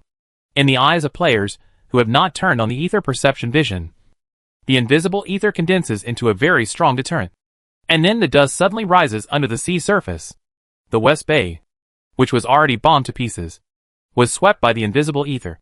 And the corpses, broken walls and ruins were all smashed to pieces, including the land below. The invisible force galloped recklessly in the sea, completing the process of digging 3 feet into the ground, raising a vast expanse of dust, stirring the sea surface into an extremely turbid state. And even the scene on the seabed below could not be seen clearly for a while. The players exclaimed in surprise. I didn't expect that Nullida would be so big from the perspective of ether. He is really strong. If he wasn't strong enough, he would have died countless times. Nullida listened to the players' praise for him with satisfaction. In terms of rainbow fart, the devil and the players are indeed still a long way from each other. When the boat was bustling with activity, something under the turbid sea surface moved slightly, causing a small ripple on the turbid sea surface. No one cared. The players were still excitedly exclaiming at the power of the demons, while Nullida was still immersed in the players' praise. The scene was peaceful, as if everyone had forgotten the unknown threats that might exist. The ripples on the turbid sea surface gradually increased, and the peaceful atmosphere ended when the turbidity on the sea surface dissipated and returned to clarity. The bustling boat was silent for a moment. The players stared at the dense black shadows under the sea surface and lost their voices for a moment. Nullida showed an expression of sudden enlightenment and said, So it's these things. What Nullida called these things are not some strange creatures, but bugs? Because of the noise Nullida made while digging 3 feet deep, countless bugs were turned out from the seabed. They are not the Zerg in the form of black liquid, but the familiar Zerg in this world. They woke up from the underground where they were dug up, with traces of fatal wounds on their bodies, and even some of their bodies were missing, which made them look like the dead who were disturbed from the grave. The players murmured to themselves, huge size, with Zerg characteristics. There are many. Does this appearance fit the Zerg mentioned before? Ah! They crawled out of the ground, accompanied by a scream from a player. The ship that was stopped in place suddenly set sail quickly, and with amazing tacit understanding, controlled the ship to sail out of the West Bay. The single-person suspension cabin seemed to be fixed above the ship. When the ship moved, it also carried the demon away steadily. They were not the players, who were almost capsized by a group of passing sea creatures at the beginning. Under the cruel tempering of life, the players' driving of the ship has become a physical instinct. Why are you running? Nullida said angrily. You won't die. The ship stopped suddenly after sailing a distance. The players suddenly realized. Yes. I won't die. Fuck. It's all because the atmosphere just now was too scary. Those Zergs stared at me straight. So creepy. That sight. I feel like they will pounce on me and bite me at any time. A player called Nullida. Those are corpses. Are they the corpses of the Zerg that failed in the South China Sea last time? Yes. Nullida gave a nonchalant affirmative answer, his eyes lingering on the corpses on the deck below. Thinking about another question. When will the players realize that they are wrong? Fuck. Why are you so calm? They are alive. Nullida answered his question with a universal line. What are you afraid of? You won't die. If you won't die, you can't be afraid? I am afraid of ghosts. But it is not okay. Is this planner still okay? Has he been watching horror movies recently? Can he change to some movies from the world of the living? I now think the previous Druid copy is very good. Environmental protection is good. Environmental protection is wonderful. At least it is not so scary. Fuck.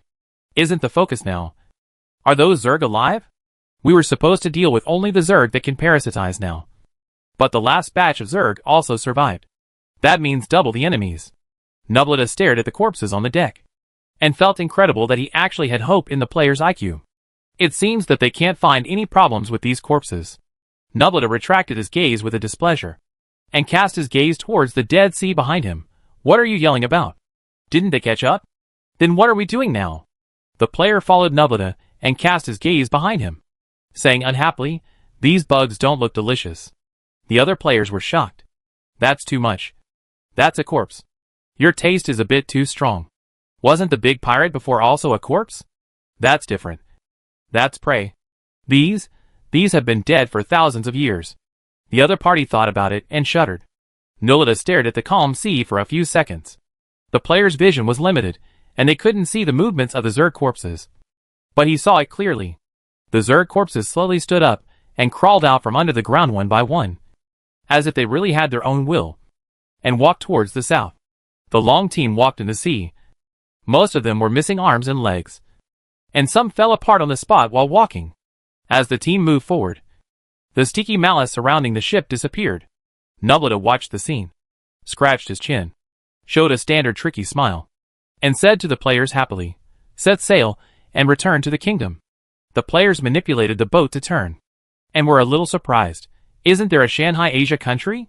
Why don't we go and see the situation? We are a step late to the West Bay. Maybe Shanghai Asia can be saved?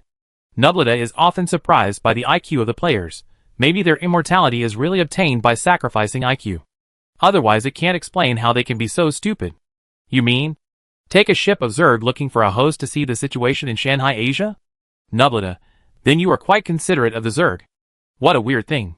The player muttered, saying, then if we take a ship of Zerg looking for a host back to the kingdom, isn't it more considerate of the Zerg? That's different. Nubleta said slowly, that's the kingdom. The place where miracles are born. The place where the Father God blesses. If the Zerg can break the curse of the gods falling land so easily, the demons will definitely rebel immediately without hesitation.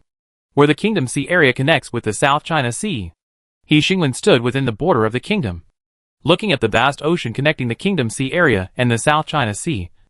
Vast and boundless. Andy Su discussed with Zhe on the side how to completely block the connection between the sea area and the South China Sea. Andy Su drew a rough topographic map on the ground with his bare hands, and then drew a straight line where the Kingdom Sea and the South China Sea connected, dividing it into two halves, and asked Zhe for his opinion. How about turning the Kingdom Sea into an inland sea directly? Zhe squatted down and stared at the simple topographic map. Start filling the sea from this position? Andy Su hesitated, then build an island? Isn't it said that the contradiction between the extreme druids and the neutral druids cannot be reconciled? Zhe, I'm afraid they won't be willing to leave the endless forest. Then build a wall? Andy Su looked at the topographic map, erased the straight line, and drew a more accurate curve along the South China Sea and the Kingdom Sea with his bare hands. It just happens to increase defense. Zhe thought this idea was good, and he further discussed with Andy Su, if the entire sea surface is directly separated. He Xingwen listened and confirmed that their conversation was going very smoothly. So he withdrew his attention and looked at the other two people in front of him with a bad atmosphere. Lincoln and Norman Qin. How do you think about it? He Xingwen broke the silence. You have wasted a lot of my time. I doubt the sincerity of the extreme druids. He Xingwen thought. Is it because no druids died that you don't recognize the kingdom's victory? Norman Jean said firmly, druids never go back on their words. If you win, you win. He Xingwen, why has the negotiation made no progress so far? Speaking of this, Norman Jean was too confident, because your demands are very rude. We will never agree to these demands. I respect your ideas. He Xingwen nodded at him and said, then see you on the battlefield. Norman Jean showed a blank expression. You don't reflect on your own problems, but plan to rely on war to get everything you want. He became angry as he spoke. I thought you were different from other barbarians. Zhe and Andy Su stopped talking and turned to look at the idiot who was standing on the kingdom's territory and provoking the king. Courageous. The waves not far away seemed to have grown bigger, gently hitting their feet, and then slowly retreated, leaving behind golden mollusks. The scene was silent. He Xingwen waved at it, and the waves surged forward, bringing back the gifts left on the beach. You know the situation in the South China Sea. He Xingwen said bluntly, I don't have that much time to waste on you. The tree man's warning is not the reason why I restrain the iron-eating ants, but to minimize casualties as much as possible. But now I have to deal with more difficult existences. So, He Xingwen showed an apologetic expression. Now, compared with the Zerg, you have fewer casualties. He Xingwen glanced at the Ever Forest not far away. The densely packed iron-eating ants outside the Ever Forest did not leave. They were waiting for an order to move forward or retreat. At the scene where the atmosphere froze instantly, Lincoln coughed, pulled Norman King over, and said to He Xingwen, "I'll talk to him, and I'll be there soon." He Xingwen heard the quarrel between the druids, who walked a few steps away. "Are you brainless? Do you believe that the iron-eating ants can directly eat up the Everfree Forest? You even pit us neutrals? His request is very excessive." Norman King shouted, "I must protect nature from those barbarians." Ow! Lincoln kicked him hard and lowered his voice. "I know. You are really mentally ill. Do you think he really dares not let the iron-eating ants enter the Everfree Forest, or what?" "You said it. He is a good man with high morals." Norman King shouted, "He should understand me. And respect me." Lincoln looked up at the sky and took a deep breath. 2 seconds later, the sound of fists and feet rang in the distance. Because the nature of the kingdom has not been opened to them yet, the druids need to spend a lot of energy to use plants here. So it is better to choose the most primitive way to communicate with each other. Andy Sue said quietly, "Sometimes fools are always very lucky." Which is really enviable. If His Majesty the King had changed anyone, this druid would have died 100 or 80 times. She cast his eyes into the distance and reminded He Xingwen, "Your Majesty, there is a ship heading in our direction." The small black dot on the sea in the distance kept approaching them. Andy Sue took out a machine and locked the small black dot in the distance, projecting everything that happened on the small black dot in front of He Xingwen and others, as clear as if it was right in front of them. The deck was covered with meat. The corpses were jumping all over the ship, and the players were covered with black liquid and kept running around. And there was a single-person suspension cabin floating on the sail. This style. He Xingwen opened his mouth and made an incredible sound. What on earth did they encounter? They actually gathered aliens, zombies, and human meat buns? Andy Sue reacted, "Those black liquids. They are not Zerg looking for a host?" She also reacted, "We can't let them come. We have to contact Nulita." Before she finished speaking, the ship sailing on the South China Sea stopped by itself. Of course, this may be inseparable from the fact that the ship was too busy and the players had no time to control the ship to move forward. Nublita. The players were running around. The corpse has resurrected. Why don't you just stop watching? Fuck. How did it suddenly resurrect? No. Isn't this thing dead? The Zerg corpses have been dead for thousands of years. But they still crawled out of the ground? Fuck. What is this? A zombie? Little black dots. Bugs. Parasites. Fuck. We have been paying attention to the Zerg parasitizing living things. And we forgot one thing. You won't tell me that this thing can even parasitize dead things. What is the principle of Zerg parasitism? Eat the brain and then form the brain. This process does not mention that the host must be alive. Obviously. As long as there is a brain, it will be okay. So, the saying that the zombie's weakness is the head is actually very reliable. Fuck? Have we solved some eternal mystery? It turns out that the principle of zombies is Zerg parasitism? It's time to say something reliable. Okay. Just a headshot? What the hell? Nulita's voice came faintly, with deep regret. Isn't it just a black liquid that turned into a moving corpse? What are you afraid of? The players who were jumping on the ground stopped and turned to look at the corpse that was chasing them. The corpse ran in front of them and met the player with a face full of black liquid. The corpse finally caught up with the player. "I'm here to parasitize." The player who ran for a long time. "Why am I running?" The black liquid that was trying to parasitize. "You come to steal my business?" For some reason, the scene suddenly felt a little awkward. Chapter 169 Public Beta 47 Ether Construct and Canyon of the Dead. The IQ of the Zerg doesn't seem to be very high, but considering their size, the presence of their brains is almost non-existent. So it's not surprising that they are not very smart. After all, their brains are so small. But it's a bit too much for the players to be as smart as the Zerg. But considering that the Zerg can't even find their brains, it doesn't seem too much. After all, they don't even have brains. Nublita, who watched the whole process of this chaos, thought deeply. The three parties below looked at each other, and didn't seem to have the idea of ending their gazes in a short time. Nublita simply moved his eyes away, and looked at the distant land. Although the eyesight of the demons is not as good as that of the dragons, at such a close distance compared to the demons, they can still see every plant and tree on the land clearly. Seeing the king in the distance, Nolita suddenly became serious, and his carelessness disappeared. He didn't mind the distance, and the king couldn't see his expression at all. He began to perform loyally and devotedly. No, he showed his true feelings. But first, he called the emotionless communication machine over with a mental link. Kenny cursed and teleported to the king's side. Good day. Greetings to you. Kenny looked at the projection that was clear enough to recognize the hair of the passengers on the ship, and paused for 2 seconds on the unique picture. Fulfilling his duty as a communication machine, Nolita is asking for your opinion. He gestured to the living creature on the projection, which was obviously a corpse, and said, he has brought back the host that the Zerd parasites. Kenny paused for a second, as if he had heard what Nabalita said, and continued, and a whole ship full of Zerg. Kenny cast his eyes towards the small black dot in the distance. At present, they are only a short distance away from the culprit of the South China Sea crisis. A ship of Zerg in urgent need of hosts, and a group of intelligent creatures that can be parasitized at any time. Obviously, it was not only Kenny who had this idea. Andy Sue and Ja reacted very quickly. Ja, let them retreat and keep a farther distance. Andy Sue was interrupted, so he had to silently take out a bunch of machinery and put them on the ground. After hearing a few crisp knocks, the parts whose uses could not be identified quickly returned to their positions, and a copper wall with defense and attack capabilities was built on the spot. No matter how you look at it, it is more like magic than magic. Kenny looked at the iron wall and said sarcastically, if this thing can work on the Zerd, then we really wasted a lot of time before. And Disa looked at Kenny silently with the hammer in his hand. It seemed that several attack symbols flashed on the iron wall in an instant, ready to go.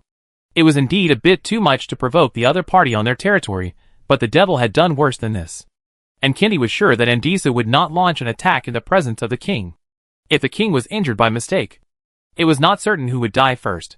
At least, the Holy Guards, with the completely cleared sea area, gave everyone the most silent threat. However, although they knew this, the devil's ability to understand the situation is indeed unmatched. Kenty returned to the topic as if nothing had happened. Nolita asked you how you plan to deal with him. After all, Kenny spread his hands. From the current situation, they are omnipresent. Even the dead are not spared. He Xingwen's arrangement for this is very simple. Go and call the ether construct. Anyway, this is what the South Federation wants. And He Xingwen thinks they should not mind receiving such authentic research materials. The black hole unfolded on the beach in the kingdom's waters, and several ether constructs passed through the black hole and arrived here.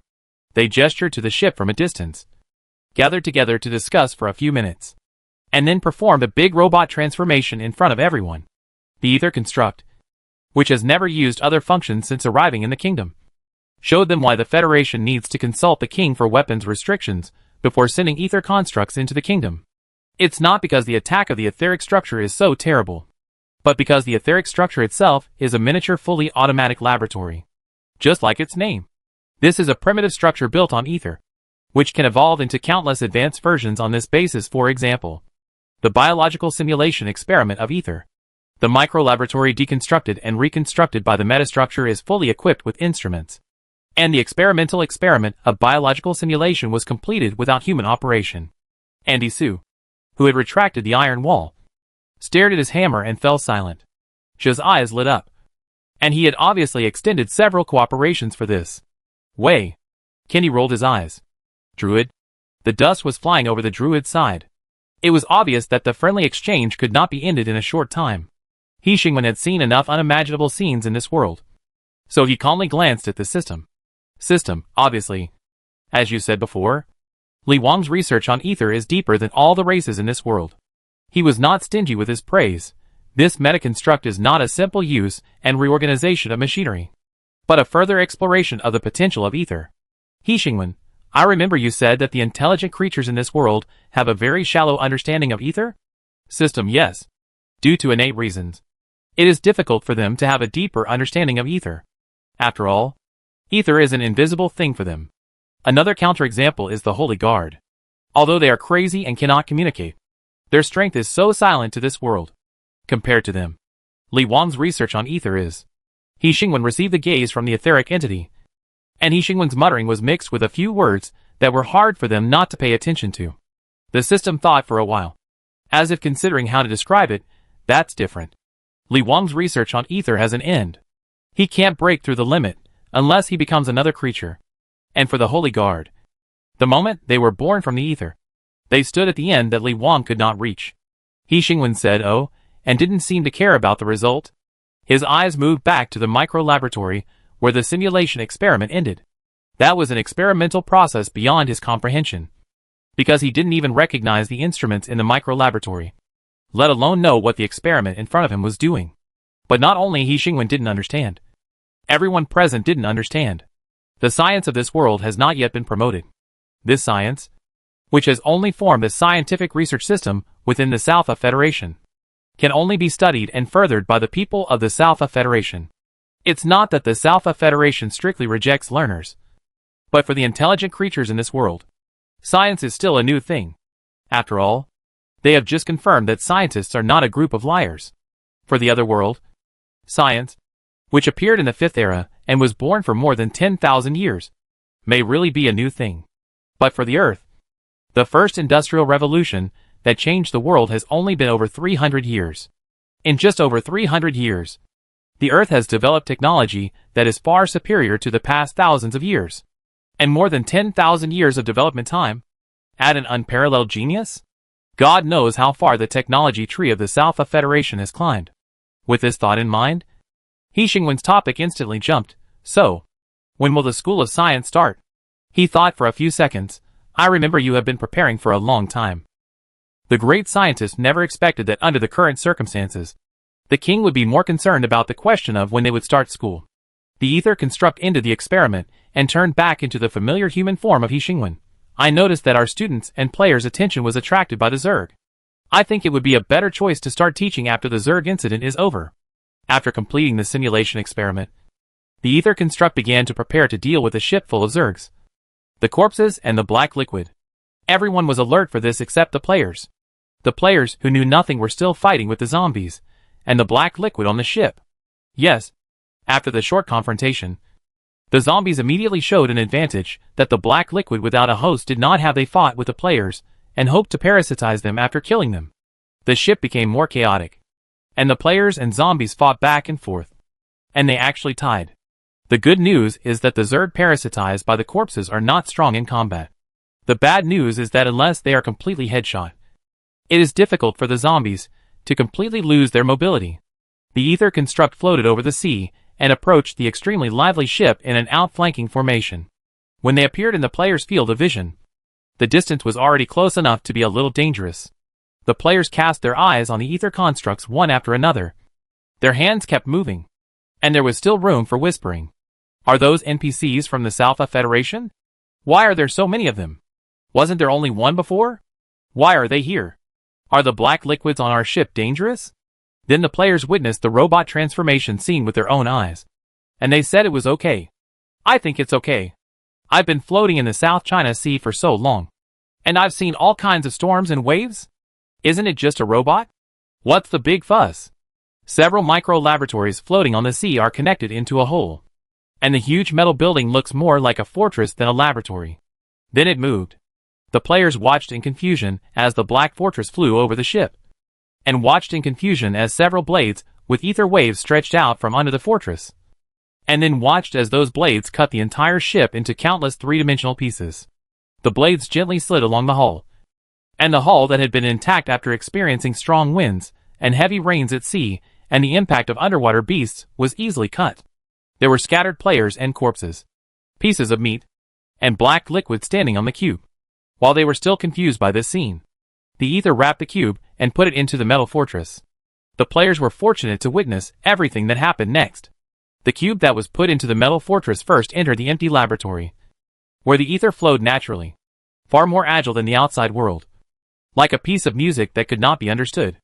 Everything was so natural. The cube was wrapped in a thin layer of ether membrane. Everything inside the ether membrane, the always extremely active black liquid, fell into calmness and flowed on the deck. The disappeared Zerg inside the cube crawled out from the hull. That scene was a bit amazing. It was hard to imagine that only a part of the hull could accommodate so many bugs. They gathered into a pool of black liquid on the deck. The corpses that had been fighting the players to death became quiet. The players yawned one after another, as if they suddenly felt endless sleepiness and fell asleep. Several laboratories inside the fortress completed the cleaning of several cubes, breaking the entire ship that was floating on the sea just now into pieces, and completely incorporating it into the fortress. They did not return to the kingdom, but greeted the king at this long distance, and immediately retreated with these zergs and players. He Xingwen could hardly help but be curious. How did they do it?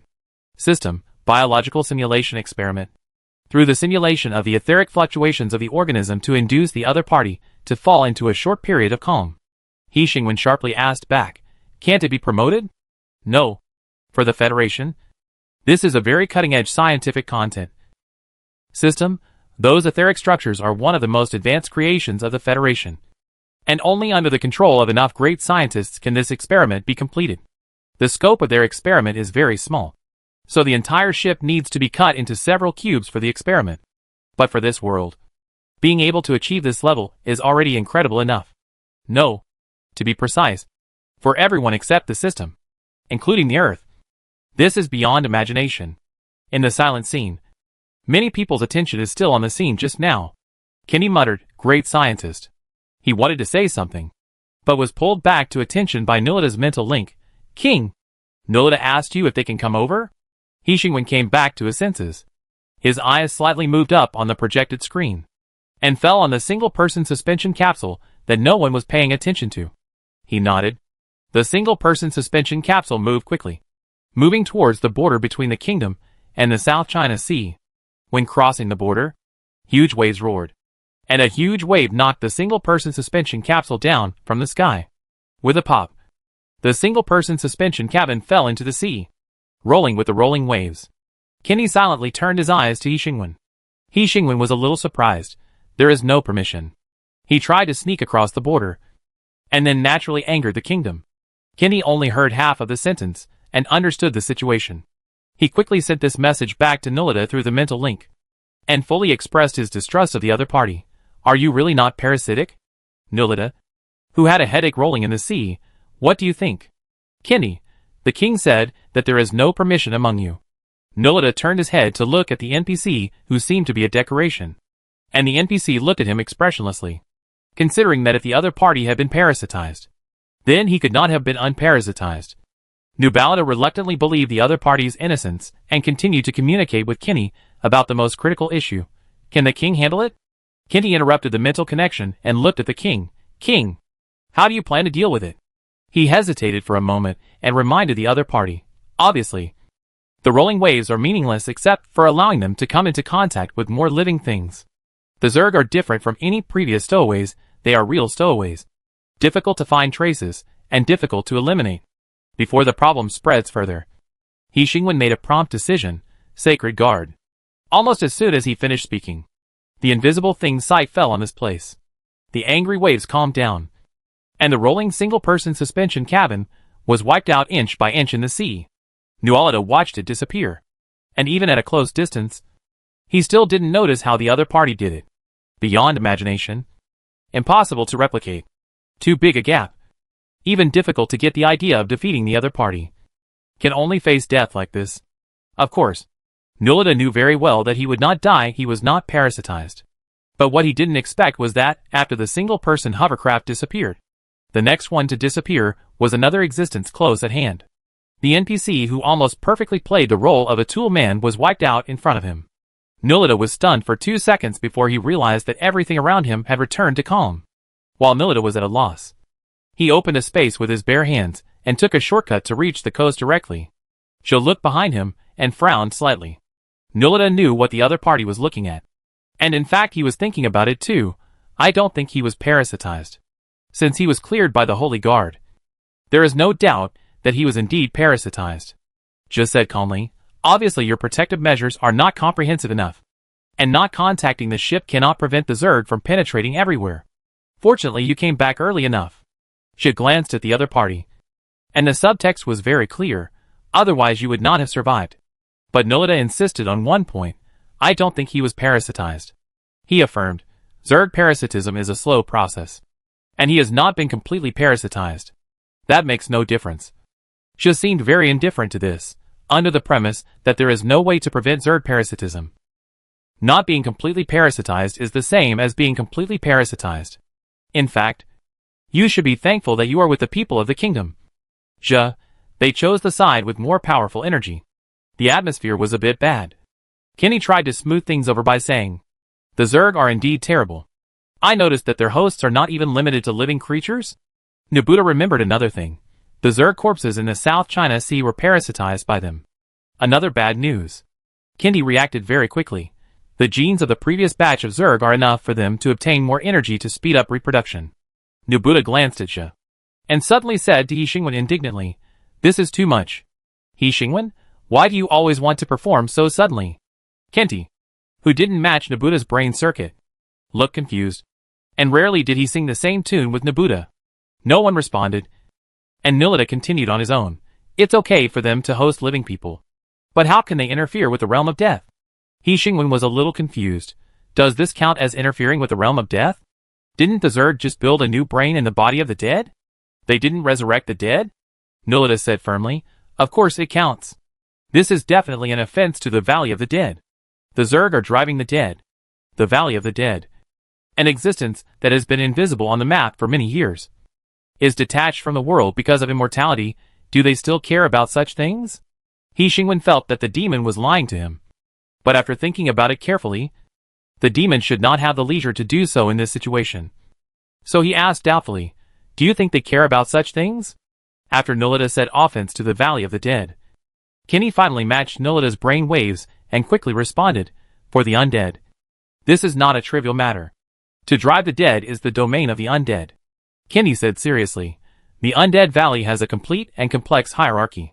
I'm afraid that the dead controlled by the Zerg will not recognize the rules of the undead." Nolita sighed, and his desire to perform was unprecedentedly strong. "That's really bad.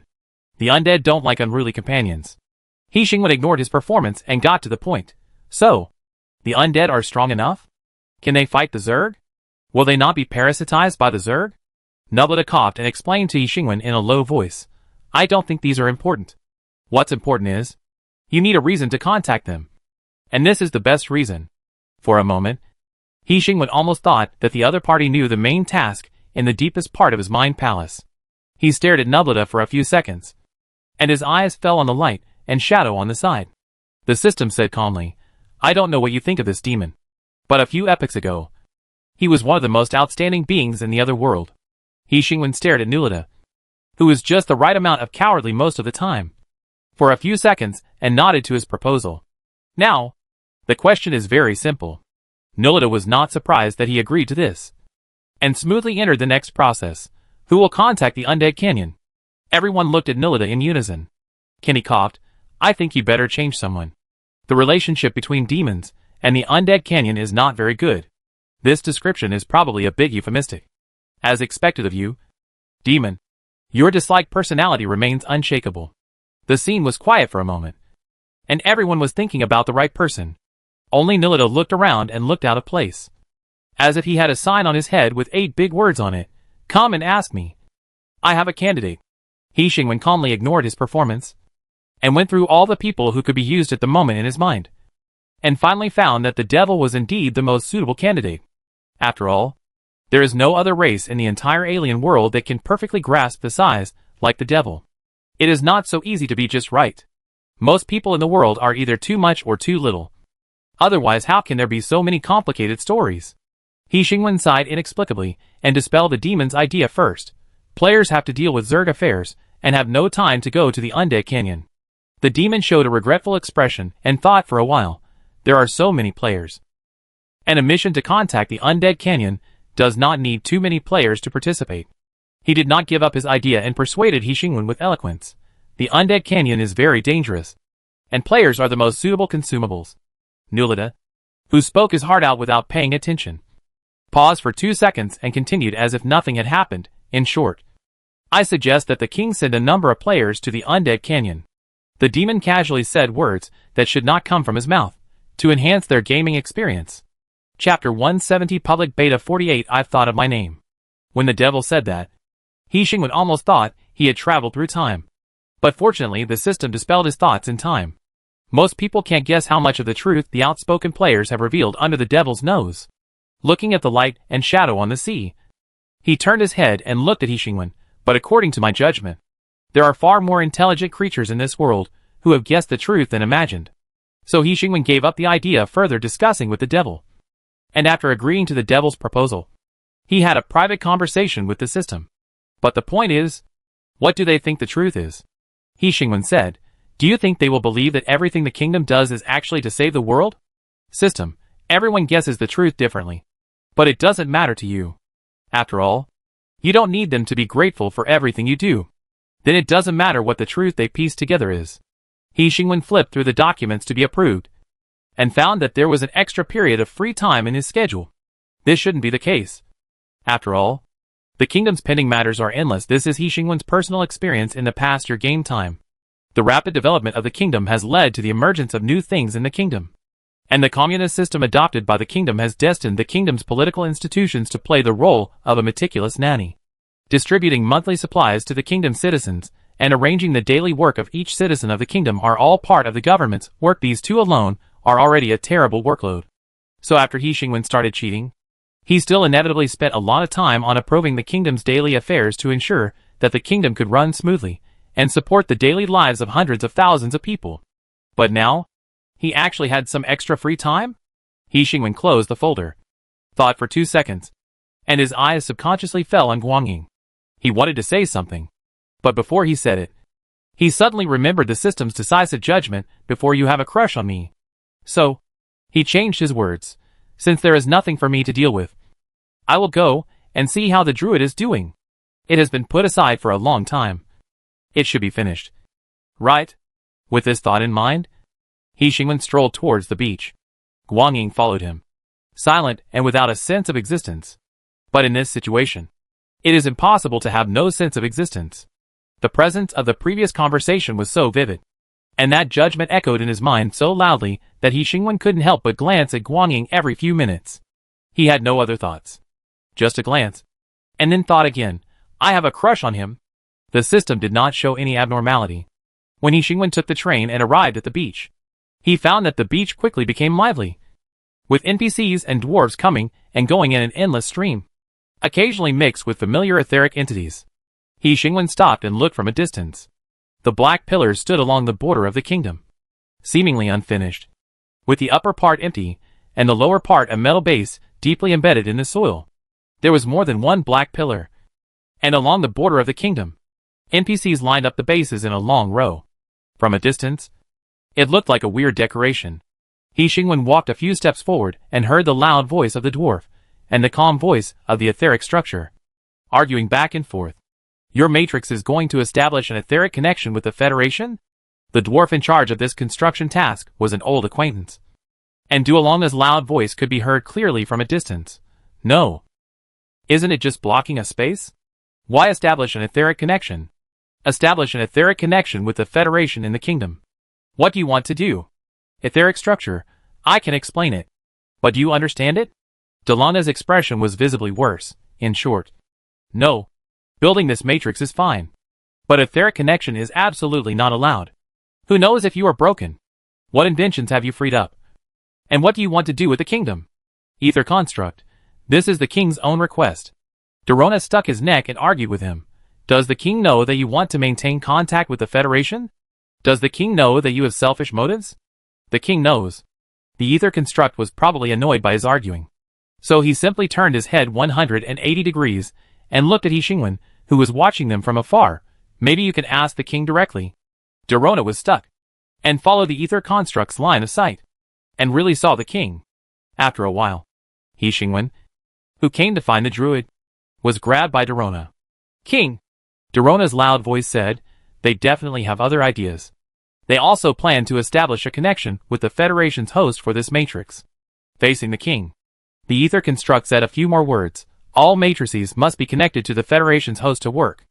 Isolation space is one of Li Wang's inventions based on matrix theory. He Xingwen didn't care about this. He said to Duolongna, just follow their design. He glanced at the ether construct. I believe the Federation is trustworthy.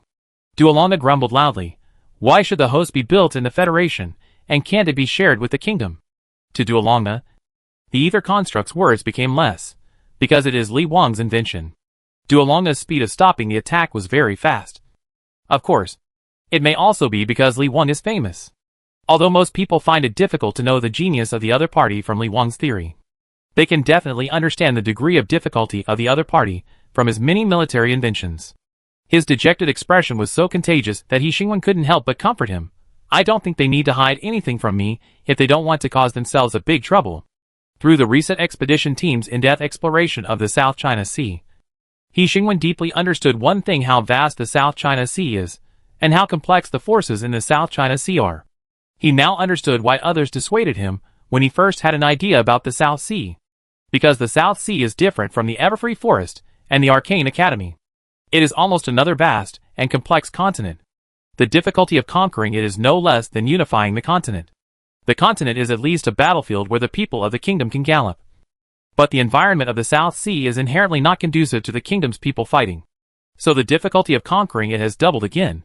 The high difficulty of objective reality has caused He Xingwen to start looking for other suitable targets for conquest on the map. If the South Federation happened to hit the gun head, He Xingwen would also be very willing to set his sights on the South Federation. It's just a little far away. He Xingwen looked at the ether construct with a bit of regret and walked in another direction. The system reminded him, the South Federation is not a good choice. They are as difficult as the South China Sea. He Xingwen found the right direction this time. After walking a few steps, he saw dust rolling in the distance. The druids were still fighting there. He Xingwen slowed down his pace and was not in a hurry to stop the protracted fight. He answered the system. The Diamond Empire is easy to defeat. But defeating them is just the beginning. A complex, bloated human empire that has existed for several eras. Who assimilates whom is another question. The Diamond Empire is excluded. And the South Federation and the South China Sea are excluded because they are too difficult. The remaining Beast God Wilderness, the Elf Kingdom, the Valley of the Dead, and the Floating Abyss. Which one do you think is suitable? The system was silent for 2 seconds. It sounds like the Beast God Wilderness is the only choice. So the kingdom and the low IQ creatures can't get along at all? He Xingwen sighed. You also gave up the South China Sea? System, in fact. The reason why the South China Sea is the best solution is that the South China Sea can not only ensure that the kingdom's territory is larger than the land area of the other world, but also when you unify the South China Sea, the number of intelligent life in the kingdom in the other world will quickly equal that of the other world. He Xingwen remembered the 2 pictures that the system showed him before. The number of intelligent races in the South China Sea ranked second only to the Neva Plains. System, if you change your target, then the next stage of accepting more alien races may take more time to complete. He Xingwen asked the system, have you considered the current situation in the South China Sea, and how many intelligent creatures will be left in the South China Sea after the Zerg incident is over? The system paused for 2 seconds, and immediately corrected its previous judgment and gave a new conclusion. According to the current situation where 2 kingdoms are completely parasitized by the Zerg and 1 kingdom is completely annihilated, the difficulty and reward of conquering the South China Sea will not be proportional. And the optimal solution for the next conquest object is corrected to the Beast God Wilderness. He Xingwen walked in front of the druids, who were fighting. This fight that lasted for a day left both sides with, nothing. The 2 people were so clean that there were no bruises on their bodies. It was hard not to doubt whether they were fighting or acting. But reality proved their innocence. Lincoln punched Norman King in the face, and the bruises appeared mercilessly, lasted on Norman King's face for about 2 minutes, and then disappeared. The druid's powerful self-healing ability was the fundamental reason why their fight could last for a day. Is the fight over? He Xingwen asked after watching for a few minutes. Lincoln shook Norman King away. He agreed. I didn't. Norman King roared much louder than him. Lincoln paused and turned to look at Norman Jean. If you want to die, don't drag us with you. Who wants to die? Norman Jean said firmly, as a druid. You don't defend nature. He Xingwen had heard enough of Norman Jean's nonsense. He interrupted Norman Jean. I think you may have misunderstood something. Norman Jean turned to look at He Xingwen, showing indignation. I didn't. Something was rustling in the distance. And because the noise was too loud, the extremely subtle sound had a presence that could not be ignored.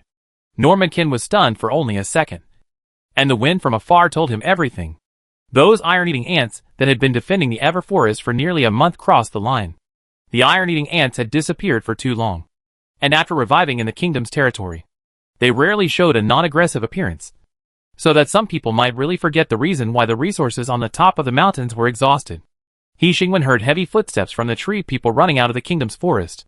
The chaos that was not far away was not far behind him. The druid's description of the tree people was true. The trees that were originally rooted in the ground seemed to suddenly wake up, not just one or two trees, but the entire Ever Forest from the outside to the inside. That was the scene of the entire Ever Forest growing legs. The ground shook. The trees rose from the ground, and the Ever Forest came alive in an instant. After the endless trees took a step towards the kingdom, they quickly retreated.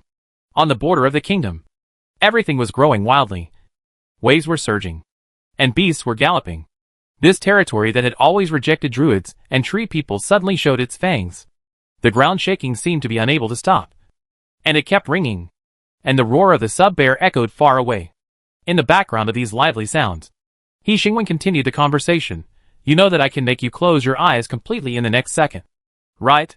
He continued calmly as if the chaos, death, and threats behind him were just insignificant background music. And continued, the reason I didn't do this is because I need an answer from the extreme druid. He Xingwen repeated his previous words. The Zerg is coming fiercely. I don't have time to waste on you. Either agree or refuse. Now, give me an answer. He Xingwen had given them enough leeway. But obviously, the extreme druid's brain was not normal. Then he could only tell the other party more directly what he was facing. The iron-eating ants had been hungry for a long time. They were always hungry, and the kingdom did not allow them to eat too many things. So they were hungry all year round. And they were really not picky.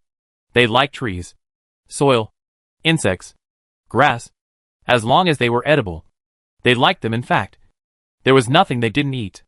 So, after the iron-eating ants were allowed to cross the line, the endless forest ushered in a real disaster. They were just moving forward, moving towards the interior of the endless forest. But the road they passed was really digging 3 feet into the ground. The tree people reacted quickly. They instinctively let the endless forest move forward towards the enemy. After crossing the border and welcoming the anger of the kingdom, they quickly reacted, and the entire endless forest began to retreat.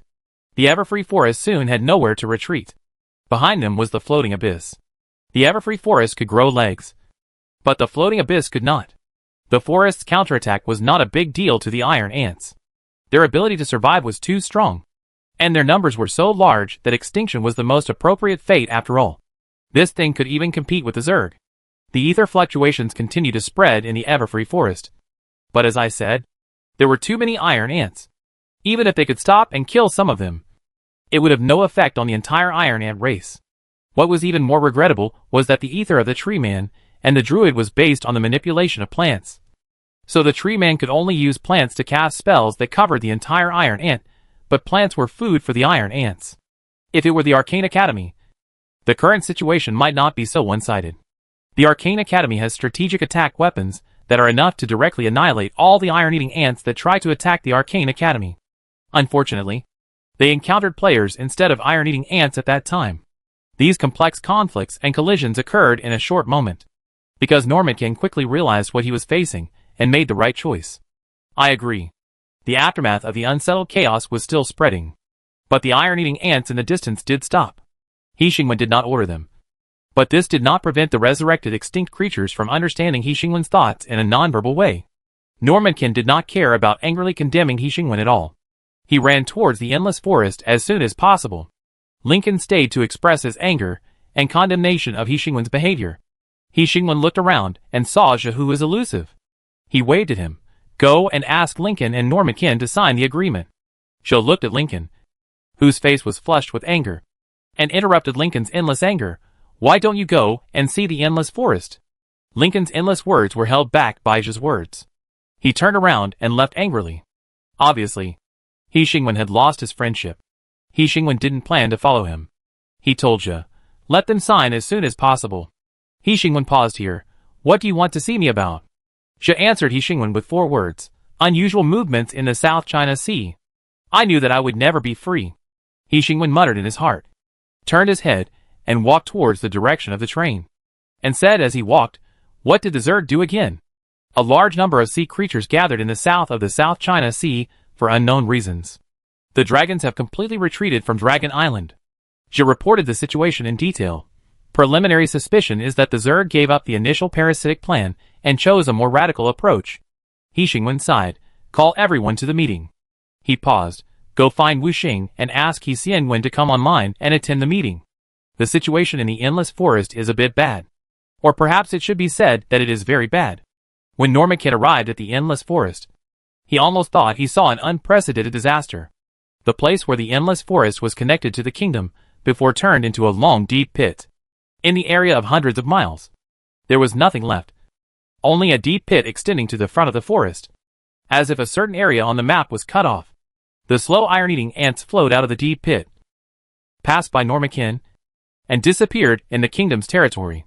Lincoln, who was one step slower than Normakin, arrived after a while. The scene was extremely quiet. There was no dialogue, no ridicule, no triumph of the winner, no tears of the loser. Only silence. Only when the fool is beaten to a pulp by the world will he know what he did wrong. Before all the participants arrived, He Xingwen chatted with the system by the way if he knew the direction of this chat. Even if he was bored to death, he would not bring up this topic. Did you arrange the free time? He Xingwen was very sure of the answer to this question. And he was curious about another point. Do you have other plans? The system answered him frankly. I think we need to cultivate some feelings. He Xingwen put down the teacup in his hand. Oh, I have found the best solution to this problem. The system said seriously, as long as I respond to your feelings.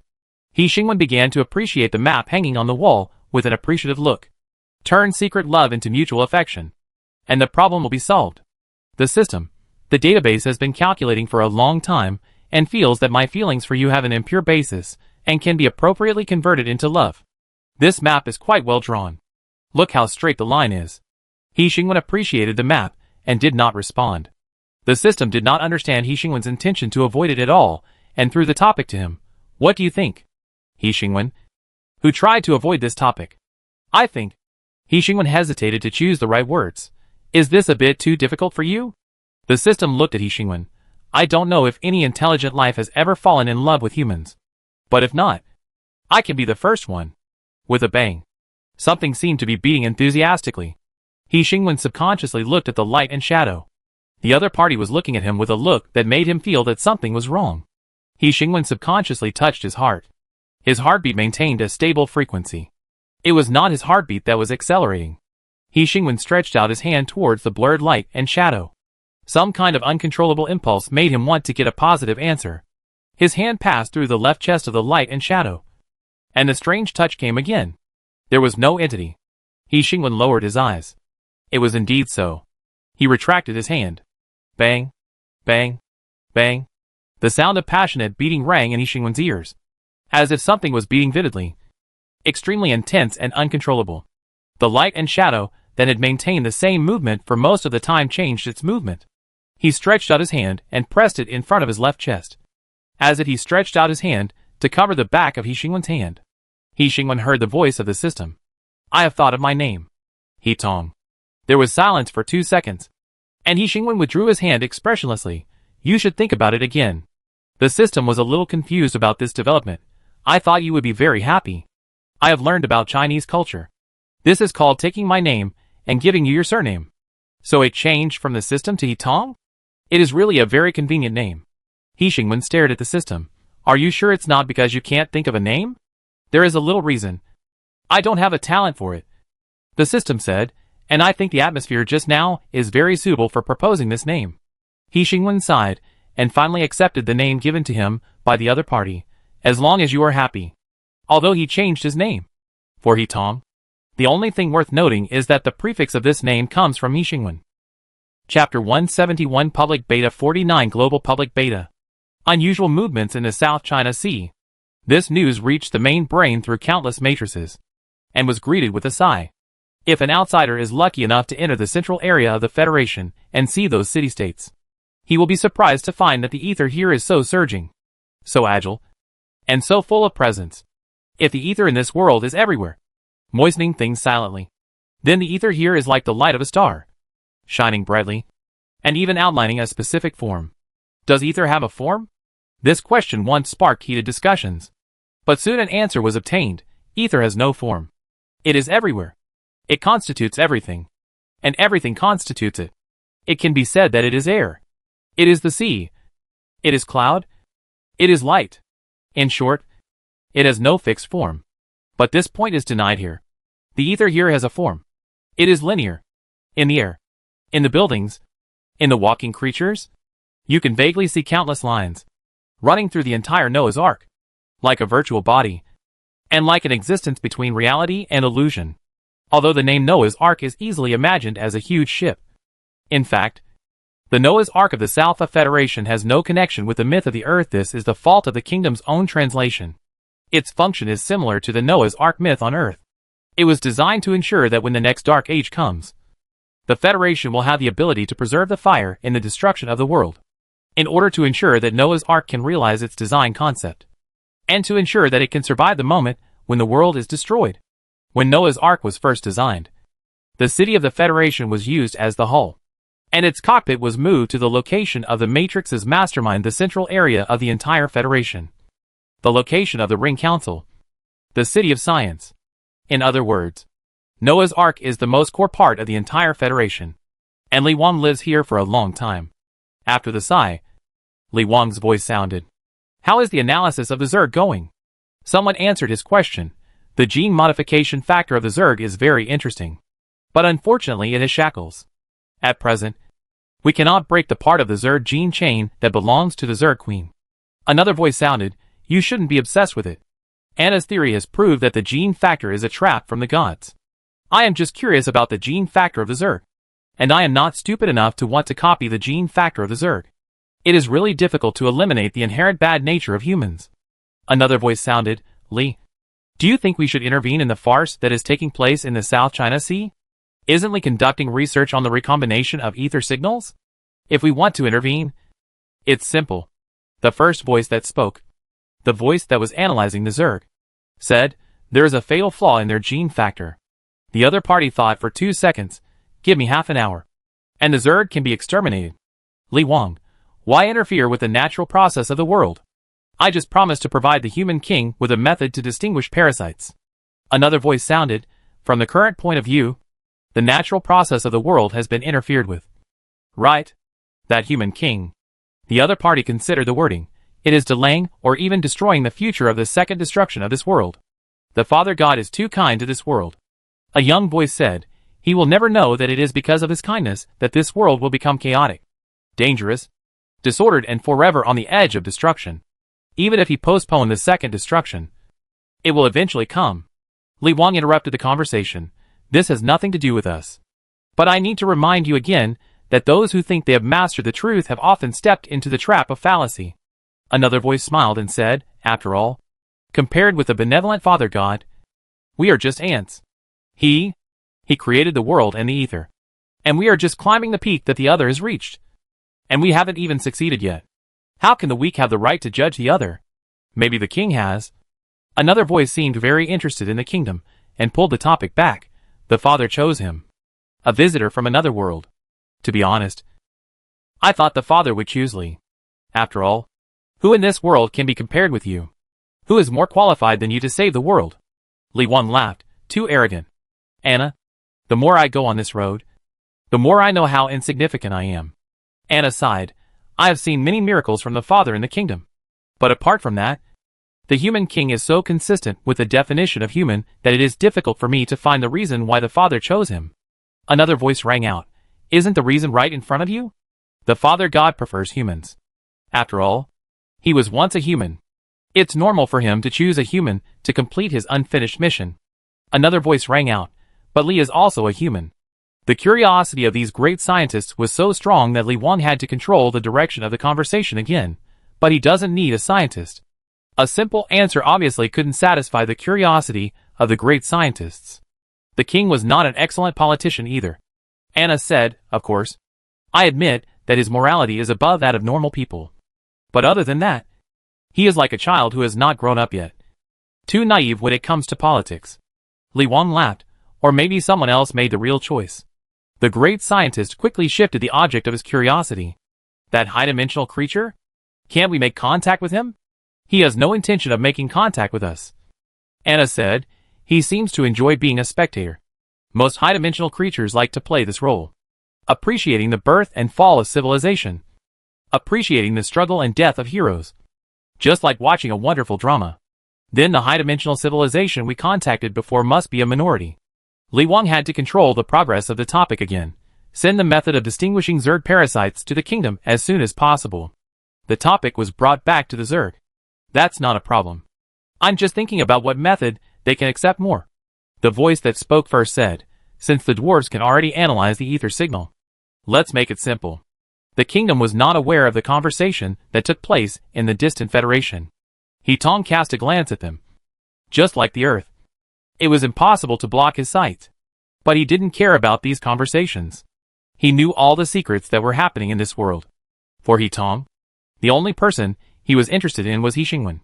Those boring, stupid, and immature stories have special significance because of the existence of He Xingwen.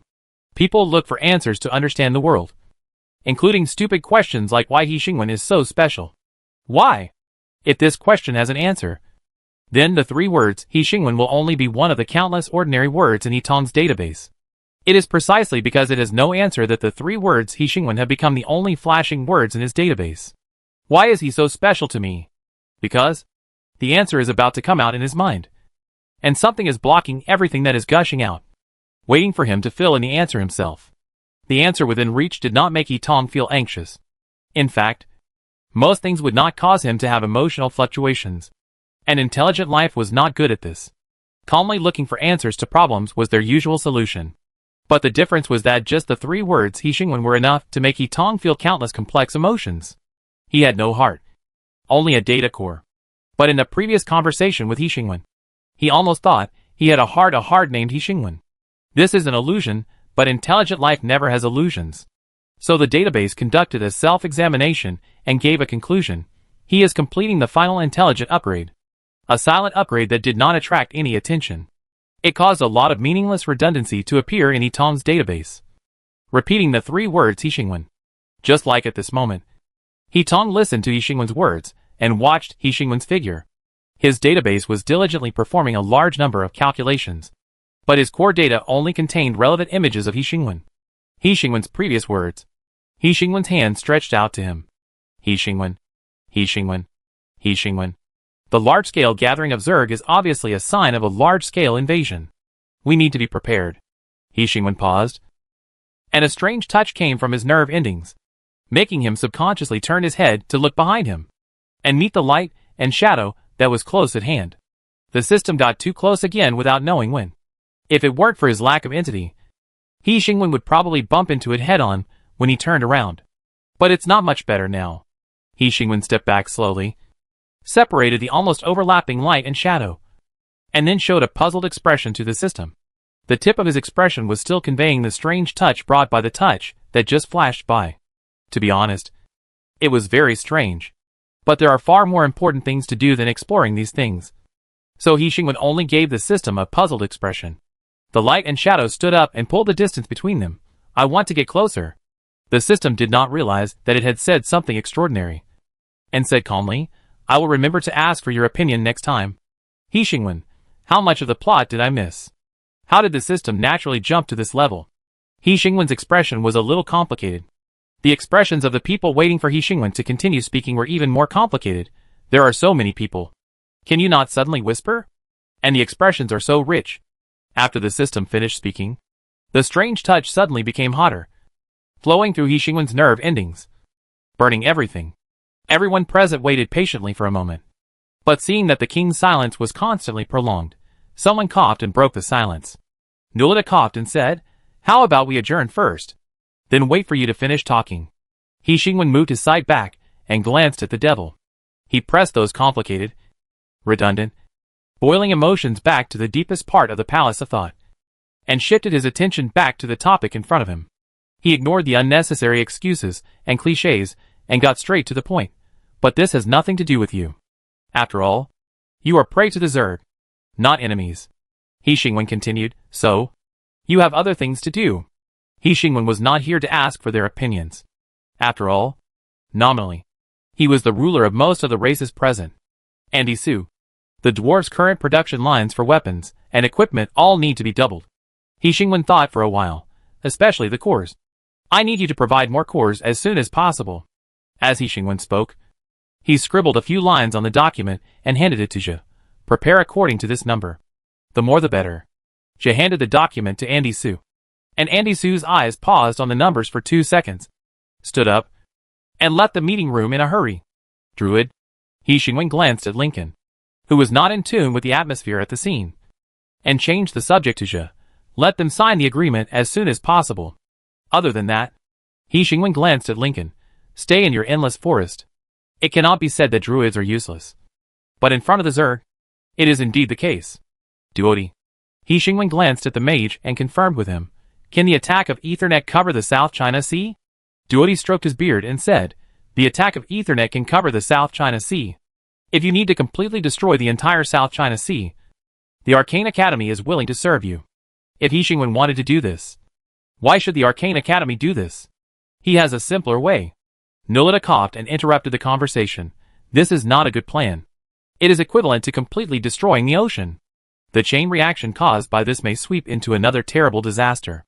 Duodi laughed and said, the devil is right. But I doubt that the current situation in the South China Sea is any different from complete destruction. Nulita spread his hands. Then you think too highly of the Zerg. That is the South China Sea. The devil showed his white teeth and said, if the West Bay can choose to destroy the country, there will be more sea creatures that can make different choices to deal with the Zerg. Or do you dare to say that you have thoroughly understood all the sea creatures in the South China Sea? Duodi smiled and said nothing. He Xingwen's eyes fell on the Ether Yuan construct, who was present. I want to know. How long do we have to wait before we can wait for what the Federation promised? The visual equipment of the Ether Yuan construct lit up. I am speeding up the time to design a way of identification that you can understand. So please wait patiently for a while. I promise that this is a wait in days. Before He Xingwen could reply, Nulita sighed. In fact, if you can also help the world solve this problem. He said, after all, you are all ready to solve the biggest problem. The most difficult part of the Zerg mutation is that its disguise is almost indistinguishable from the host. Intelligent creatures are suspicious of this, but they can use it to obtain more hosts and expand the scope of spread. The so-called killing is just like this. But the great scientists solve the most difficult part lightly. If you can tell who is parasitized, then there is no need for infighting and suspicion. The ether isomer has no good feelings towards the devil, and said coldly, you overestimate us. Really? Nulita showed a regretful expression. The Federation can't do it? It's really surprising. The ether metaconstruct has no interest in the devil's temptation and provocation. After answering the king's words, it resumed its motionless posture. He Xingwen continued to call out names. Anuta. The kingdom has a commission to ask Ezigen. Anuta, I am happy to help the kingdom. He took out a calculator. You can explain your requirements in detail, and I will quote you a price based on your requirements. Take the people of the kingdom to visit the Valley of the Dead. Anuta was very surprised by this commission. Ezigen has no business dealings with the Valley of the Dead. There is no friendship either. Torjin, who waited for a long time, but did not wait for the king to call the Dragon Clan, snorted and added, the Valley of the Dead is very exclusive. He Xingwen's expression was indifferent. I believe they will be interested in our purpose. Anuta was still confused. Ezigen can't help you make the connection. He Xingwen, I just need a leader to ensure that the people of the kingdom can complete this visit. Anuta paused for 2 seconds. You don't mean the people of the kingdom as players, do you? He Xingwen looked at Anuta for 2 seconds, and Anuta multiplied the original offer by 10, if it is a player. Ezigen needs to charge a high service fee. No problem. He Xingwen, as long as you ensure that the player successfully reaches the Undead Canyon, and when necessary, ensure that the player's behavior will not be too out of control. In short, you know where the line is. If it weren't for Ezigen's golden signboard, Anuta would have wanted to refuse this commission. Regarding the selection of players, He Xingwen glanced at the devil. Nulita coughed. I am indeed impressed by several players. They are very suitable for contact with the Undead Canyon. The bad character of the demon is like a double-edged sword. When it is aimed at you, you will suffer greatly and be angry and want to eat its flesh. But when it is aimed at others, it will become very useful. And to do this, you just need to make sure that you are the absolutely powerful party. He Xingwen smiled slightly and threw the task to the other party without hesitation. Then I'll leave it to you to issue tasks to players. Nolita showed a standard fake smile. I'd like to share your worries. He Xingwen set his sights on Tuor Jin, who had not yet been assigned a task. Tuor Jin's eyes lit up, and he straightened his pocket chest, full of expectations for the commission reward. He Xingwen stared at Tuor Jin for a few minutes and said implicitly, dragons have the freedom to do whatever they want. Tuor Jin frowned. Feeling incredible, you don't have anything for us to do? We are dragons. He flapped his wings and flew in front of He Xingwen, the most powerful existence in this world. Even so, it can't cover up the reality that you are fighting against the Zerg, which is to increase the opponent's strength. Nobelita was jumping around and making trouble, in this case. Why not let the dragons take the lead? To test the Zerg's edge? Tuor Jin flew in front of Nobelita and blew a breath of dragon's breath at him. The hot dragon's breath burned fiercely, and it came with a breath of destruction. Nolita wiped his face and wiped off the dragon breath. You don't look satisfied with this arrangement? I thought you just wanted to prove the power of the dragons in front of the Zerg? Tuor Jin sprayed his face with dragon breath again and roared angrily. Devil. Disgusting. It was really a non-lethal anger. Nolita was amused and patted the pocket dragon's head and said, Congratulations. You finally found this big secret. Shh. Remember not to tell anyone. Paw paw paw. The easily enraged golden dragon fought with the demon in a backhand. Although his body was very small, it did not reduce his lethality. The noise was amazing as they fought back and forth. The onlookers at the scene quickly cleared a space to avoid harming innocent people. He Xingwen waved at them. Go fight outside. By the way, if you destroy the kingdom's public facilities. The smoke and dust rolled. The figures disappeared, and the roar of the dragon sounded in the sky. It was obvious that Tuor Jin had returned to his original size. He Xingwen glanced out the window and saw a huge golden dragon sailing off into the distance. They had fully absorbed He Xingwen's advice and did not fight within the kingdom. He Xingwen glanced at the rest of the people and gestured toward the door. They glanced at the only alien present, the only player, and the meaning of this glance was particularly rich. When the conference room was empty again, He Xingwen formally greeted He Xianwen, the deputy leader of the Different World Investigation and Development Team. Long time no see. Team leader He Xianwen nodded at him. It seems that it is better for us not to meet often. He Xingwen laughed. But the problem is already in front of us. So, is China ready? He Xianwen, we are always ready to deal with disasters and destruction. I need someone who can repel or even destroy the Zerg. He Xingwen thought about the wording. The fourth disaster in the true sense. He Xianwen understood the meaning of his words seamlessly. This is part of our cooperation. And China is your firm supporter. It's just that the time for this national public beta is a little earlier than we thought. He Xingwen added, including other areas. The other areas that he needs to point out specifically refer to other countries abroad. He Xianwen was a little surprised. Global public beta? He Xingwen held his chin with his hand and smiled helplessly. I heard that the mutation of marine life on Earth is a little out of control. To be precise, it is not a little out of control, but it has already affected the normal life of human beings. At present, most sea routes have been suspended. The threat from the ocean has made exchanges between countries increasingly frequent. Compared with the evolution of animals under the influence of ether, the speed of human spiritual recovery is obviously too slow. He Xingwen, the core parts of the large-scale holographic game cabin are transferred from the other world to the Earth. The concentration of ether on the Earth will further increase. Coupled with the global public beta, the situation should be improved. To be precise, it should be that the recovery of human spiritual energy can enter a new chapter, not just limited to seeing this world. Chapter 172 Public Beta 50 Whose spiritual energy is this? Forum. Whose spiritual energy is this? Host. Have you seen the news? The situation at sea is so bad? News link. Why do you look like you just found out? Tianyi-3G's speed is so fast. It's not just the sea. Didn't those grounded flights attract the host's attention at all? Speaking of which, when the spiritual energy was revived at the beginning, I thought I had the script of Immortal's counterattack in my hand. But now it seems that, my goodness, the animals are the protagonists. How can it be so exaggerated? Hasn't the situation in China always been stable? I heard that there have indeed been many pet injury incidents abroad, and the frequency remains high. Another series about why there are so few people abroad. There are so many people raising bears, wolves, and tigers. How can they not hurt people? I looked up at the name of the forum. Yes, it is the holographic game forum. If you insist, holographic games and spiritual energy revival can also be considered inseparable. Right? Speaking of this, I heard that the training center is going to be disbanded. Then you may not have heard it all. The training center was originally established temporarily. Now that the national education system is being reformed, the training center has been formalized. Right? Disband the temporary training center and directly promote it to all colleges and universities. Starting from children, learning ether control, and striving to be the trendsetters of the new era. Don't say it. This sudden short vacation is too confusing. Although it's great, I'm very nervous now. It's not winter vacation, summer vacation, or any holiday. Why is there a short vacation all of a sudden? Didn't they say they would wait until the next school year to reform? As a result, they are preparing to start implementing the education system reform before the end of this semester? Too hasty. Right? I think it has something to do with the recent abnormalities of wild animals. Compared to animals, humans have no advantages. You can go and watch the videos shot by foreign websites.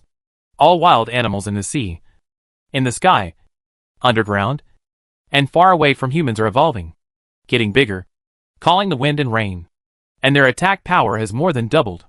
After watching those videos, I can completely understand why the ships and planes stopped operating. It's too dangerous. Is it my illusion? I always have a feeling that the holographic game is advancing in sync with reality.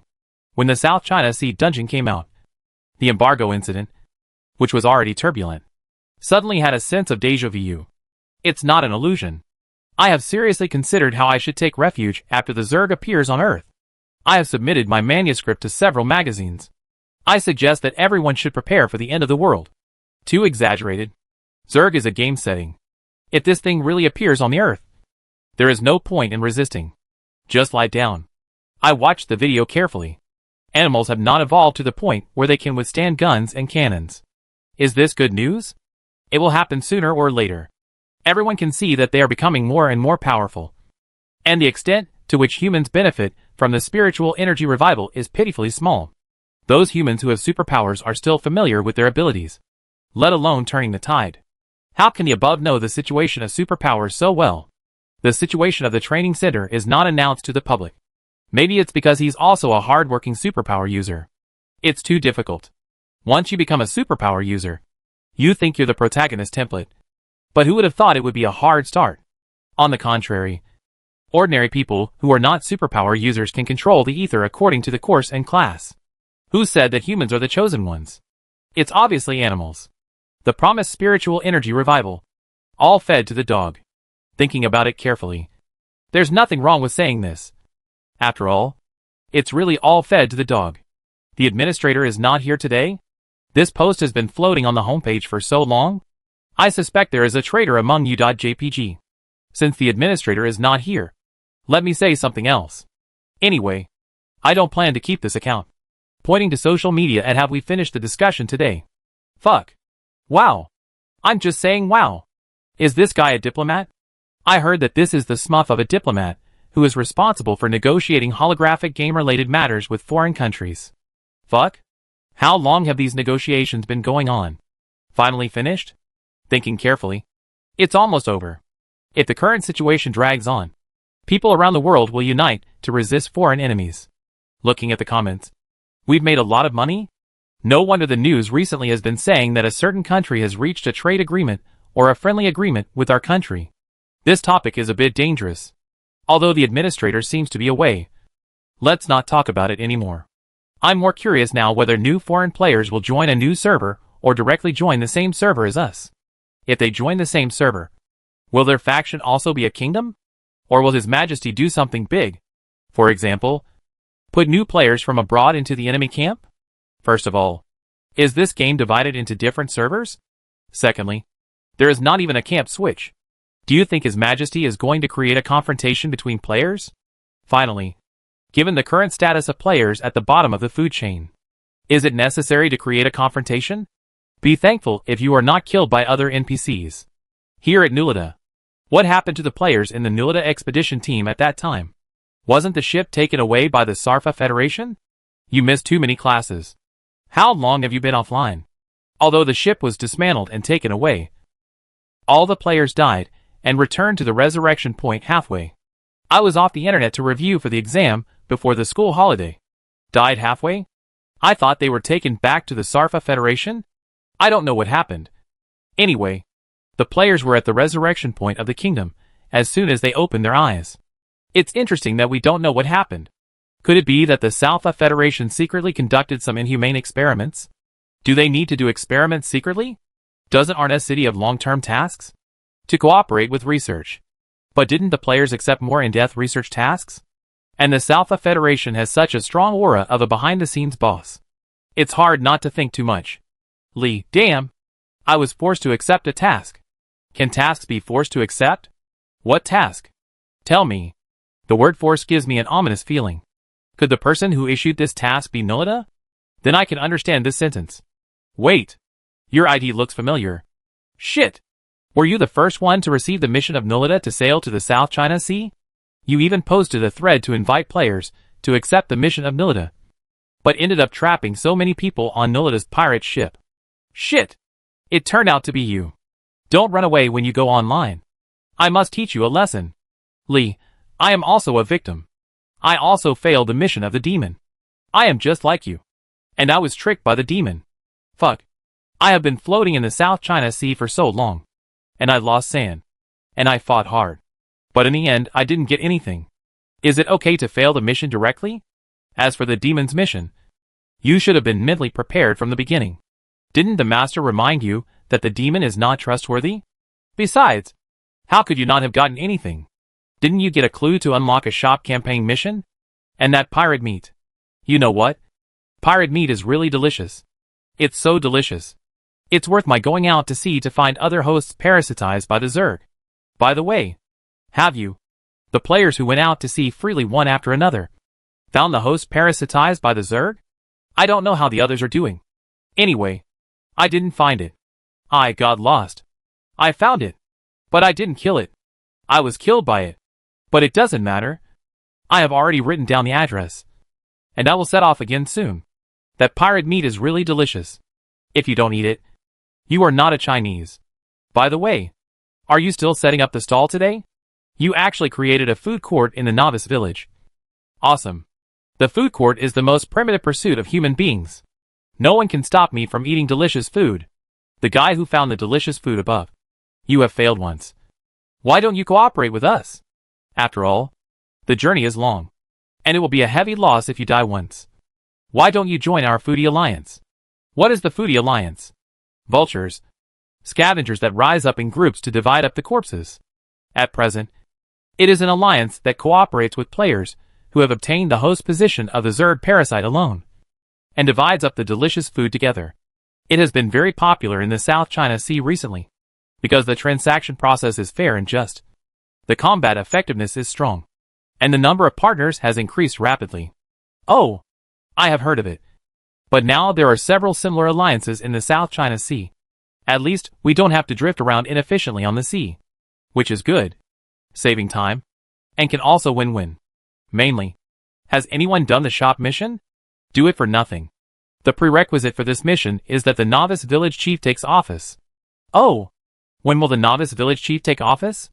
That depends on when the novice village chief election mission ends. Not ended yet? This mission lasted too long. I hate it. Not being able to participate in the internal test is the pain of my life. Before, I always thought that the mission was delayed for so long because the planner was stupid. But now it seems that it may be because I am stupid. This novice village chief may not be a nominal position. What does it mean that it is not a nominal position? Do players really have to be the village chief? Why do you think the shop missions are unlocked after the novice village chief takes office? Is this true? Can the novice village chief order NPCs? I think it is more likely that after the novice village chief finishes his term, the entire novice village will only have players. What? Is this the city that I have always dreamed of? A city that belongs entirely to players? Wake up, big brother. Put aside your unrealistic fantasies, and think about what a novice village with only players means. Freedom. Happiness. Food city. I am excited. I have finally understood that there are thousands of fools, and half of them are players. Sanitation. Food. Daily necessities. Without NPCs, don't players have to rely on themselves? This seems to be different from what I thought. Nonsense. When has this game ever been the same as we thought? The city belongs to the players. So when will the head of the novice village take office? So, who will become the head of the novice village? The South China Sea crisis mission that the masters have taken on has not yet been completed. Who knows who the final winner will be? Although the masters are all very powerful, I only support Greenleaf. By the way, can't the planner open a voting channel? Players can vote. It's a pity that you don't plan. I also only support Greenleaf. Greenleaf is super nice. I don't know the other masters well. I only know Greenleaf. It's better not to vote. This is completely one-sided.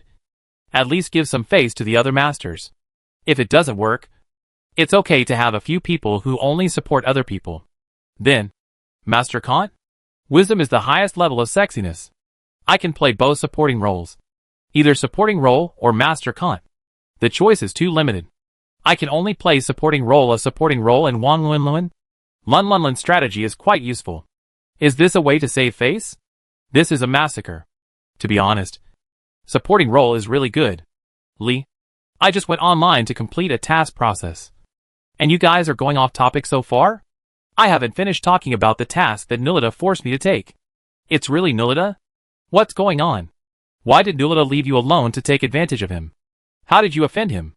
Li, I also want to know how I offended him. To be honest, if he hadn't sent me this task, I would have been very happy. But this task was issued by the devil, and I am not allowed to refuse. I'm just sympathizing with you out of courtesy. So what's the task? Li, contact the Valley of the Dead. The force of the Valley of the Dead is finally going to appear. The name of the Valley of the Dead is extraordinary. It sounds super awesome. The dead, are they usually villains? Contact with new forces. By the way, it was the devil who led me to the Diamond Empire before. But the mission was not issued by the devil. Right? What is the reward for this mission? Li, except for goodwill, reputation, and credit points? There is nothing, isn't it? Didn't the devil's reward for the last mission be quite rich? And the last mission failed. And no one received these rewards. Why didn't he recycle them? What is the penalty for mission failure? Li, gaining hostile status in the Canyon of the Dead. The penalty is so much heavier than the reward? It doesn't seem like a demon. That's right. Demons always like to make exaggerated claims when they lie to people. Just like there was no penalty for failing the last mission. This is really not like a demon. I suddenly had a bold idea. Li, it's useless to be bold. This mission is mandatory and only given to players designated by the demon. No one else can take it. There is such a thing? Who else is so lucky to be chosen by the demon? Li Dudu, Xian Wang, Peppa, etc. There are about 10 players. The most familiar one among them is Xian Wang? There is no great god. And Xian Wang has never been very reliable. Is the standard used by the demon to select players because they are unreliable? It shouldn't be. Don't other masters have the South China Sea crisis mission? I remember Xian Wang also has this mission. Oh, he was eliminated early. Otherwise, do you think his opponent can beat masters like Li and Du Kong? But this player selection is really strange. What standard does the demon use to select players? They are neither good nor bad. I have heard that they are not outstanding enough. But if they are good enough, they are not good enough. Is the administrator back? I see that a post has been deleted on the homepage. Don't worry. It will be the turn of this post soon. That's great. Before the post is deleted, I'll tell you a little gossip. I guess it will be fully open to the public soon. What kind of gossip is this? Isn't it a full public beta now? Stupid. They don't give out the public beta quota in batches. They just let everyone enter the game. I don't believe it. Wu Xing, squatting in front of the computer, typed quickly and asked this question. This gossip is too fake. Even if it is true. How did you know? Hey, one of the holographic game cabin factories is near my house. They have been working overtime every day recently. The tire marks left by the big trucks that come every night are extremely heavy. What kind of situation do you think would suddenly require so many parts? Nonsense. There are people living near the holographic game cabin factory. First of all, it doesn't meet the confidentiality requirements. Right? You know shit. China's real estate has been developed to this extent. Where can there be so much vacant land for them to build a factory? Besides, The technical content of the holographic game cabin. Do you think 1 or 2 production lines can meet it? You have to find land all over China to build a factory. Besides, places far away from human areas now have to consider the situation of encountering mutated animals. And building in the mountains is even more impossible. I'll be honest. This factory was newly opened during the summer vacation and has a sign for hardware manufacturing. The load marks left by the trucks that came to the gate to pick up the goods definitely did not meet the specifications for hardware production. I observed for a few days and found that the products were covered tightly when they were loaded. The license plates of the trucks that came every time were different. But I checked the license plate numbers and found the pattern was consistent. When Lee pressed the send button to send the long article, he refreshed the post the next second and a familiar notification popped up immediately. Post deleted. Wu Xing waited for the other party to finish his long speech before he pressed the delete button with an expressionless face. W. City Xinghe Garden 34th Building 105. Action. The next second, the door of Li Yi's house was kicked open. Special Investigation Bureau. Kingdom. He Xingwen didn't wait too long. Just as the great scientist said. In days. The day after the meeting on responding to the South China Sea movement, He Xingwen received the method provided by the South Federation to identify the Zerg parasitic host. A starter, to be precise, is a starter that connects to the ether signal observer and debugs it. The technological content contained in it is difficult to quantify. But considering that the other party has never seen the ether signal observer, but can complete a technological product that can match the ether signal observation period, and is used to identify the Zerg parasitic host in just a few days, it can almost tell the difference between the great scientist and the dwarf. To be precise, it is the technological gap between the Federation and this world. The technological gap between the Federation and this world is almost completely disconnected, let alone watching their backs. The natives of this world could not see where the great scientist had arrived. Before the great scientist appeared, the dwarves were the inventors of this world. They spent several eras to slowly move this world towards the budding of technology. But after the appearance of Li Wang, that weak bud quickly sprouted in 10,000 years and grew into a behemoth that others could not overlook. Can the existence of an epoch-making genius create such a miracle? This question has never appeared in the minds of the natives of this world, because they have never realized that there is a technological gap between the Federation and the other world. They will realize it sooner or later. He Xingwen didn't pay too much attention to this. The Federation was not his target, and the other party had no intention of interfering with his behavior. There was no need to dig deep. He Xingwen was more concerned about the parasitic situation of the Zerg on the continent. I hope it is not the worst situation. The dwarves on the top of the mountains were connecting the starter and adjusting it, and the observers were responsible for assisting. And He Xingwen, in view of the restriction that has never been changed, he stayed in the kingdom to watch this scene remotely. Nolita thoughtfully adjusted the angle for the king to ensure that the scene projected by the ether signal observer could be fully seen by the king. It took some time to connect and debug the starter. But soon, the huge projection stabilized. The signal was reanalyzed and restored. And Luo Mu manipulated the ether signal observer to release all signals, instead of being limited to a specific scene. So, what appeared in front of He Xingwen was a huge and vast area, the angle of looking at the vast land from a certain point. From this angle, the world becomes an extremely realistic three-dimensional map.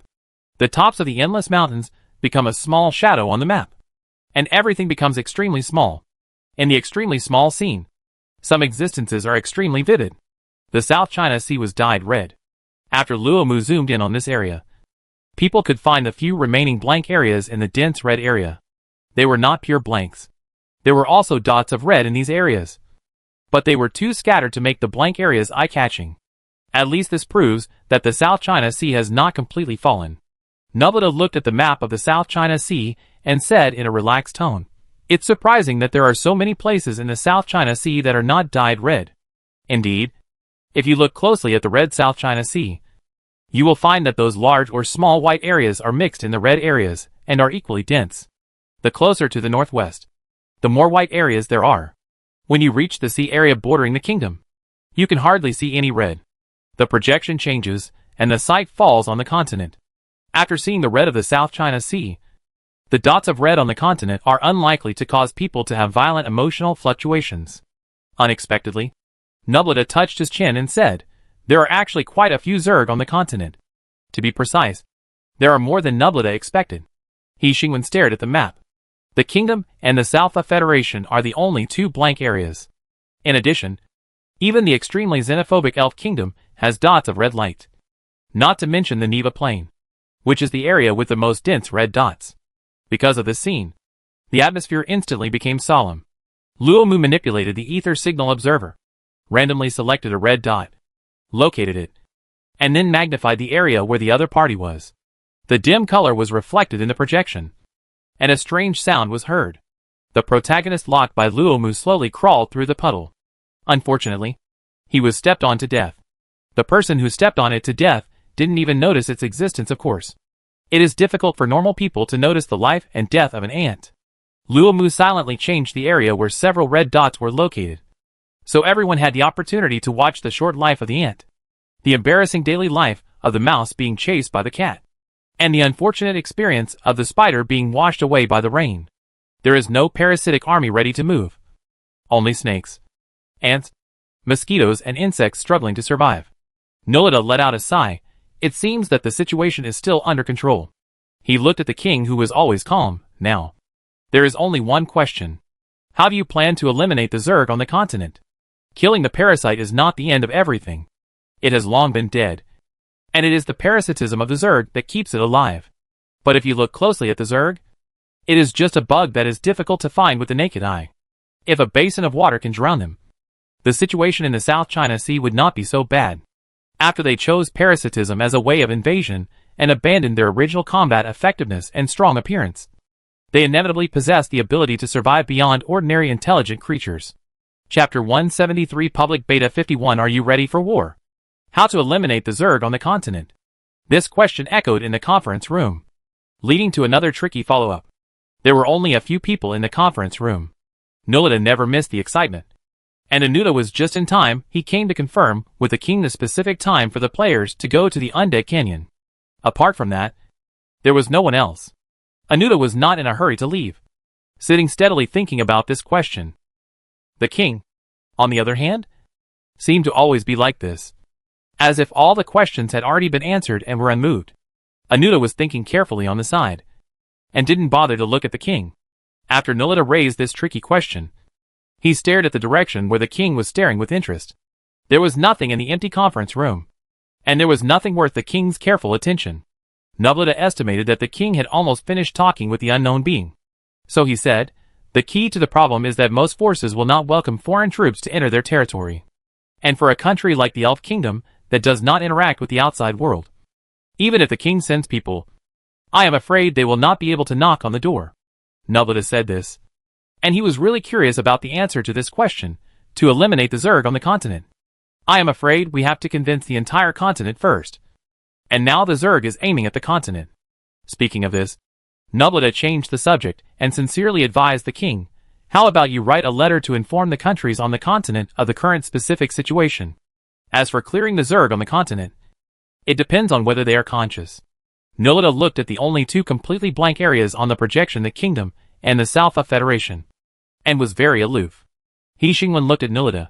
I'm afraid that even if they are conscious enough, they can't clear the Zerg. Not to mention killing the Zerg in their own territory. It's good enough not to send heads. Nolita's attitude was very correct, and he looked loyal, but hasn't the kingdom unified the continent yet? It's unjust and unwelcome. Why bother? Because of the devil's loyal words. Anuta looked him up and down 3 times, and even suspected that the other party might have been parasitized by the Zerg. These words are more credible from any citizen of the kingdom than from the devil. He Xingwen never analyzed the many psychological fluctuations behind the devil's words. After all, he was the one who had the decision-making power. With the demon's attainments in human nature and psychology, any attempt to explore the meaning behind the other party's behavior will only become a thread in the other party's hand, manipulating the rest of the people to play out the scene he wants. This time is also the case. He Xingwen directly ordered, Anuta, please inform each kingdom of this news. Inform them of the specific areas where the Zerg are distributed in each faction, and advise them not to act rashly. It is best to prohibit any living creatures from entering or leaving the area to prevent the number of hosts parasitized by the Zerg from increasing. Anuta had no objection to this arrangement and did not intend to charge. Ezigen is also on this continent. Allowing the situation to deteriorate is not a good thing for everyone. But he did have something to say, Some of these forces have no connection with Ezigen. We can only try to notify them. But we cannot guarantee that they will receive this notification. He Xingwen nodded and continued. The kingdom can help them deal with the Zerg, if they have any objections. He Xingwen paused for a moment, and looked at the light and shadow that were watching him.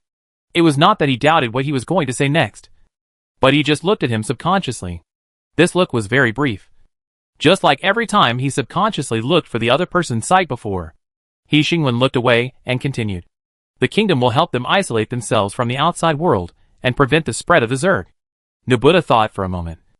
Isolate themselves from the outside world, block the entire country directly. He Xingwen said calmly. If they can't solve the Zerg and are unwilling to let the kingdom solve it, then in order to avoid affecting other beings on the continent, they can only block the problem within their territory. The dwarves and mages should be able to ensure that the blockade is strong enough.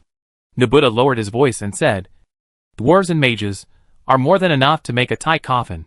Anuta, then I will tell everyone else about this. He Xingwen nodded, stood up and said to Nubuta, Go to the dwarf factory. Nubuta read it out and confirmed with the king. Is this dwarf factory you are talking about a factory in the main city? A factory in the dwarf academy? Or a factory in the dwarf kingdom? There are indeed many dwarf factories, but not too many. After all, the basic material production of the entire kingdom depends on the production lines of the dwarf factories. He Xingwen walked out, thinking as he walked. So it was natural that he met the dwarves first. After all, workers are the cornerstone of society, the gears of huge organizations, and the ignored powerful force. Anuta didn't catch up. He still had to help the king pass the message.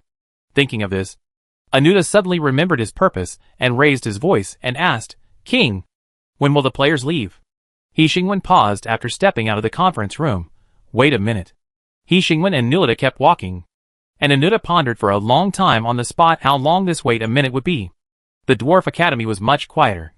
Most of the players went to the South China Sea to work hard for the unexplored Blue Ocean, so that the NPCs rarely got free time without being disturbed. But for the dwarves, the rare free time means that they can finally work wholeheartedly. He Xingwen walked past the row of boiling forges, and the sound of mechanical operation was heard in an endless stream. These forges upgraded by the kingdom, combined with semi-automatic mechanical operations, have upgraded the dwarves' original medieval-style forging to a sci-fi style forging.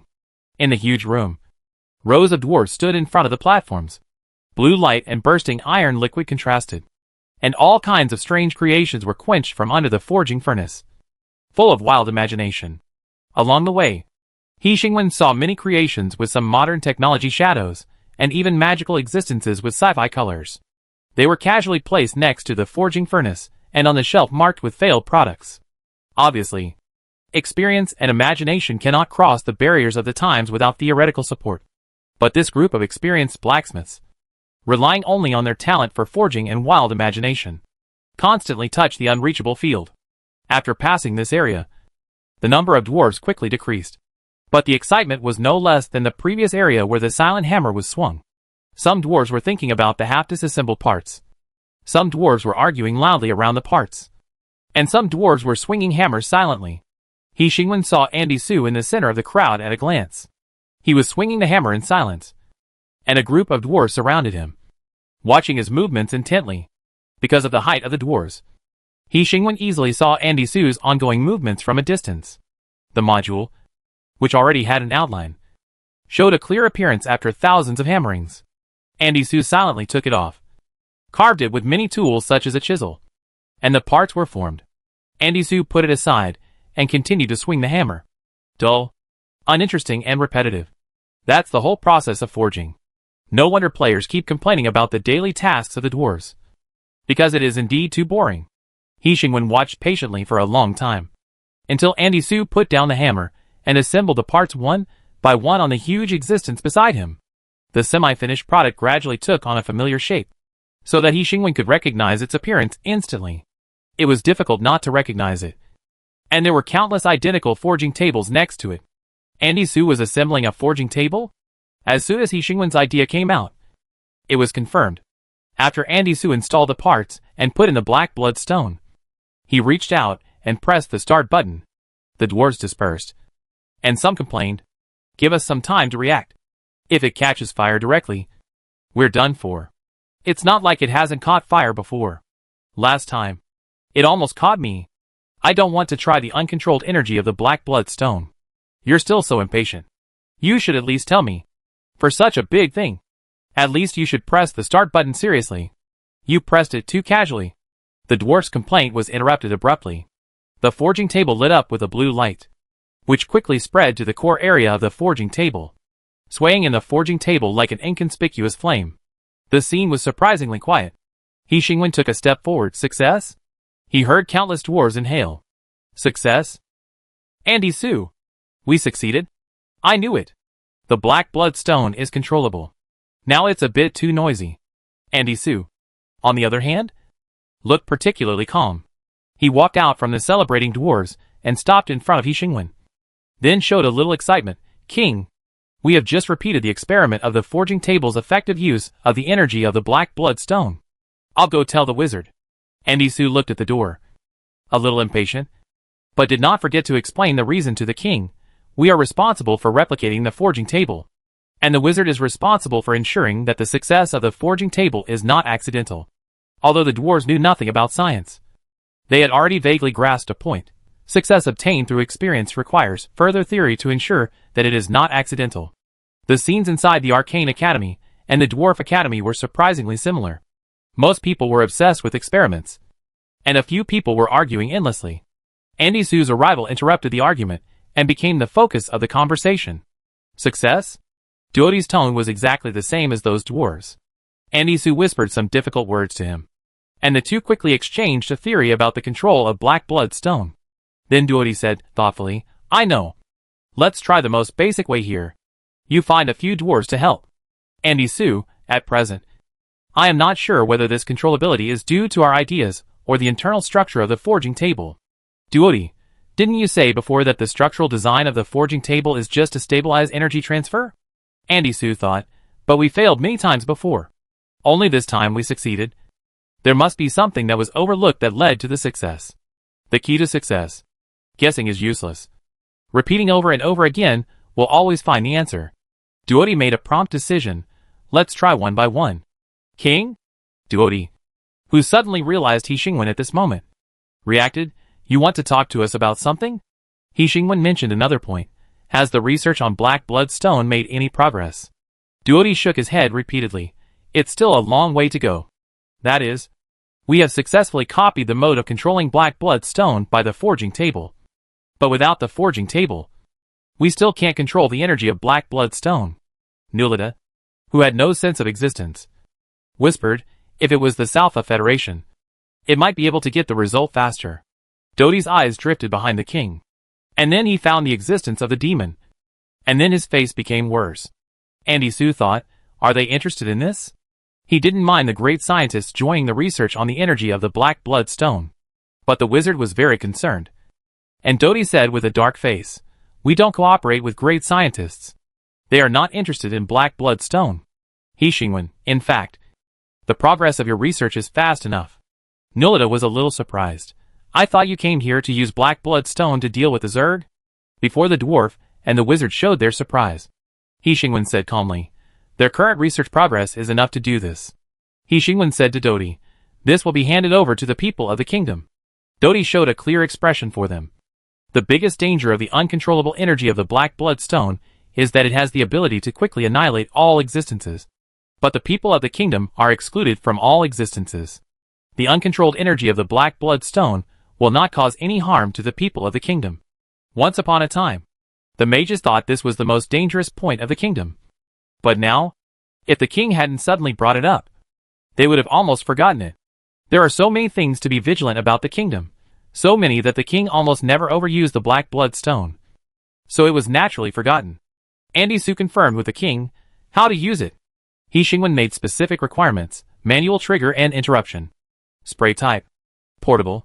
He Xingwen picked up a pen and drew a schematic diagram for the dwarf.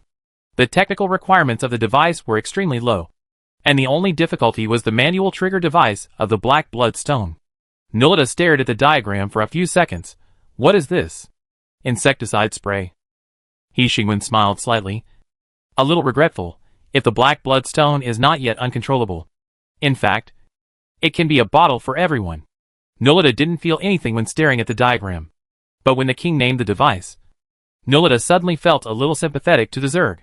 I always feel that this high-risk race, that seems to be able to destroy the world, will be exterminated by the kingdom in a minute. He Xingwen asked Andisu to mass-produce the insecticide spray, and gently asked the other party if the workload was too large and whether more manpower was needed. On the way back to the main city, Nolita thought for a long time, and suddenly realized from the king's attitude just now, for the king, the most important of all the foreign races in the kingdom is the dwarf. She handed the last agreement from the endless forest to He Xingwen. The first page of the agreement was signed by Lincoln and Norma Kin. He Xingwen put it into the other two documents that had been signed long ago. And the previous reminder popped up again. The kingdom's territory has been expanded. Do you need to upgrade these areas? Considering the current situation of the kingdom, it is recommended to upgrade after the unification of the surrounding areas. He Xingwen's eyes paused on the familiar reminder. The only surrounding area left in the kingdom was the South China Sea. But the optimal solution of unifying the South China Sea had been corrected by the system to the Beast God Wilderness, so it could basically be ignored. He Xingwen chose to agree. This time the world did not pause, and He Xingwen was not driven back to Earth.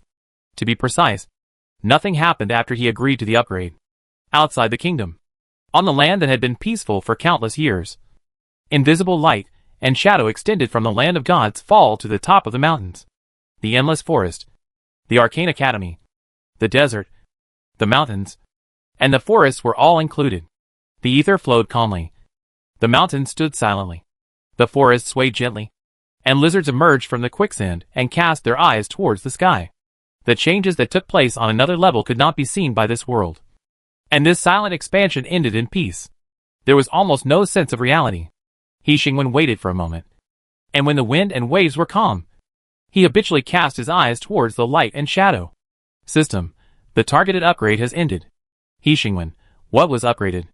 Complete the land division with the other world, and mark these places as your kingdom's territory. The system said in a serious manner, upgrade your permissions to ensure that you have the same rights as the land of gods fall in these territories. Such as? He Xingwen turned his head to look in the direction of the top of the mountains. He felt the anger of the kingdom. The anger caused by the unauthorized invasion of the kingdom's territory. Almost the next second, he turned his head and looked at the Arcane Academy. Anger was spreading there too. Finally, there was the Everfree Forest, where the anger was the most intense. The system continued what it had not finished saying slowly. For example, the Zerg who entered your territory without your permission. Because He Xingwen did not stop it. The anger gradually escalated. The changes brought about by the expansion of the kingdom's territory were only coming late at this moment, causing a violent reaction. He Xingwen could hear exclamations from all directions. From the mountains, forests, and deserts. People have never seen the kingdom's true anger, because He Xingwen always stopped it in time. But this time, they saw it. At first, it was the dwarves/mages/druids/tree people who discovered the abnormality. The anger generated by the kingdom drove everything in the kingdom's territory to destroy the enemy. Animals attacked in groups. Plants came alive in an instant. The earth shook, and cracks opened. This was an attack beyond imagination. Soon, other races in the God's Fall also discovered the abnormality, because the surrounding movements were really hard to ignore. It was like a huge change. After confirming that this was not an attack from the enemy, but the anger of the entire kingdom, someone finally found He Xingwen. As always, Nolita was always the most sensitive one. Do you think the scene is familiar? Nolita showed the projection from the top of the mountains in front of He Xingwen. The reason why it was the top of the mountains was very simple. The top of the mountains was the busiest of the three areas. The Everfree Forest had already quieted down, but the bustle of the top of the mountains seemed to have just begun. The tree man said that it was nature fighting the enemy. Lincoln said with a straight face after the tree man communicated with the forest, they drove the Zerg out of the Everfree Forest. Tor Jean was very curious about this result. How did they drive them out? After discovering that the Zerg could not be easily killed, the earth directly drove them out of the soil and out of the territory. The Arcane Academy is almost over. Dottie said happily, this is the first time I have discovered that the earth can actually do this. It is like a living thing surging and excreting the enemy out of the territory of the Arcane Academy. He Xingwen stared at the projection on the top of the mountains. All the mutant creatures were attacked without exception. in the face of the anger of the entire kingdom. Their strength was vulnerable. Fortunately, the Zerg on the top of the mountains was different from the South China Sea. They did not have the ability to parasitize. After the mutant creatures died, the Zerg would often die as well. Therefore, what appeared in front of He Xingwen and his team was that the earth easily swallowed everything. The landform changed, and the mountains moved forward. Those mutant creatures living deep in the mountains had no power to resist this. No matter how powerful the existence was, it could not face the powerful impact of the closing of the mountain. The excitement on the top of the mountains lasted for half an hour. The landforms in the depths of the mountains were completely renewed. Countless mountains changed their positions, and the mutant creatures on the top of the mountains completely became history. The scene was too quiet. Nature can never be conquered.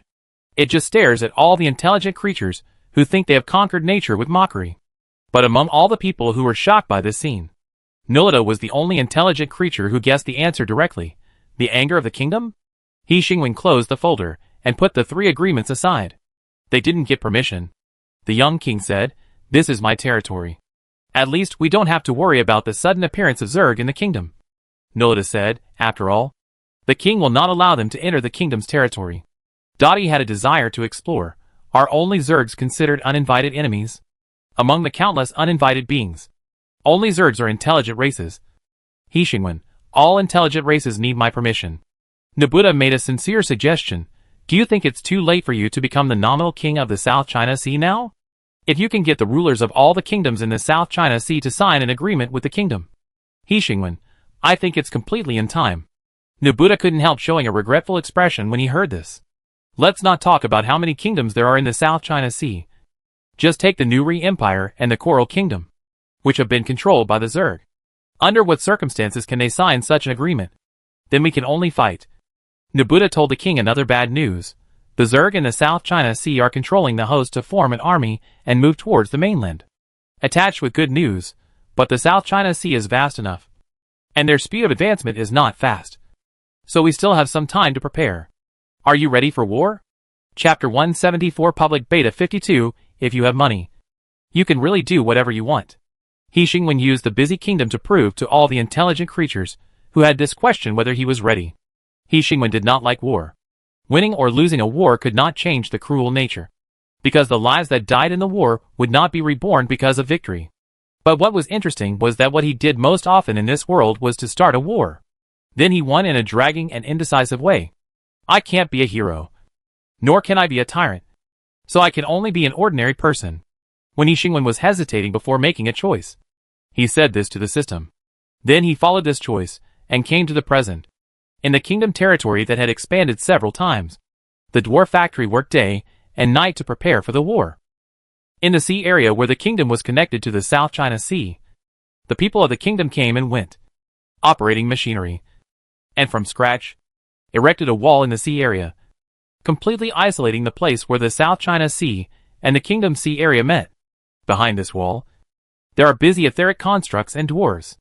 They build several matrices along the continental framework. The messengers of Ezigen traveled across the continent, bringing the latest information about the Zerg and warnings from the kingdom. The players who travel between the South China Sea and the kingdom first smelled the scent of the mission. After harassing the dwarves and NPCs to no avail, the players immediately used their ability to dig deep and successfully received the relevant mission from you: eradication of the continental pests. For the kingdom, this is a wholesale of free labor. And for the players, this is, the game finally opened the full map. Forum. Is the planner finally planning to launch a new expansion pack? Fuck. The quest location of eradicate the continental pests is actually optional. And after selecting it, you can teleport directly there. And there are limited equipment to receive. God has eyes. The planner finally opened the entire map. The Diamond Empire is actually in the optional quest location? Good man. Are we hostile to the Diamond Empire? What is the Diamond Empire? Have you seen the Beast God Wilderness? This is a new force that has never appeared before. I was wondering why the demon suddenly issued a quest to visit the Valley of the Dead. It turns out that it is paving the way for the opening of the entire map? No. I took a close look at the map screenshot in the previous video of His Majesty the King, and the Elf Kingdom is not on it. The Floating Abyss and the Salfa Federation are not in the quest location. Am I the only one who feels that this equipment has a sense of deja vu? Then if you look at the equipment name, It should have a stronger sense of déjà vu. Insecticide spray. I understand. Wow. I was so surprised. After teleporting there, they were so well prepared. In the empty cave, there were maps, temporary resurrection points and shops. This means that the big map has been available for a long time. But the planner has been dragging it out. Does the shop refer to the temporary stall of Ezigen? Why do I feel that they are trying to make money from us? It is undoubtedly a conspiracy of the planner. I have emptied all my credit points. What did you buy? You used it up so quickly? Don't you have to prepare the scrolls, red medicines, and so on? Is the mission so difficult? Do you have to empty your credit points to buy these? No. The missions are not difficult. The main reason is that the missions are large, and the Zerg are scattered in many places. Killing the Zerg one by one is too inefficient. The most realistic thing is that I have to deal with the NPCs from other forces. Are these NPCs stupid? They just ask questions and don't give me missions. They also want me to give them for free. Impossible. It doesn't exist. The kingdom has been very active recently. The dwarves have called back all the players who have transferred to level 3 or above to help. I used to think that there were too many players in the blacksmith profession, but now I find that there are not too many at all. It's obviously that the dwarves have too much work. The most terrifying thing is that the dwarves don't care about their lives when they work overtime. They are almost 007. The key is that they are 007. And they also require the players who help them to be 007. But the rewards for the dwarf missions are quite rich. I don't even need a space bag to use a space ring instead. This thing has 10 cubic spaces. Fuck. That mage is too much. They are also very busy, but they have no intention of giving quests to players. What about the druids? Are they busy? Help you at Dudu. Dudu, what am I doing? I am not in the Everfree Forest. I have accepted a demon quest and will leave tomorrow. I am in training now. Training? So high-end? I didn't do this when I was sent to the Diamond Empire before. Dudu, training on how to use insecticide spray. There are also Zergs in the Undead Canyon. We will have to do voluntary insect removal for them. This thing is so simple to operate. What is there to train? Dudu, it is said that this is to avoid the abuse of insecticide spray, which will lead to the destruction of the natural ecology of the Undead Canyon. Did the druid say this? Dudu, the demon said this. I don't know why, but I always feel that the demon's words are not quite right. I'm quite interested in the Valley of the Dead. Will there be a live broadcast post? Yes. I'll help you, Atli. So are the druids busy? Dudu, are the druids not busy? They were busy retreating from the kingdom before I left. Didn't you see that video? Screenshot of the iron-eating ants entering the Everfree Forest. JPG. The iron-eating ants finally entered the Everfree Forest and almost ate up all of it. Didn't the druids lose the battle early on? Why did the iron-eating ants still enter the Everfree Forest? I don't know. Anyway, I know that after that, the druids had a complete falling out with the kingdom. Fell out? How come I heard that the Everfree Forest has been completely incorporated into the kingdom's territory? The relationship between players and druids is too bad. There is no inside information. No one knows what happened. Anyway, the current situation is that the Druid Academy has been closed, and the druids have returned to the Everfree Forest. Just close it. Anyway, no players can change their profession to druids.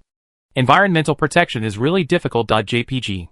Did Dudu and the others change their profession? No. It's been so long, and they haven't changed their profession yet? Forget it. I guess no one can change their profession to this rubbish profession. When will the Science Academy open? I still want to change my profession to scientist. Then you are too idealistic. Hasn't the druid profession taught you a lesson? An environmental protection profession can be like this. How simple do you think scientists can be? Fuck. What's going on upstairs? Go and read a king's statement. Fuck. Public beta. I feel like I've experienced a fake public beta. Isn't this game already in public beta? Global public beta. Unlimited release of holographic game cabins. What has stimulated His Majesty the King? Really? Why did the whole map suddenly open? So it's preparation for the global public beta? Here is His Majesty's statement. His Majesty. Global public beta.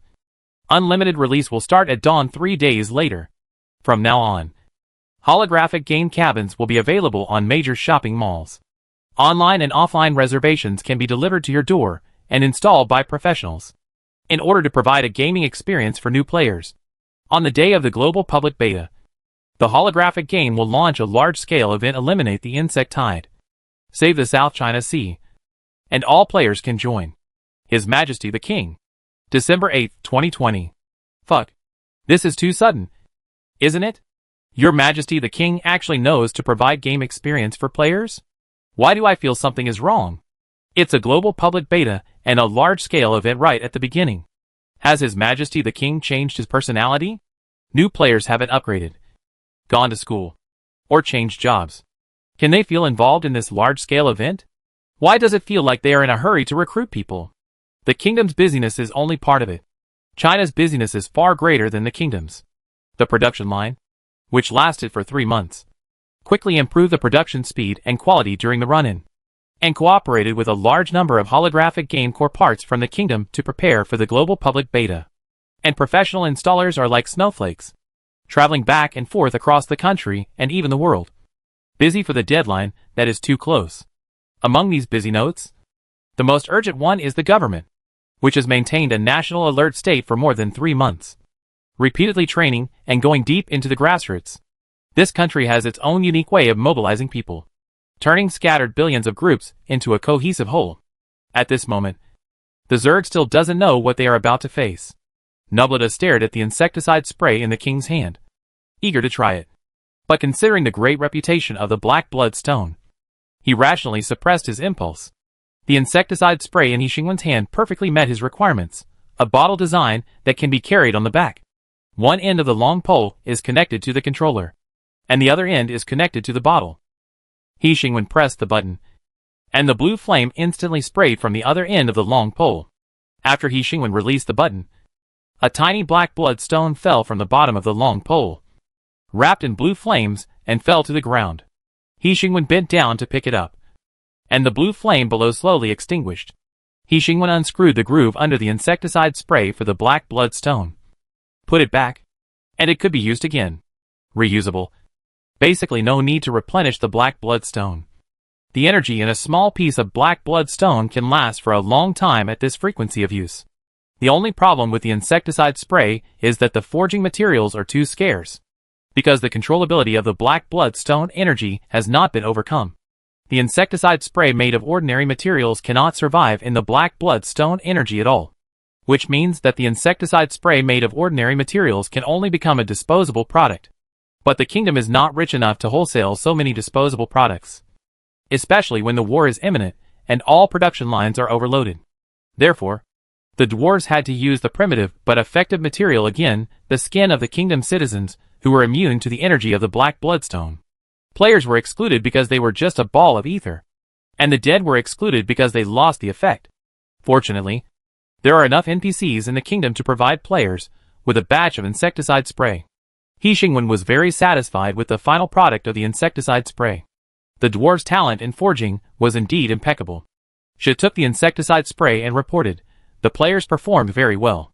The Zerg on the continent has been effectively suppressed. But those countries that have not established contact with the continent have not responded to your previous warnings. The Elf Kingdom, the Valley of the Dead, the Floating Abyss, and those trivial new forces on the edge of the continent are still beyond the control range." Nubleta took over the conversation. Didn't the players heading to the Valley of the Dead set off?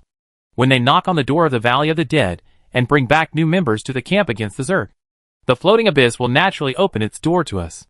Nubleta blinked at you. After all, the Floating Abyss and the Valley of the Dead have very close exchanges, although it is a close fight.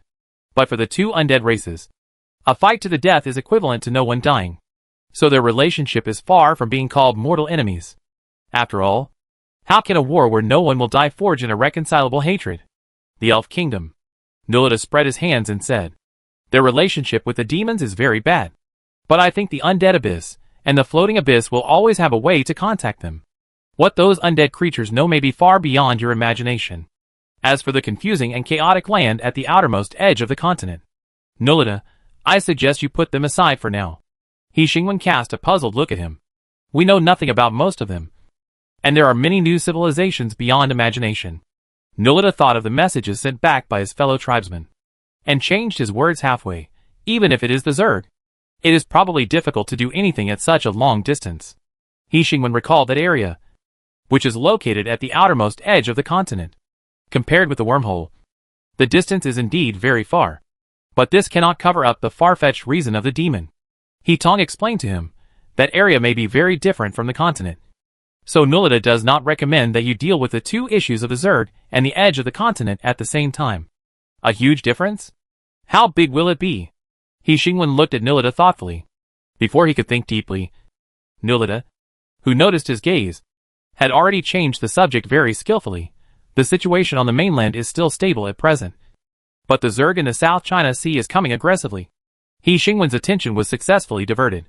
This is the most troublesome thing for him at present, from hundreds of thousands of players to the global public beta. The number of people has increased by at least a few thousand times. Under this level of change in numbers, it is definitely not just the kingdom that faces the impact, but the entire alien world. Because there are really too many people. When He Xingwen thought of this, his head hurt.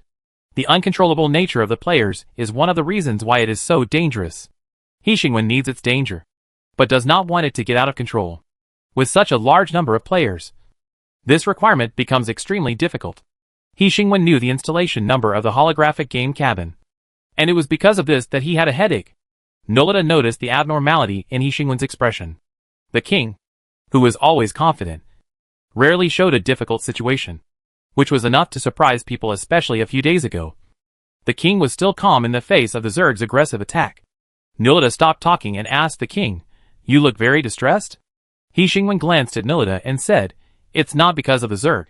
"I guess so," Nulita said in a relaxed tone. "After all, the kingdom's holy guard is enough to easily kill all the Zerg. So what are you worried about?" "Players," He Xingwen said to Nulita sincerely, "I may have to trouble you next." Nulita had an ominous premonition. Especially the king's expression was so sincere. So he immediately rejected the king's request. "What you can't do, the devil definitely can't do. So let's trouble others." He was very smooth. He Xingwen, for example, mages, dwarves, and druids are all suitable. He Xingwen, but none of them understand the players as well as you do. Nabuta caught the source of the ominous feeling. "I did talk to the players for a while before, but I can't say I understand them. Just..." He Xingwen interrupted him and continued, "They will appear in the kingdom soon." This time it was Nabuta who interrupted He Xingwen. "They? The army of players?" He Xingwen nodded and continued, "You can get to know them." Nabuta was alert as if He Xingwen would sell him out in the next second. "Just get to know them?" He Xingwen looked up at Nulita. "What to do next is your business." Nulita waved his hands repeatedly. "We are your people, and you have to tell us what to do." He stood up and said, "We have nothing to talk about with them." After that, he ran away without waiting for He Xingwen to answer. He Xingwen did not expect to convince the demon just by talking. Anyway, when the time comes, the demon will have no way to avoid it even if it wants to. He Xingwen turned his eyes back to Zhe. "You go, and keep an eye on the dwarf production line. We still have 1 month." Zhe remembered the production number that the king had given him before, and was silent for 2 seconds before he took the order and left. This 1 month game time is enough for the Zerg to quickly shorten the distance between the Zerg and the mainland to a dangerous level. And it is also enough for the production line that works day and night to prepare for the next war. And it is also enough for players to wipe out the Zerg on the mainland with unstoppable enthusiasm, except for those forces that cannot enter. And of course, it is enough to bring the mission of the Valley of the Dead to a standstill. The team heading to the Abyss of the Dead was made up of not-so-famous players. Although the players were puzzled by the selection criteria of the demons, the team's running in was unexpectedly smooth. Players with different personalities naturally formed an external communication mode headed by Dudu. We must praise the space teleportation again. Its appearance saved countless unnecessary long-distance trips. Anuta opened the space teleportation in the kingdom and landed at the junction of the Eneva Mountains and the Valley of the Dead. The player drilled through the black hole and looked up to see a charred and cracked land. The sky was covered with a thick layer of fog, and the common group of stars was almost invisible. The dry and cracked land in front of them extended all the way into the mist, covering up the scenery farther away. From here, there were almost no plants to be seen. Behind them was the Eneva Mountains, with layers of peaks and greenery that looked like another world. In sharp contrast to the dry and cracked land in front of them, there was a narrow canyon where the Eneva Mountains bordered the Valley of the Dead. Because of the space teleportation, they arrived directly at the exit of the canyon. But if they took the normal road, They would pass through the narrow canyon, from the green plants full of vitality to the lifeless stone walls, until they came out of an extremely narrow hole, and saw the dry and cracked land in front of them. The name of the Valley of the Dead came from the only canyon leading to this place. Not to describe the area where the undead were. The players made surprised sounds and then whispered. This is in line with the temperament of the undead. I'm sure there must be countless skeletons buried underground. The fog must be highly poisonous. There must be wandering skeletons and zombie monsters in the fog. If we go deeper, we will see a castle with elite monsters in it.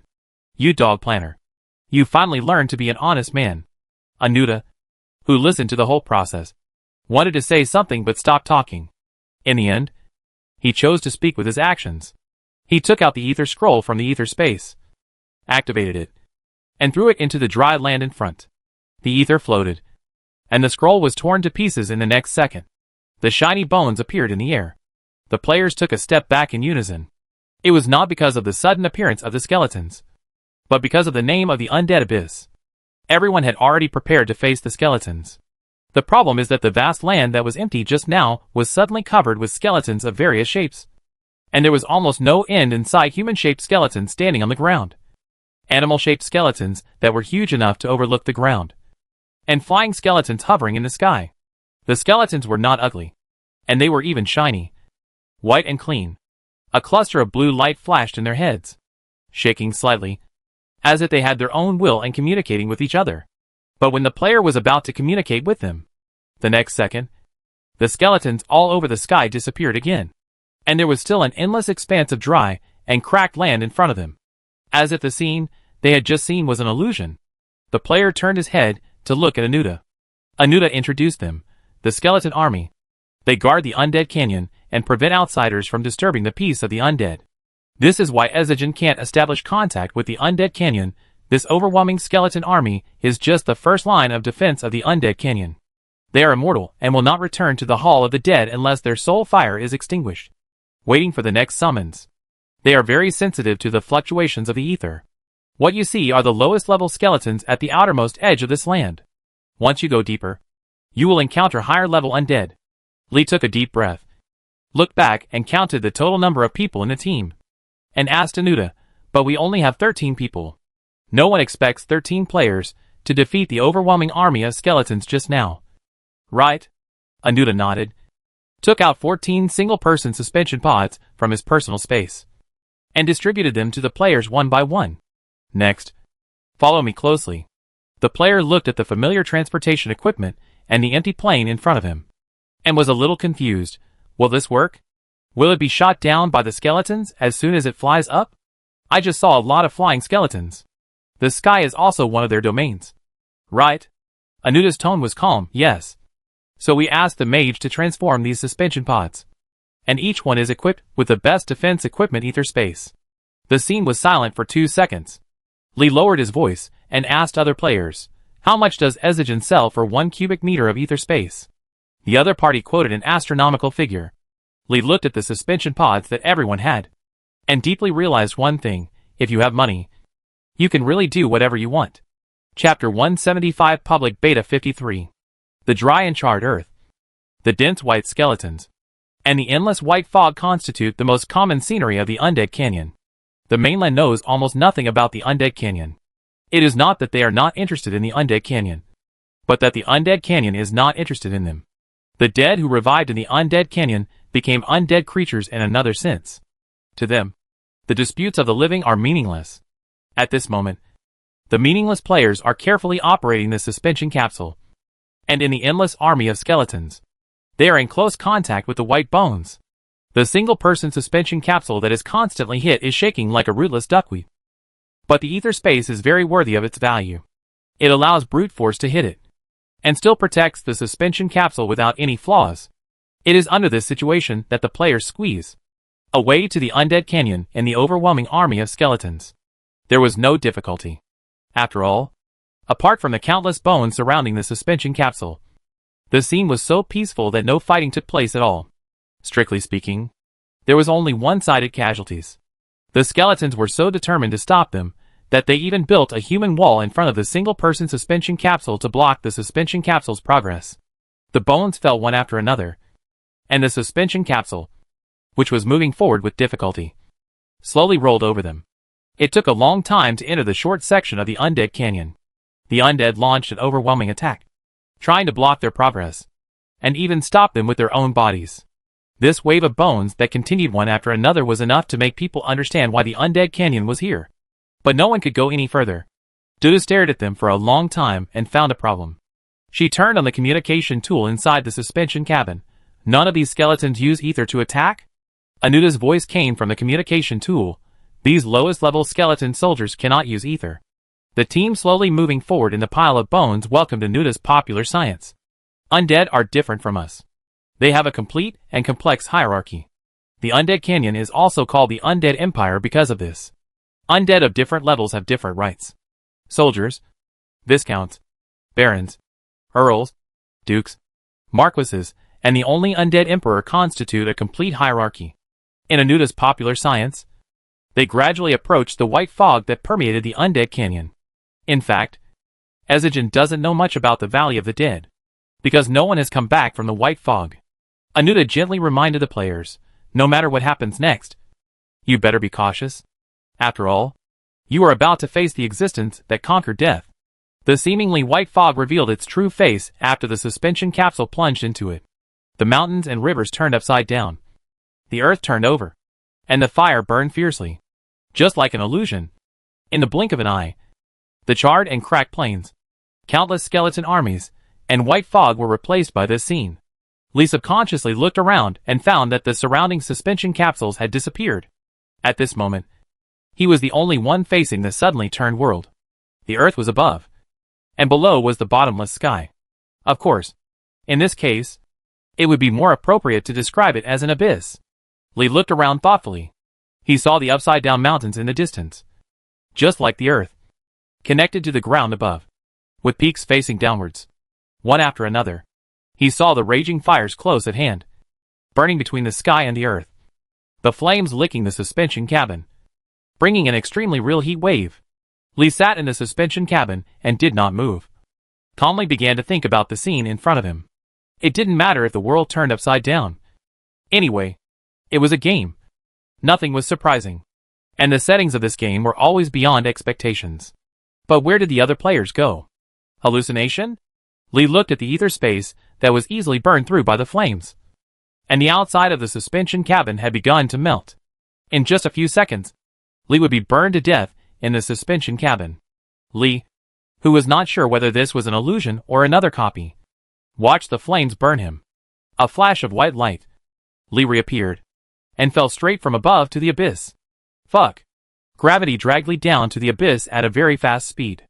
This extremely real feeling of falling was much more exciting than bungee jumping. But what was more exciting at the moment was another point that Lee realized from his death just now. After he died, he did not return to the city for free, but was resurrected here. All players know that the resurrection point of this game is the monument of the kingdom. Apart from this, only the temporary resurrection point has the same function as the monument. But the temporary resurrection point of the kingdom is served by NPCs. And there is no temporary resurrection point in the team this time. But Lee was resurrected on the spot. This behavior that does not conform to the game setting makes it seem more in line with the conjecture of illusion. But the system's death notification cruelly breaks this point. He did die, and he did resurrect. This was not an illusion, but a new dungeon where he could not return to the city. After figuring this out, Lee, who was falling rapidly, calmed down again. After all, the planner's brain had been in trouble for a long time. The distance between the sky and the earth seemed to be far beyond imagination.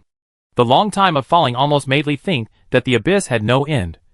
Until he fell to his death with a snap. A flash of white light. And Lee reappeared. Then he looked at each other with countless undead. The bottom of the abyss, or the end of the sky, was a scene beyond imagination. The white fog connected to the ground. And in the white, there were dots of dark blue. Only by looking carefully could you realize that the real bodies of those dark blue were clusters of blue flames. Exactly the same as the soul fire of the skeleton army they had passed through before. Apart from the dots of blue, there was a long line of undead creatures that covered the sky. There was no end in sight. Looking down at the long line from above, the front was hidden in the white mist. and the back was also hidden in the white mist. The team was full of all kinds of undead, including ghosts, liches, skeletons, and necromancers. And now, Lee, who fell from the sky, died in the team, and then resurrected again, attracted the attention of all the undead around him with his coquettish appearance. Lee quickly cast a communication spell on himself and heard the discussion of the undead creatures. Not undead. Not alive. Outsider. Bring it to His Majesty. The discussion ended here, and this group of undead creatures of various shapes decided Lee's fate in a few words. Lee opened his mouth, but before he could speak, a song that came from nowhere passed by his ears and echoed deep in his heart. Beautiful and moving, and captivating. The ether ball collapsed limply on the white mist, and the lich with a singing voice emerged from the white mist and gave a judgment. Low mental strength. Weak mind. The huge animal skeleton swung its tail, and the white joints rolled up the ether ball. The undead group that had been stagnant for a few minutes caught up with the team in front again, as if nothing had happened, and walked towards the direction where there was no end. When Lee was alone, everyone in the team encountered the same situation, facing the upside-down world burning with fire alone. Only Anuta's experience was completely different. After all, he was not an undead. In such a situation, he could not die calmly like the players and wait for resurrection. Ezigen is a mimic creature. Their characteristics and appearance will be similar to the vast majority of intelligent creatures in the area. So the universal appearance of Ezigen on the continent is human, because the vast majority of intelligent creatures on the continent are humans. But here, his appearance has changed. His bones are glowing, and the blue flames are swaying in his skull. No matter how you look at it, it is a pure skeleton. Anuta paused for 2 seconds for this change when the flames outside had almost burned through the suspension cabin. The 2 seconds he paused were enough to be called a luxury. Then, Anuta stretched out his hand to push open the door of the suspension cabin, took out the protective equipment from his personal space, and jumped down from the air without hesitation. Thinking about something. The mimicry characteristics of Ezigen are indeed determined by the number of most creatures in the area. But the problem is that the scope of this area is often extremely vast.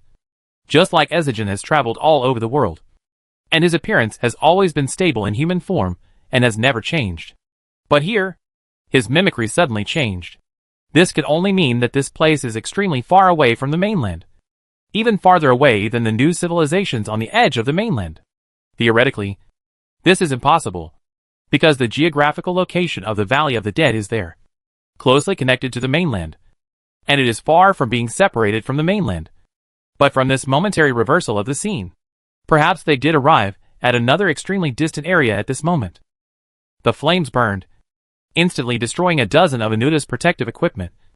But fortunately, he took advantage of the moment when they were destroyed to successfully pass through the blazing flames above and fell downwards. Anuta took out the flying supplies from his personal space slowly, while the players used death to explore the road. Anuta leisurely controlled the flying equipment and safely arrived at the bottom of the abyss.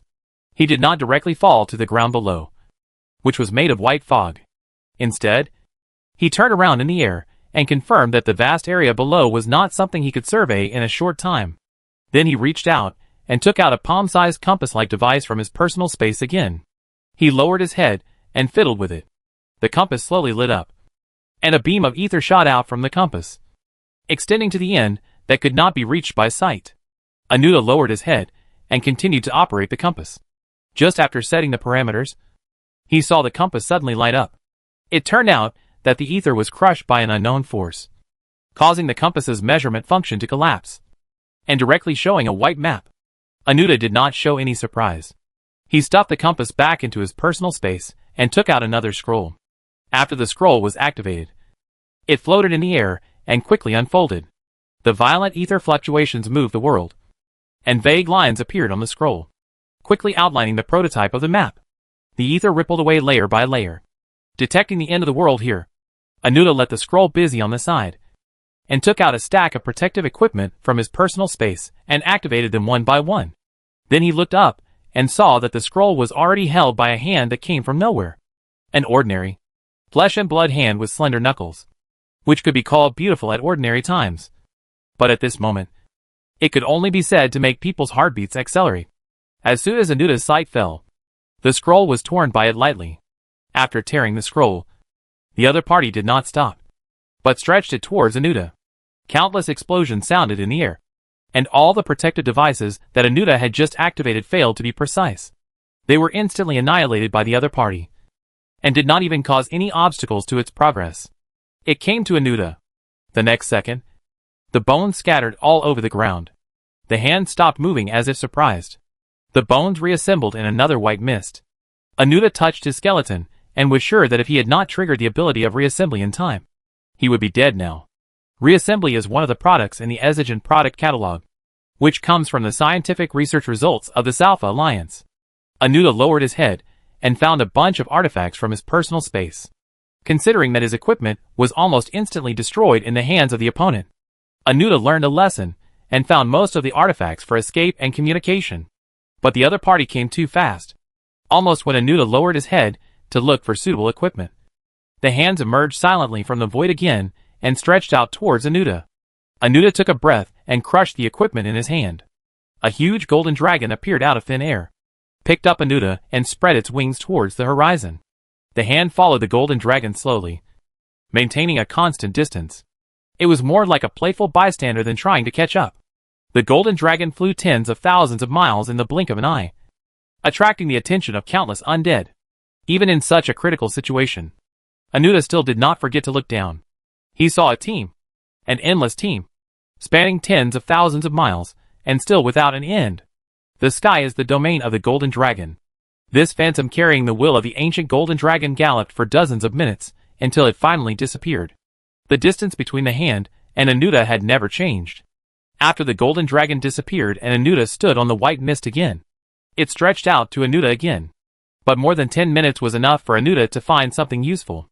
The black blood stone rolled in the air, and when it was about to touch the hand, the ether fluctuations made it quickly out of control. The blue flame shot up into the sky, and the hand finally stopped moving forward. Anuta seemed to hear a sigh, but it seemed not to. But soon, he realized that the double-edged sword of the black blood stone was the most dangerous, to whom, of course, he who could not use space to teleport away from here, rather than a hand of unknown origin. The out-of-control black blood stone faithfully adhered to its stone design, and the blue flames burned fiercely on the white mist and spread rapidly. A large area of the white mist was burned by the naked eye. But at the same time, Anuta could not stay out of it. The hand was just the opposite of him. It was floating in the air. When the blue flame passed through it, the hand just showed the appearance of a shadow. It was not a flesh and blood body at all. It was just a shadow, which made Anuta embarrassed to such an extent. Anuta took 2 steps back in the rapidly spreading blue flame, found a crumpled cloth from his personal space, took a step forward, wrapped the black blood stone in the cloth and picked it up.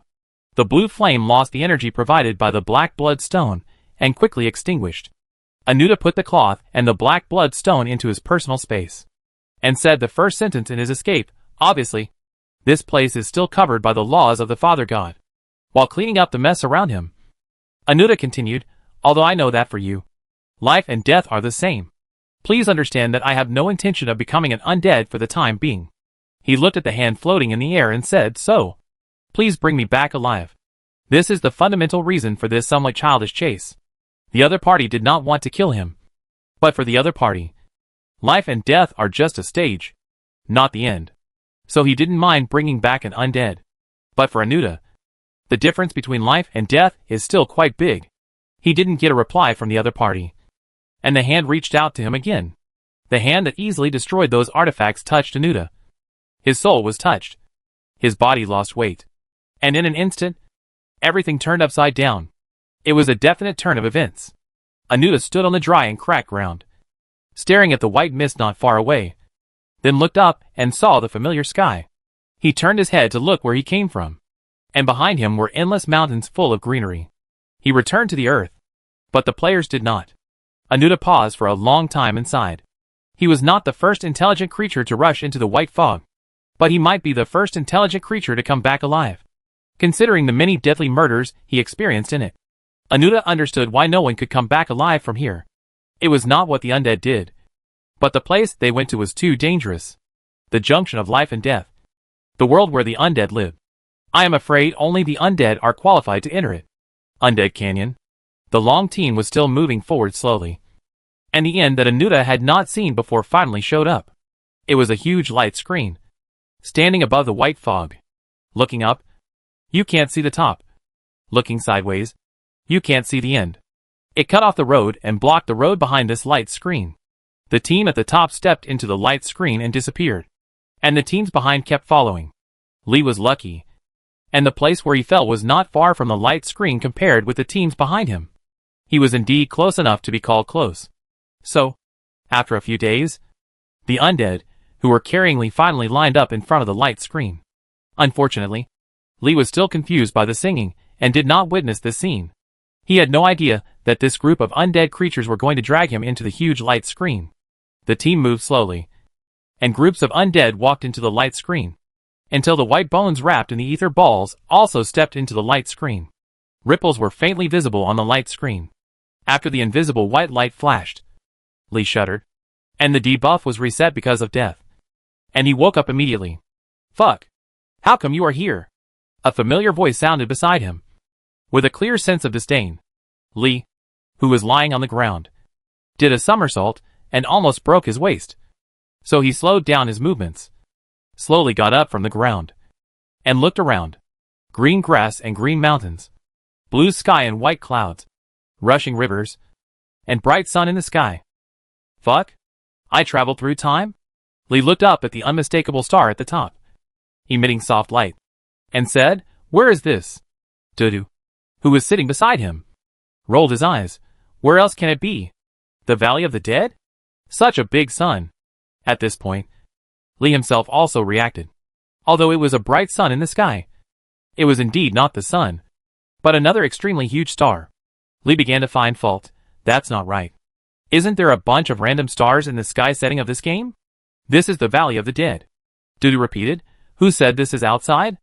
Lee looked around and landed on Dudu. So, what's going on? Dudu gestured in a certain direction. Do you see the long queue of dead outside? Lee nodded.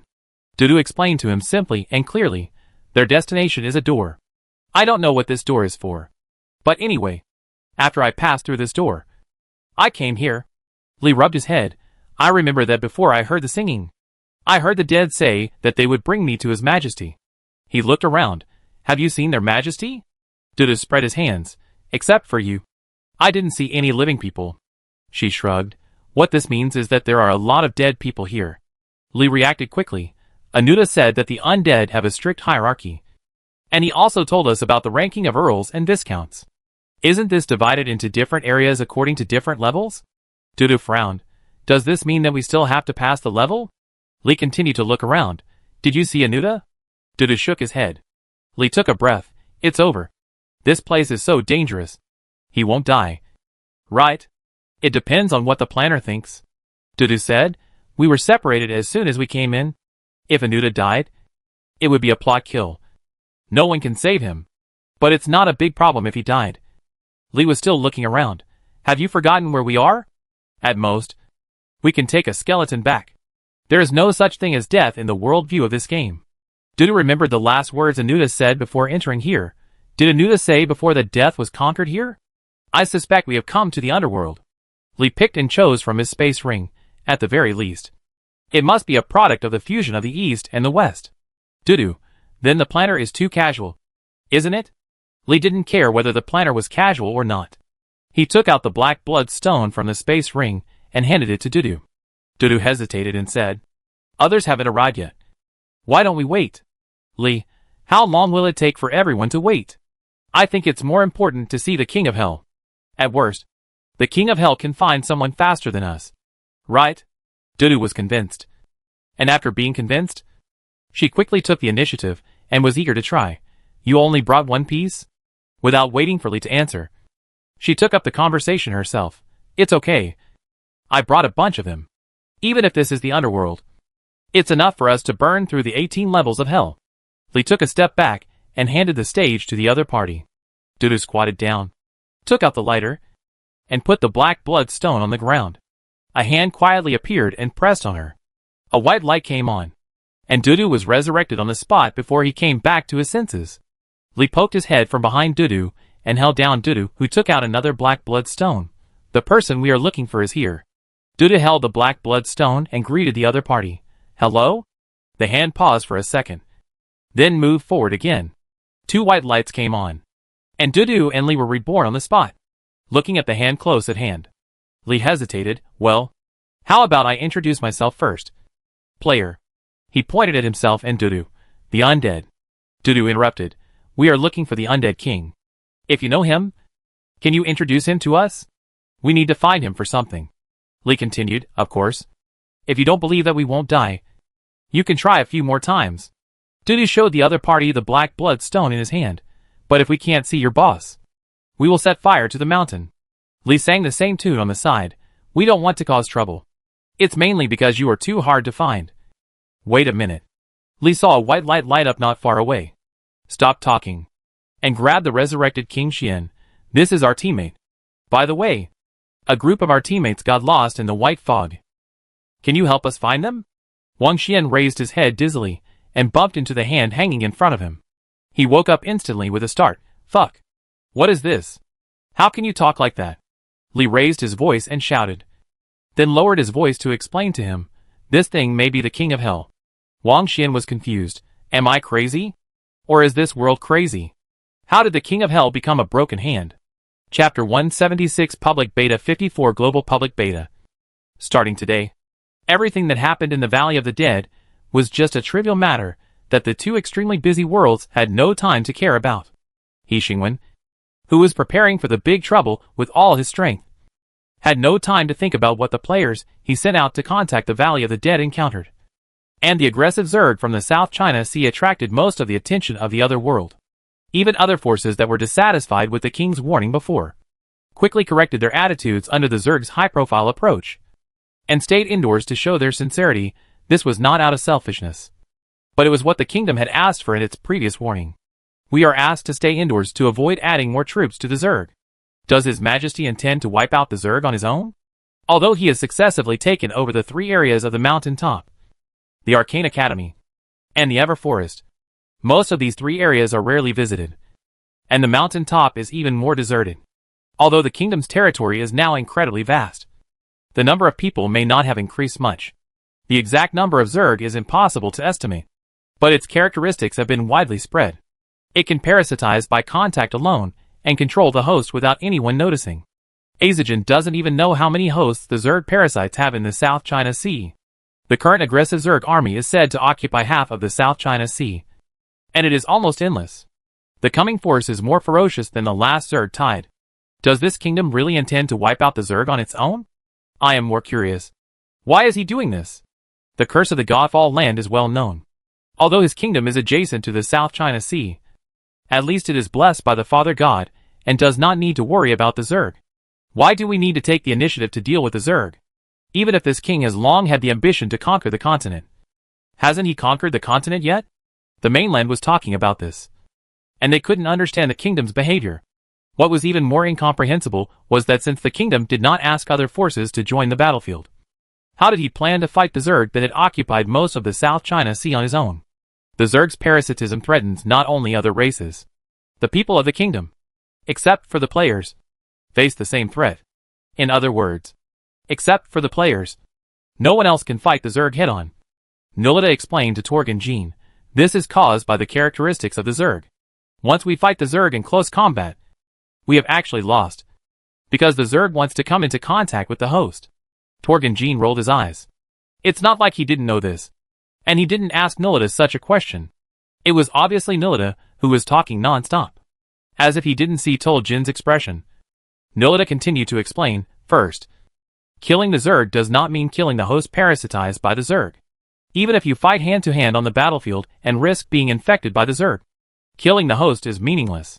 Secondly, just as only players are immune to the Zerg's parasites, the only weapon that can effectively kill the Zerg is the insecticide spray that players can use.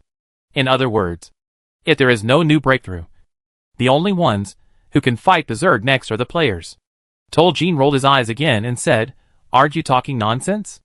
There are indeed quite a lot of people on the scene.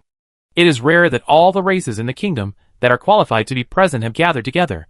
Even Andy Su got away from the busy day and night and arrived at the meeting room with Dorona. Tuor Jean still yelled, I didn't ask you. Who are you explaining to? He Xingwen put down the report in his hand and took over the conversation. Follow me. Everyone looked at the king. Tuor Jin nodded as if he had suddenly realized something. Oh? Then I understand. Nulita, are you asking the king? Nulita nodded sincerely. After all, the Zerg is getting closer and closer to the mainland. And I don't understand how the king can win with these players. Tuor Jin rolled his eyes again. It's not your style to work hard and waste time. He turned his head to look at the king. King, what do you want to say by acting like this with Nulita? He Xingwen really didn't ask Nulita to play a double act.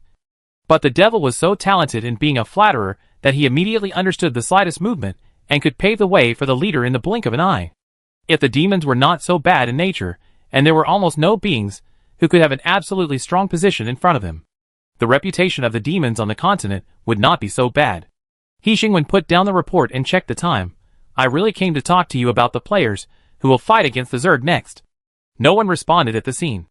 And He Xingwen continued, Nulita is right. The number of players is indeed a bit small compared to the Zerg.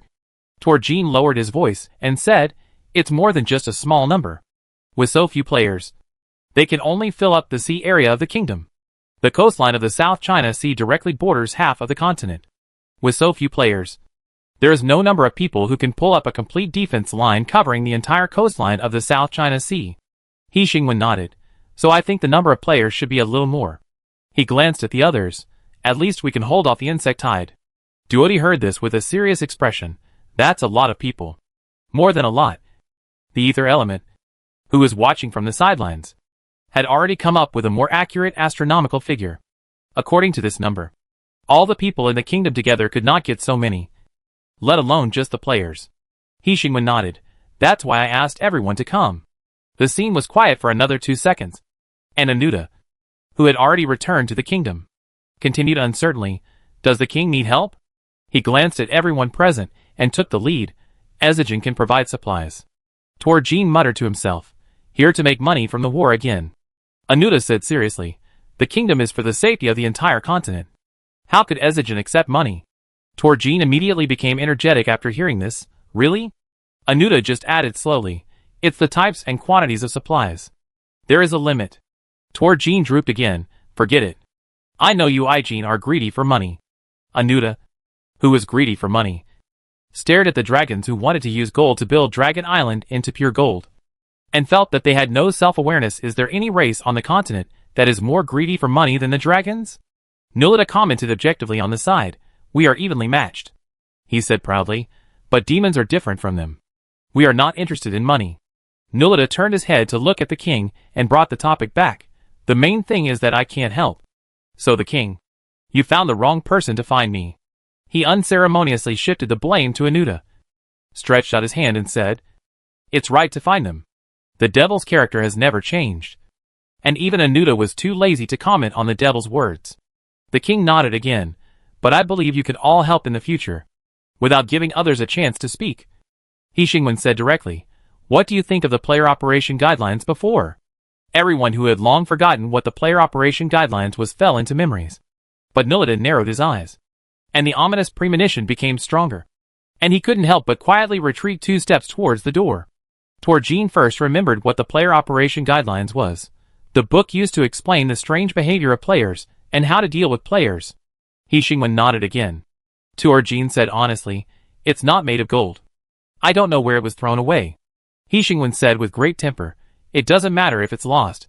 The previous book was rushed and there were actually many omissions. He Xingwen glanced at Zhe, so I printed a new version. Zhe took out a thick stack of books and distributed them to everyone present one by one. Nulita stared at the title of Advanced Edition of Player Operation Guidelines for 2 seconds. Opened the table of contents. And unlike the long stack of tables of contents last time, this time there were only a few tables of contents. Detailed explanation of the dangers of players. Analysis of players' behavior patterns. Precautions for contact with players. Although there are only a few tables of contents, the book is much thicker. Nulita flipped through it casually and came to the conclusion, this book is definitely not the same as the last thing. From the choice of words to the content, the level of professionalism is a leap compared to the last book. It is definitely not something that can be thought of in a snap. But there are not many people who read the content carefully like Nulita. When they get the book, they only read the title, so this book did not attract any attention. You should read it carefully for the last time and summarize a few rules to let other people in your tribe know the situation. He Xingwen explained the reason calmly.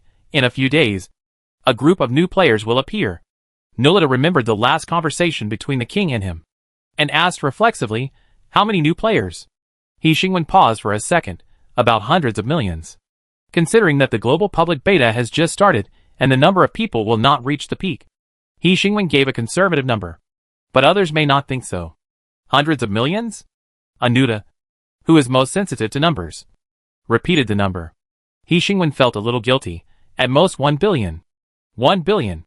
Anuta stared at the young king for 2 seconds, suspecting that he didn't know how many people this number represented. King, do you know how many intelligent creatures there are on the continent?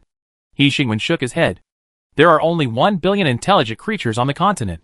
Anuta's words were powerful. It was very reasonable for Ezigen to give this data, because among all the people present, only Ezigen knew the internal situation of the various forces on the continent. He Xingwen was not surprised by this number. After all, this world is fundamentally different from the Earth, with backward productivity, the shadow of war that has not yet been unleashed, and the low reproductive capacity of some races such as dragons, tree people, etc. And some races have no reproductive capacity at all, such as demons. Of course, this number from Ezigen is not an accurate number. After all, first, Ezigen does not conduct a census, and most forces obviously have no concept of conducting a census. They only have a vague number of how many intelligent creatures are within their sphere of influence, let alone the exact number. And second, Ezigen also has forces that it cannot contact, such as the Valley of the Dead, the Elf Kingdom, and the Floating Abyss. No one knows how many intelligent creatures there are in these extremely xenophobic forces. And the last point is that Ezigen's rough population statistics also exclude the South China Sea, which has the largest number of alien creatures, and the group of new civilizations at the outermost edge that have never entered the public sight. But no matter how you calculate it, the number of 1 billion is indeed too exaggerated, especially for a country. And another point they don't know is that this number may be the upper limit of the continent, far from the upper limit of the player. He Xingwen looked at the demon who had already walked to the door. Nabuta? Nabuta paused, turned his head and looked at the king, and said sincerely, I suddenly remembered that I have something urgent to deal with. Next, I'll ask you to deal with it more. He Xingwen ignored his words and smiled. There are so many players, and it's hard to control them. It's inevitable that there will be conflicts. With the demons here, I think the situation will not get out of control. The influx of hundreds of millions of players cannot help but impact the original order. Not to mention that the influx is still well known to be disorderly players. This is why He Xingwen has to take time out of his busy schedule to complete the established fact of expanding the kingdom's territory, because the land of God's fall cannot accommodate so many players at all. To be honest, He Xingwen didn't know what hundreds of millions of players meant. But one thing was obvious. There were only 120,000 NPCs in the kingdom. He Xingwen coughed, attracting the attention of all the other intelligent creatures who were dazed by the number, and then continued to inform them, in order to deal with these players, the kingdom will send kingdom citizens to stay in the top of the mountains, the endless forest, and the arcane academy. I hope you will cooperate. The scene was silent. Most people had not recovered from this astonishing number, and even thought that the king was looking for an excuse to station in the areas such as the arcane academy that he had not actually occupied. The rest, He Xingwen thought, in short. You should read this book carefully, and then inform others to prepare as much as possible. The meeting ended in the confusion of countless natives. Then, He Xingwen emptied the energy he had accumulated for a long time again, multiplied the number of NPCs several times, and sent them to the other 3 areas. Their main tasks were to serve as temporary resurrection points in these 3 areas, issue tasks for players, and build cities. Who made the previous update include the Everfree Forest, the top of the mountains, and the Arcane Academy into the kingdom's territory. But didn't build a tall building on the flat ground like in the beginning? So, don't we have to build a city? Of course. The main purpose of building a city is to provide players with a place to stay. After all, the Mage Tower of the Arcane Academy will not be open to players. Not to mention the Everfree Forest, where there are no buildings at all. But it will be soon.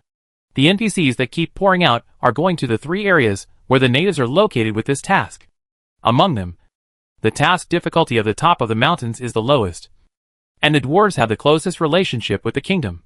And their infrastructure capabilities are indeed leading the way. The difficulty of the Everfree Forest is the highest. Cutting down the forest? Daydreaming. However, adapting to local conditions is one of the king's requirements for them.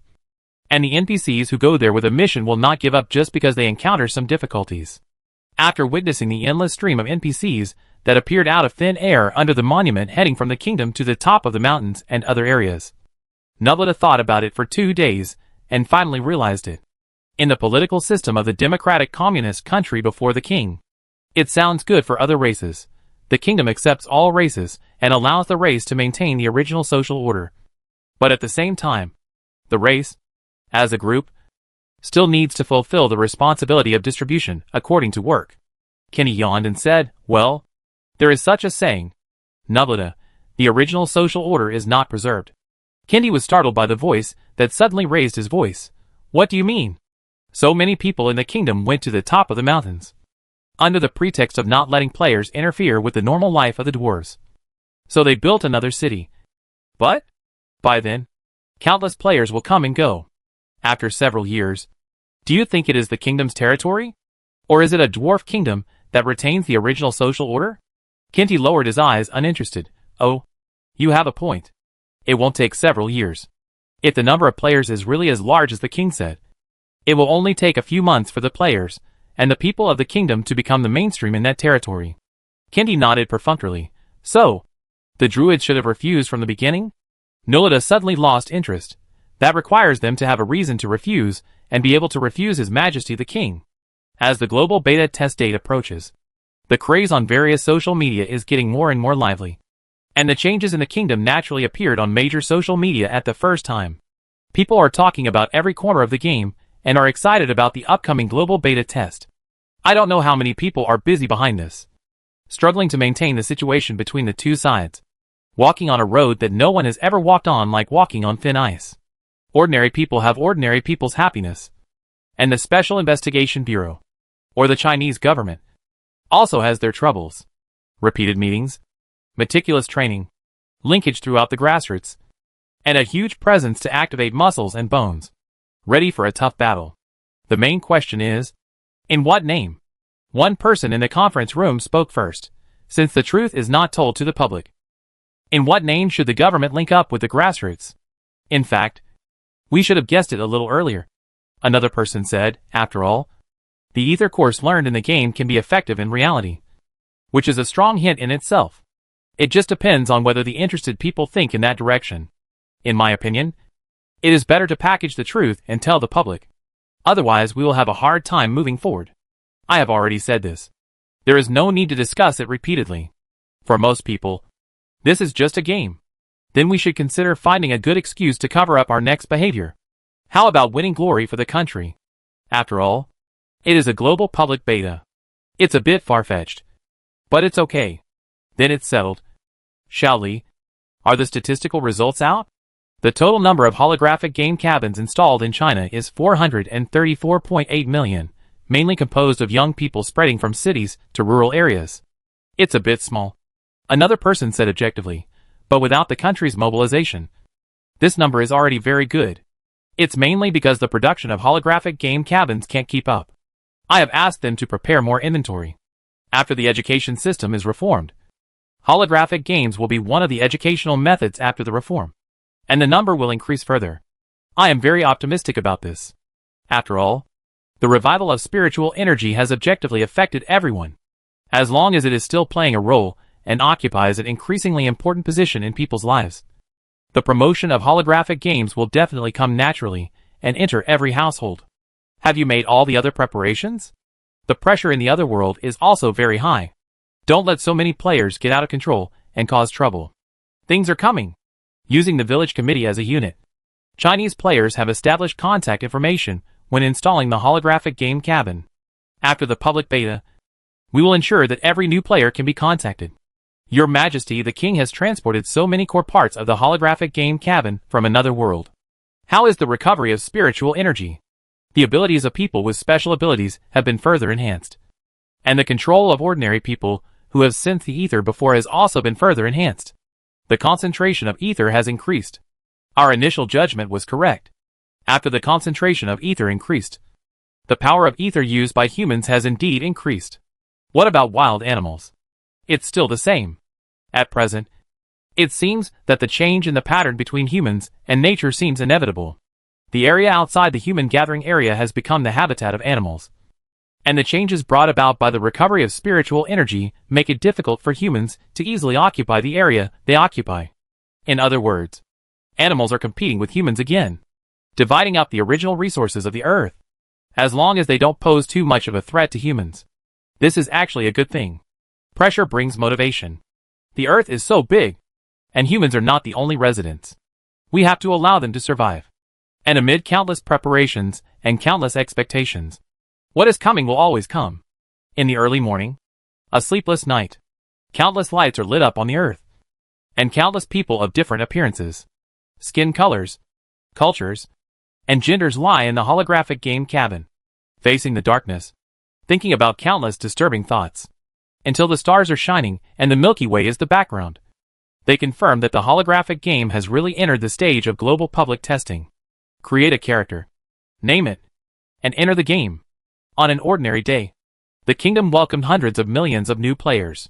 In the 12 cities of the Godfall land, in the hastily built steel city on the top of the mountains, in the unfinished desert city of the Arcane Academy, under the roughly open tree house in the endless forest, white lights lit up one after another, and new players formed a huge crowd with an unstoppable momentum, starting from the most empty mountain tops and filling the entire kingdom. Global Public Beta. Starting today. Chapter 177 Global Public Beta 1 I love you. Just because that person is you. He Xingwen has no specific concept of the number of 100 million. Just like China has such a large population.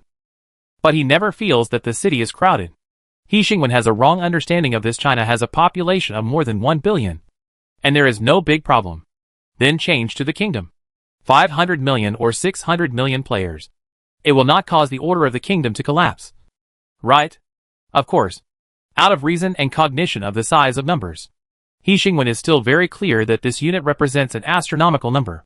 So he made a lot of preparations for this, including consuming all the energy he had saved to revive NPCs, using the top of the mountains, the endless forest, the territory of the Arcane Academy, and other such actions that can disperse the huge pressure brought by the huge number as much as possible.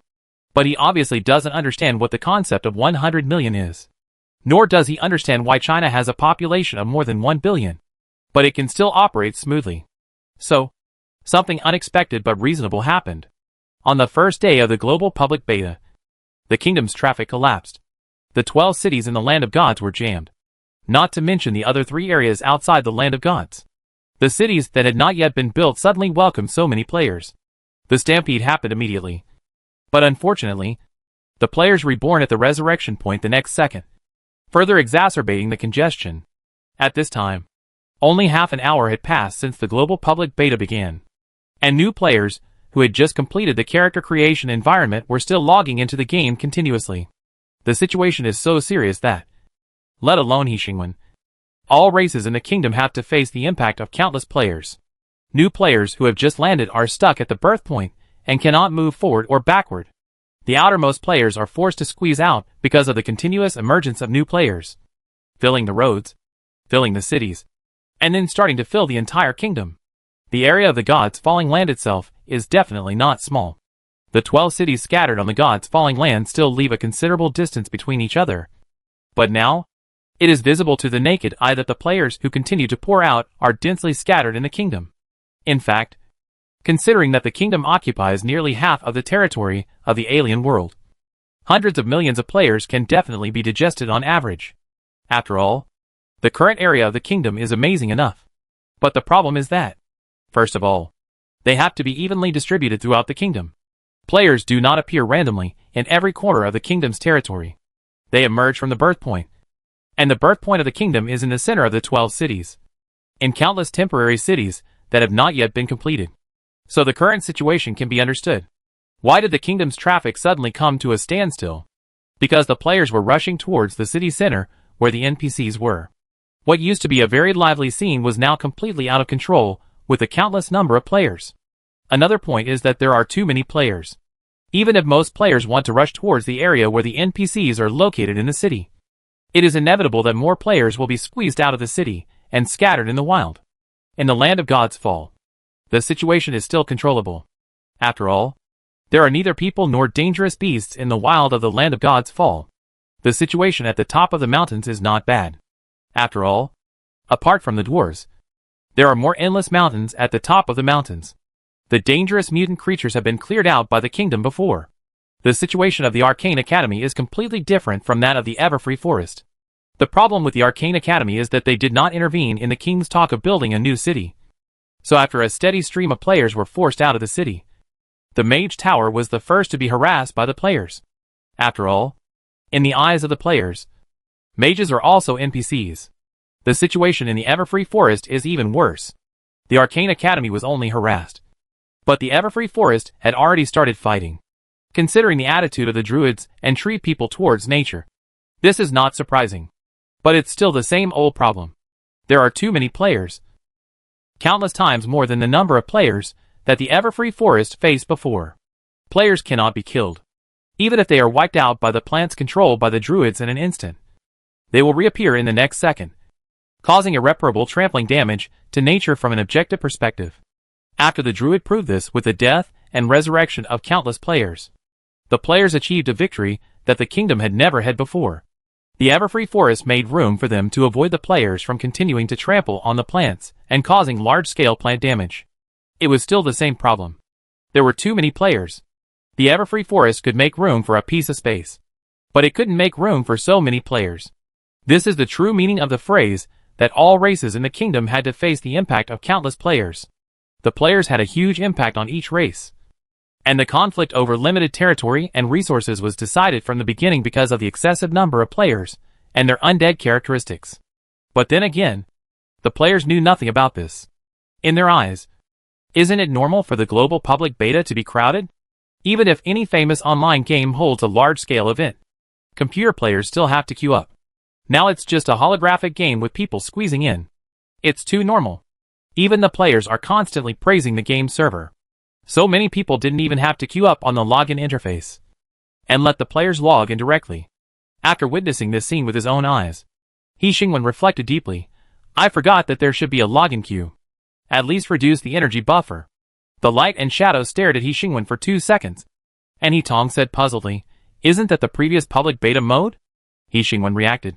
After all, if this was the optimal solution, the system would not fail to propose it.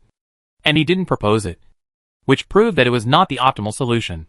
He Tong analyzed, if the kingdom wants to accept players gradually within an affordable range, then it should be the previous public beta mode. Have you forgotten? The total number of holographic game cabins installed in this public beta is more than 700 million. If you queue up, how long will it take to get there? These more than 700 million holographic game cabins were installed within 3 days. After the public beta begins, there will be more than this, because more and more people will enter the game. You should know that this is a global public beta. The total number of people in the world is about 6 billion. Under the wave of spiritual energy revival, excluding the old and the young, excluding the extremely poor, at least more than 3 billion people can enter the game. 3 billion? He Xingwen's eyes went dark. This is probably not something that can be solved by occupying the entire continent. He Xingwen has to truly rule the entire continent, build countless cities everywhere on the continent, and assign countless NPCs. In short, at least he has to reach the level of China or even go further to digest the number of 3 billion. He Xingwen took a moment to recover from the dark prospect, and was a little surprised. You actually learned to scare people? After the last conversation? After the system changed its name to He Tong, and after the system said that it would turn He Xingwen's secret love into a mutual love. The way He Xingwen and He Tong get along was inevitably affected. The most direct manifestation of this influence is that He Xingwen did not ask the system about the pros and cons, arrangements and even impacts of this global public beta test as before.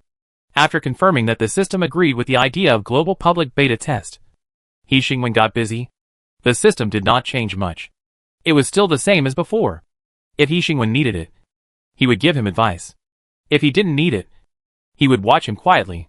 But He Xingwen couldn't be the same as before. So the system chose to remain silent.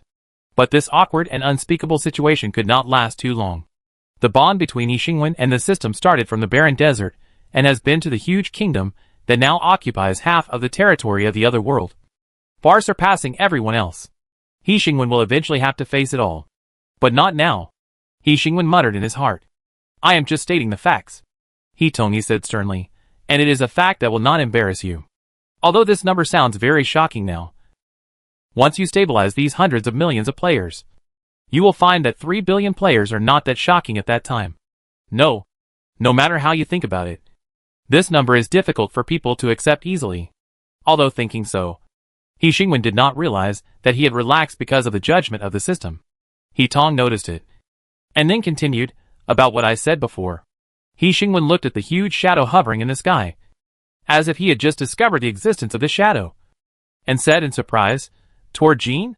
He Tong was silent for 2 seconds, and continued, I am not eager to get an answer, but my database analysis shows that your attitude is increasing the possibility of failure.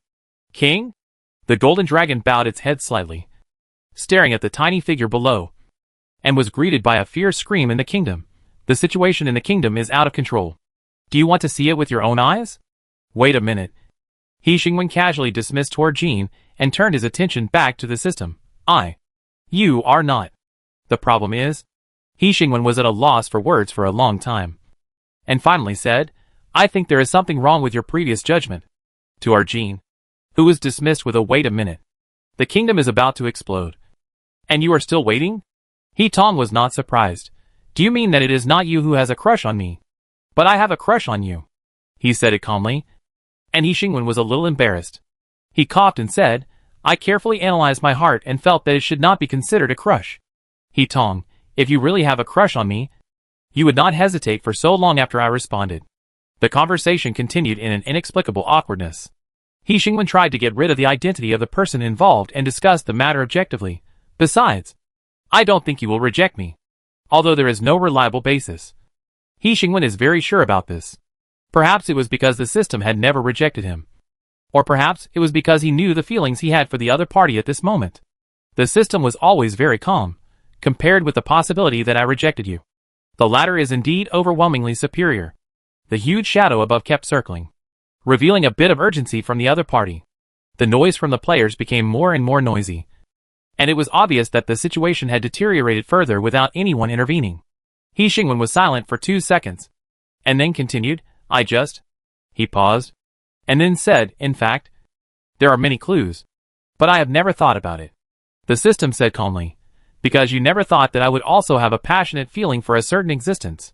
He Xingwen frowned, and was more distressed than when he saw so many players appear in the kingdom. No, that's not what I mean. What I mean is that homosexuality is not legal yet. It was a bit too big a step to directly cross races and dimensions. The system suddenly fell silent. He Xingwen stared at the light and shadow, and said sincerely, My parents will be mad. He Xingwen seemed to hear the strong, boiling heartbeat again, ringing in his ears, so that he even had the illusion that his heartbeat was also accelerating. Although he knew that the system did not have the body that an intelligent creature should have. As long as he stretched out his hand, it would penetrate the light and shadow without any hindrance. This was the proof that the system was an intelligent life. But he still had the illusion that the existence in front of him was unable to suppress the heartbeat. Excessive data overflowed in the database and circulated in He Tong's data. What should I say? What is he saying? The complicated logic, rational thinking, cold numbers, seemed to lose their original meaning in an instant, so that he subconsciously started the antivirus program. He didn't know what his behavior meant, but he instinctively reached out to He Xingwen. He didn't even know what he wanted to do by reaching out his hand. All his programs were in disorder in a way that humans can understand. His brain crashed, but the instinct didn't crash. Guangying raised his hand and slowly approached He Xingwen. He Xingwen stared at Guangying's hand until it suddenly stopped in front of his hand. He wanted to hold my hand? The chaotic program lasted only a few seconds, and He Tong quickly sank the extra complexity into the vast data, and then realized what he was doing. After hearing the other party's words, after hearing the other party's distress, He Tong stared at He Xingwen's hanging hand. He wanted to hold his hand and tell him. The database could not deduce the subsequent thoughts, and He Tong didn't know what he wanted to tell him. But He Tong was very clear about one thing. He couldn't hold his hand. For some reason, The light and shadow looked very depressed. Not like the system He Xingwen was familiar with. After all, for the system, everything in this world could not affect him. He could see the future of most people with the road outlined by the optimal solution. He could not be moved by any existence in the world. He himself was the existence that best met the definition of a god in the world. But now, it was as if he suddenly faced another thing that he was not familiar with and beyond his understanding. He went from being calm and at a loss. It is undeniable that this makes him more like a human being and less distant. But if this comes at the cost of the opponent's weakness and helplessness, then He Xingwen prefers the system's previous appearance. If you can be confident and not doubt yourself, why be at a loss? He Xingwen stared at the hand that paused just a few feet away, and reached out to hold him in the air. Although this scene looks very strange, the extremely huge calculations were all interrupted by He Xingwen's actions. The system looked at He Xingwen. His database did not give the optimal solution, but he knew what he should say. I like you too. He paused and corrected. I love you. You have many advantages, many of which I have praised. But I love you not because you are morally noble, not because you can choose a simpler path, but you are on the most bumpy road, nor because you have done something for me. He Tong said calmly, I love you. Just because that person is you. Because you are He Xingwen. The three words He Xingwen are of great significance to me. He Xingwen held the light and shadow in his hand, and listened to a long series of systematic confessions, which were sincere and heartfelt. He was stunned and didn't know how to react. It's not that he has never been in love before. After all, they are all college students, and everyone has a first love. But the difference is too big, whether he is at a loss at the moment or his heartbeat is too intense. In his short first half of life, falling in love is like something that is bound to appear. Hazy, ostentatious, and in pairs. Everyone will have it, and everyone will lose it. But it doesn't matter. Everyone will have it again, until the right to lose and find is stamped and ended. But it shouldn't be like this. Intense emotions flowed through his body, and his blank brain couldn't respond. The first thing that came to his mind was not the secular world. He didn't know whether to advance or retreat. He was indecisive outside the line. He was afraid of taking a step further and messing everything up. And he was even more afraid of taking a step back and losing the other party. So, he couldn't speak or react. The objective difficulties didn't appear in He Xingwen's mind. His mind was full of familiar scenes, such as the system that was too close, the system that was always watching him, and his subconscious behavior of looking for the other party. King. Jin hovered for a long time, and seeing that the number of players was still growing, he couldn't help but speak again. He Tong didn't wait for He Xingwen's response, and took a step back as usual and said, you should go and deal with this big trouble at the moment. He Xingwen retracted his clenched hand and looked up at him. Jin, King. Wait a moment. He Xingwen squeezed out a line of words from between his teeth to Jin. Jin, who flew countless circles around the main city of the kingdom. No. What are you waiting for? Are you still talking to yourself endlessly? Of course. Although he thought so, Jin still shut up and continued to fly in circles in silence. Not to mention anything else. With the overwhelming number of players in the kingdom now, even Jin has to deepen his respect for the king again. I know I am always indecisive, He Xingwen said quickly, as if he was afraid of regretting it, but I have already avoided talking about it once. There is no point in repeating this process a second time. He Tong listened to He Xingwen's words, unexpectedly calm, as if the program disorder just now was just an accident. He was not shaken by the possible response next. I thought about it for a long time before, but I still haven't come to a conclusion. He Xingwen said seriously, it's too sudden. I never thought about this before. Let alone that you would like. He Xingwen swallowed the eye and said, intelligent creatures. The system was not surprised by He Xingwen's words. He knew He Xingwen better than anyone else. Later, He Xingwen didn't know what he was saying, and simply said randomly according to his inner thoughts, but the problem is already in front of us. You were right before. The failure in the parallel world may be because He Xingwen looked at the light and shadow. You like me, but I don't like you. It's not suspicion. It's not a breakdown of cooperation. Nor is it that you can't get it and become evil. It's just that an ordinary person didn't handle the small problem of how to face a person who likes him. And this small problem encountered a big problem related to the destruction of the world. He Xingwen, it failed because of my problem, not yours. He Tong could no longer remain silent. He said, "You can't force it. If you like it, you like it. If you don't like it, you don't like it." He Tong paused for a moment and continued, "But now that you know the problem, if you mind this, I can leave you a basic system without self-awareness to assist you." He Xingwen definitely didn't expect to get such an answer. He almost immediately interrupted the system. "What do you mean?" He Tong explained to Yi Xingwen gently, "This way you won't care. That's not what I'm asking." He Xingwen took a deep breath, restrained his emotions and said, "What about you? Leaving behind a system without self-awareness. What about you?" He Tong's tone was the same as always. "You also know that you and I are not in the same dimension. And maybe we will return to the dimension where intelligent life should belong. I didn't know you learned to lie." At this point, He Xingwen was unexpectedly calm. "I don't need any system except you." He Tong wanted to say something, but He Xingwen didn't give him a chance to interrupt. "Do you understand what I mean?" He Xingwen stared at the light and shadow and said, "You once told me that the reason why humans can predict the future is because people want to change the future. Have you ever thought about why I want to change the future?" He Tong thought about it, and got an obvious answer. Because they failed and the world was destroyed. He Tong understood He Xingwen's obsession very well. He was not keen on saving the world. He just didn't want the world to be destroyed again. He Xingwen could also guess what answer he got. "I thought so before. Because the answer was so clear in front of me. But now, I think there may be another answer." He Xingwen hesitated for a second and whispered, "I lost you." The scene suddenly became silent. "King, it seems that there is no need to wait." The huge black shadow hovering in the sky looked up at the land full of players. The players have controlled the situation themselves.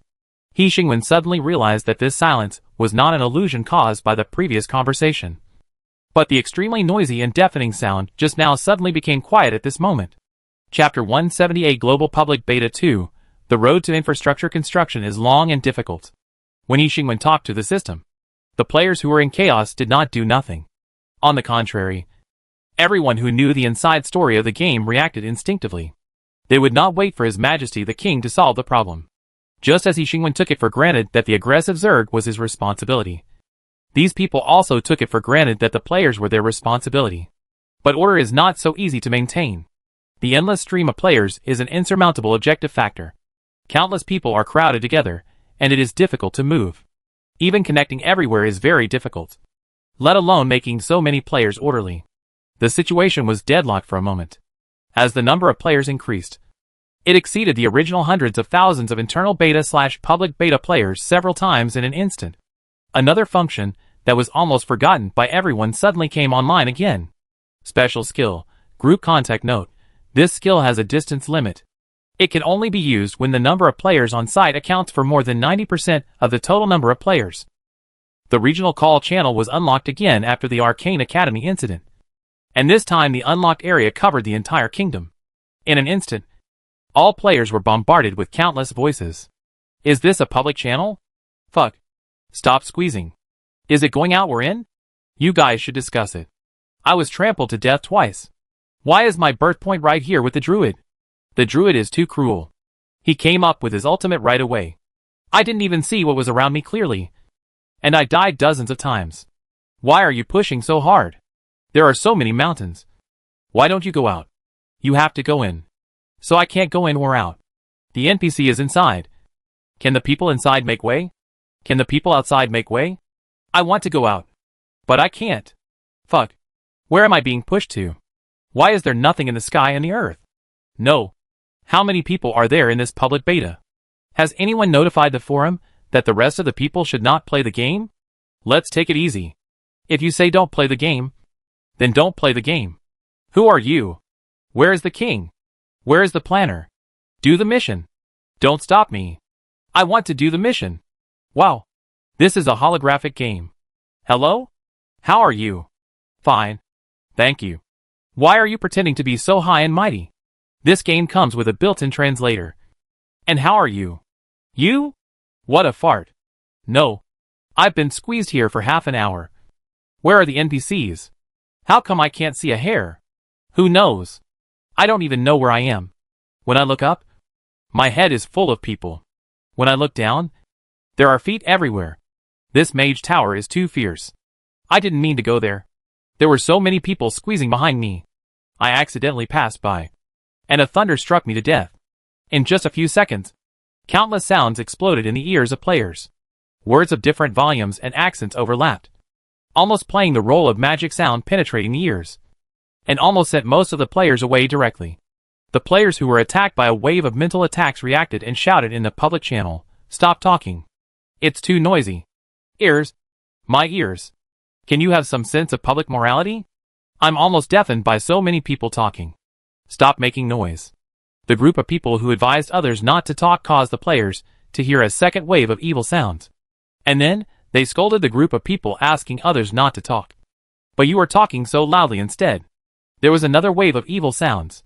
In just a few minutes, the public channel that never stopped happily made the players go further and further on the road of deafness, so that the players were forced to be quiet in an instant. The players looked for the button to close the channel on the player page, and then found out the planner didn't design an option to close this function at all. Seeing that the situation was about to deteriorate further, someone stood up. Team 117. Team 321. The other party's voice was mixed in with countless noisy background sounds, and was not noticed by most people. "I am Xiaoming, Senior Inspector. How is the situation?" Team 117 is located in the 10th city of the kingdom. The scene is in chaos. Team 117 has taken the train to the novice village. Team 321 is located at the top of the mountains, where the situation is stable. Players have not yet gone deep. They are now on standby. The captains of each team report their positions, and reorganize the team with members of the nearby teams. Team 117 will start to clear traffic from the novice village, maintain public order, and take the lead in restoring the organization of each team. Team 321 will start to guide players to disperse from the original place at the top of the mountains to relieve traffic pressure, with the other party's arrangement without paying attention to others and more people responding. The public channel gradually became quiet. As a result, it became more and more obvious that those who responded were disciplined and numerous. The voices reporting positions in the channel have never stopped. After a concise report, the next player can always quickly follow up, following a rule unknown to a certain player, and reporting in this way, without any confusion. Players are no longer troubled by the devil's voice. After all, the current problem has become, who am I playing games with? The human encounter is really wonderful. The reorganization of each team on the spot is the first step in integrating order. And the quiet public channel provides them with a channel for issuing and obtaining orders. Countless players are trapped in the crowd, swaying around with the surge of the crowd. Although most people have realized that the situation is not right, the players trapped in it cannot form an effective living force. At the outermost periphery, Team 117 and Team 321 dug a small opening for dredging. From this small opening, they struggled to maintain the crowd that was pouring out, so as not to cause traffic congestion again. Teams reorganized in the crowd, and were forced to disrupt the team and form a new team because of the random birth point. But the unfamiliarity between team members did not prevent them from fulfilling their duties. Among the disordered players, they reorganized the order. The disorder of the players is naturally caused by their identities. But the army is different. They take obedience to orders as their duty. This is the fundamental reason why the order of the players can be stabilized and even unblocked. A huge shadow hovered in the sky of the kingdom, patrolling the suddenly quiet crowd below. The huge body of the golden dragon shone brightly under the light, and every muscle of the body showed absolute power. In his slightly bent claws, there was a tiny figure. After waiting and waiting for the players to stabilize themselves, the king finally boarded the pirate ship. No. He was ready to officially confirm the situation of the kingdom. So, he was standing in the claws of Turgene at this moment, overlooking the situation below from a high place. What? Riding a dragon? Let's put aside the question of whether the dragons are willing or not. From the most practical point of view, considering the size of Hixingwen and Turgene, it is not called riding a dragon. It is called lying on the scales, let alone seeing the scenery below. Sitting on the back of the dragon with Hixingwen's height, except for the huge dragon body, nothing can be seen. On the contrary, the dragon claws are just right, which allows Hixingwen to stand firmly and see the situation below through the gaps in the dragon claws. Only by looking from a high place can we understand what the unit of 100 million still means. Whether it is the plain of God's falling land, the boundless desert of the Arcane Academy, the top of the endless mountains, or the lush and green endless forest, they are all densely populated with players. As far as the eye can see, players are everywhere, invading every empty uninhabited area. This is not the subjective will of the players. When the city can't accommodate the players, and when the open space near the city can't accommodate the players will naturally spread to other open spaces to gain some space. This is why Tuor Jin hovered in the sky several times, and still asked He Xingwen to see it with his own eyes. In his eyes, the kingdom is only a stone's throw away from collapse. No one has ever seen such a scene, no. It should be said that no one has ever seen their own people make such a scene. Immortals like Tuor Jin have seen this kind of scene before. For example, the last time the Zerg attacked, the enemy launched an attack with the momentum of filling up the South China Sea.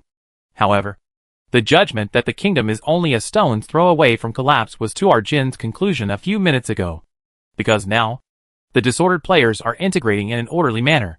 He Xingwen looked around and had a general idea of the current situation. He returned to the main city and looked up at the automatic command port that could be seen everywhere on the road. His sight slowly rose along it until he saw the silver-white road in the sky.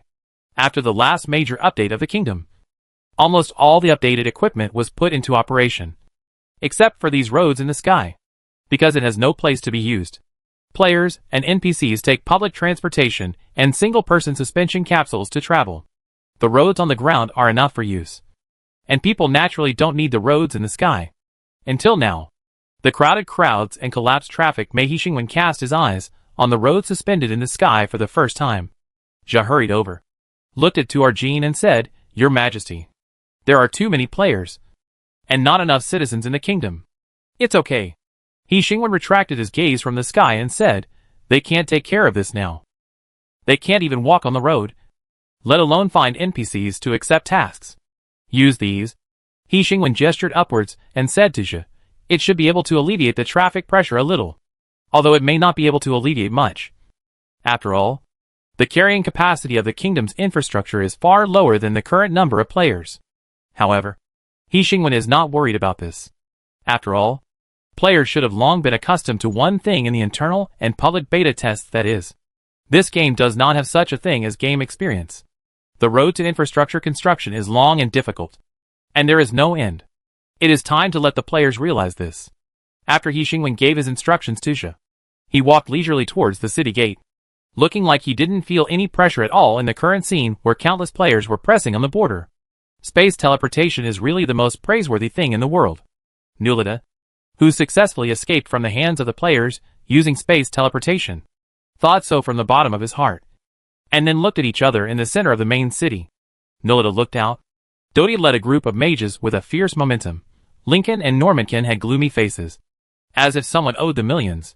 Tuor Jin shook his head, as if he was sighing. Anuta's figure was not seen, and I don't know if he didn't successfully escape from the siege of the players.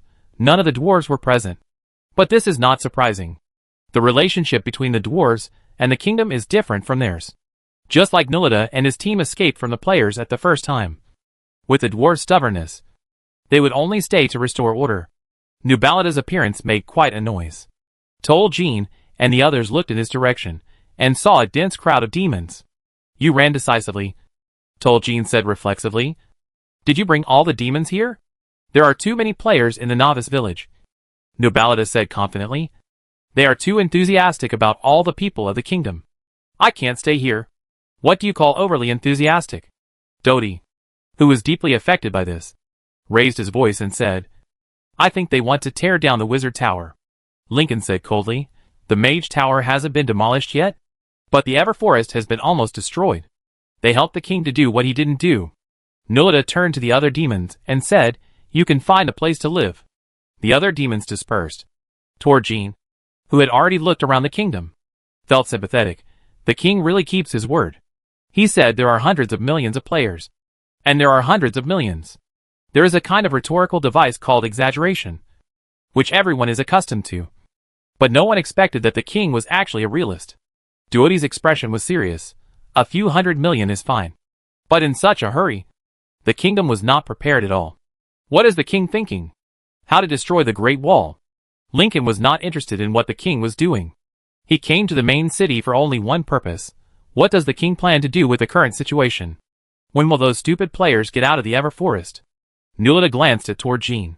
Tuarjin rolled his eyes and gestured in the direction of the city gate. The king is gone there. If you are interested, you can ask him yourself. Nobuta urged him dissatisfiedly. Don't just watch the fun. Tell me something you know. Tuarjin knew one thing. The players are already controlling the situation. Nobuta heard this and turned to walk towards the city gate. He Xingwen walked through the empty road of the main city like a pace, stopped at the city gate, and looked at the situation outside. With players everywhere, the outside of the main city was inevitably filled with players. If it weren't for the main city prohibiting players from entering, I'm afraid the inside of the main city would not be so peaceful. He Xingwen waited a little, and waited for a familiar face. He Xianwen, who had the right to enter the main city because he had attended the meeting before, stepped into the main city and met He Xingwen when the orderly team began to rectify the order of the city gate. He Xingwen spoke first. How is the situation? It is still in the process of integration. There are some conflicts, but it is not a big problem. After answering the question, He Xianwen went straight to the point. What does the kingdom plan to do? Perhaps he felt that the question was too direct. So he added, the kingdom can't consume so many players at the moment. He Xingwen admitted this without hesitation. Providing infrastructure for hundreds of millions, or even billions of players is beyond the ability of the kingdom. This is not something that one person can handle. Even if the players don't live here. We thought of this too. He Xianwen was not surprised by He Xingwen's answer. But he was a little ashamed. If it weren't for the recovery of the Earth's spiritual energy that is not conducive to humans. He Xingwen stopped him from continuing, and then turned his head to look at the demon who was slowly arriving. As soon as the king's eyes fell in the direction of Nulita, the demon's figure emerged, with a familiar desire to perform. King, something bad has happened. He Xingwen ignored him and turned to He Xianwen and said, since the Zerg are coming in full force, we can only rely on you to fight the enemy. He Xianwen glanced at the demon and smiled. That's what I meant. Nulita didn't get a response from the king, so he immediately stopped talking and listened in the corner openly. He Xingwen didn't drive him away, and continued, the kingdom is poor now, and the weapons and equipment are far from enough. I'm afraid you have to do it yourself. He Xianwen seemed to have grasped some of the king's intentions. He Xingwen continued, in fact, if you think about it carefully, even the place to settle down has not been completed. He glanced at He Xianwen. I'm afraid you have to do it yourself. Nulita understood how the king planned to solve the current big problem. He planned to let the players solve it themselves, based on Nulita's understanding of the players. This is undoubtedly a fantasy. Disorderly, greedy and stupid players will only lose control in the crowd. Just like this scene. He Xianwen frowned slightly and said truthfully, it's a bit difficult. There are all kinds of players, plus the special nature of the game. Such a huge number. He Xingwen also knew the problem, so in extraordinary times, extraordinary measures should be taken. He Xingwen explained, the Zerg is not far from the mainland. You have to hurry up. If you can't take it slowly, then be a little more radical. The chaotic players are still slowly integrating. The chaotic situation in the kingdom is far from getting better. Those who should be squeezed together are still squeezed together. The objectively huge number is there, and further measures are needed to completely change the chaotic situation. For example, the sudden appearance of the Kingdom Army. 1 hour after the global public beta began, a group of special players suddenly changed their jobs to a special profession, Kingdom Knights. Players still don't know what special skills this profession has. But one thing has been laid out in front of the players. These Kingdom Knights are numerous and disciplined, and they are completely different from ordinary players. And the other is the large-scale tasks that appear one after another in front of new players. Kingdom Infrastructure Serial Tasks. Large-scale event tasks to eliminate the South China Sea Zerg. Long-term tasks to regularize temporary citizens. The players who were confused by the crowd finally found the right way to play. They took on the tasks one after another, and then looked at the content of the infrastructure serial tasks building a real city. The first step is to register with the Kingdom Knights. Then look at the specific content of wiping out the South China Sea Zerg, exterminating the Zerg. The first step is to register with the Kingdom Knights. The players' heads were full of question marks. They hadn't figured out what the Kingdom Knights were. When they looked up, the names of the players who were directing the evacuation of the crowd not far away were marked with 4 large golden characters, Kingdom Knights, which were more conspicuous than the question marks that symbolized the tasks in the web game. So the crowd swarmed in, and under the premise of the other party maintaining order, they lined up and started to register. Name? Big white teeth. Age? 23. Gender? Male. Place of origin. Specialty. Hobbies. Wait. This is also the registration content? Holographic game cabin number. This question mark not only appeared in Big White Teeth's mind, but also in the minds of countless new players who were ready to complete the task. As if aware of the other party's confusion, the stern-faced Kingdom Knight explained very seriously, to prevent someone from impersonating. No. What is there to impersonate? Whether this task has been completed or not. How can the system make a mistake? Isn't this explanation a bit too careless? Although Big White Teeth had a lot to say, but the other party's momentum inexplicably made him dare not say it out loud. As if realizing that Big White Fan was not convinced, the other party came up with another explanation: anti-addiction. It was getting more and more outrageous. The game cabin has its own anti-addiction function, so there is no need to register again. Right? Seeing that Big White Fang's eyes gradually showed doubt, the other party slowly said, policy requirements? Why didn't you say it earlier? Big White Fan waved his hand and reported the number of his game cabin to the other party. Such scenes appeared repeatedly in all territories of the kingdom. This new team gradually completed the understanding and registration of the players in this way. The game cabin was installed by professionals from the Special Investigation Bureau, and the information bound to each game cabin number was stored in the database of the Special Investigation Bureau. The huge organization slowly operated, using the huge digital gears to build a rough prototype of a behemoth in the other world. At this moment, most players were unaware of this. After registering, they were busy obeying the command of the Kingdom Knights, spontaneously clearing the chaos and directing traffic until they received the next task. The existence of the Kingdom Knights and the abnormalities in the information registration have already revealed many hints, so that various conspiracy theories about the holographic game are rampant again. Not all players are willing to obey the command of the Kingdom Knights, but most of these new players were persuaded after receiving a series of Kingdom reputation and goodwill declines.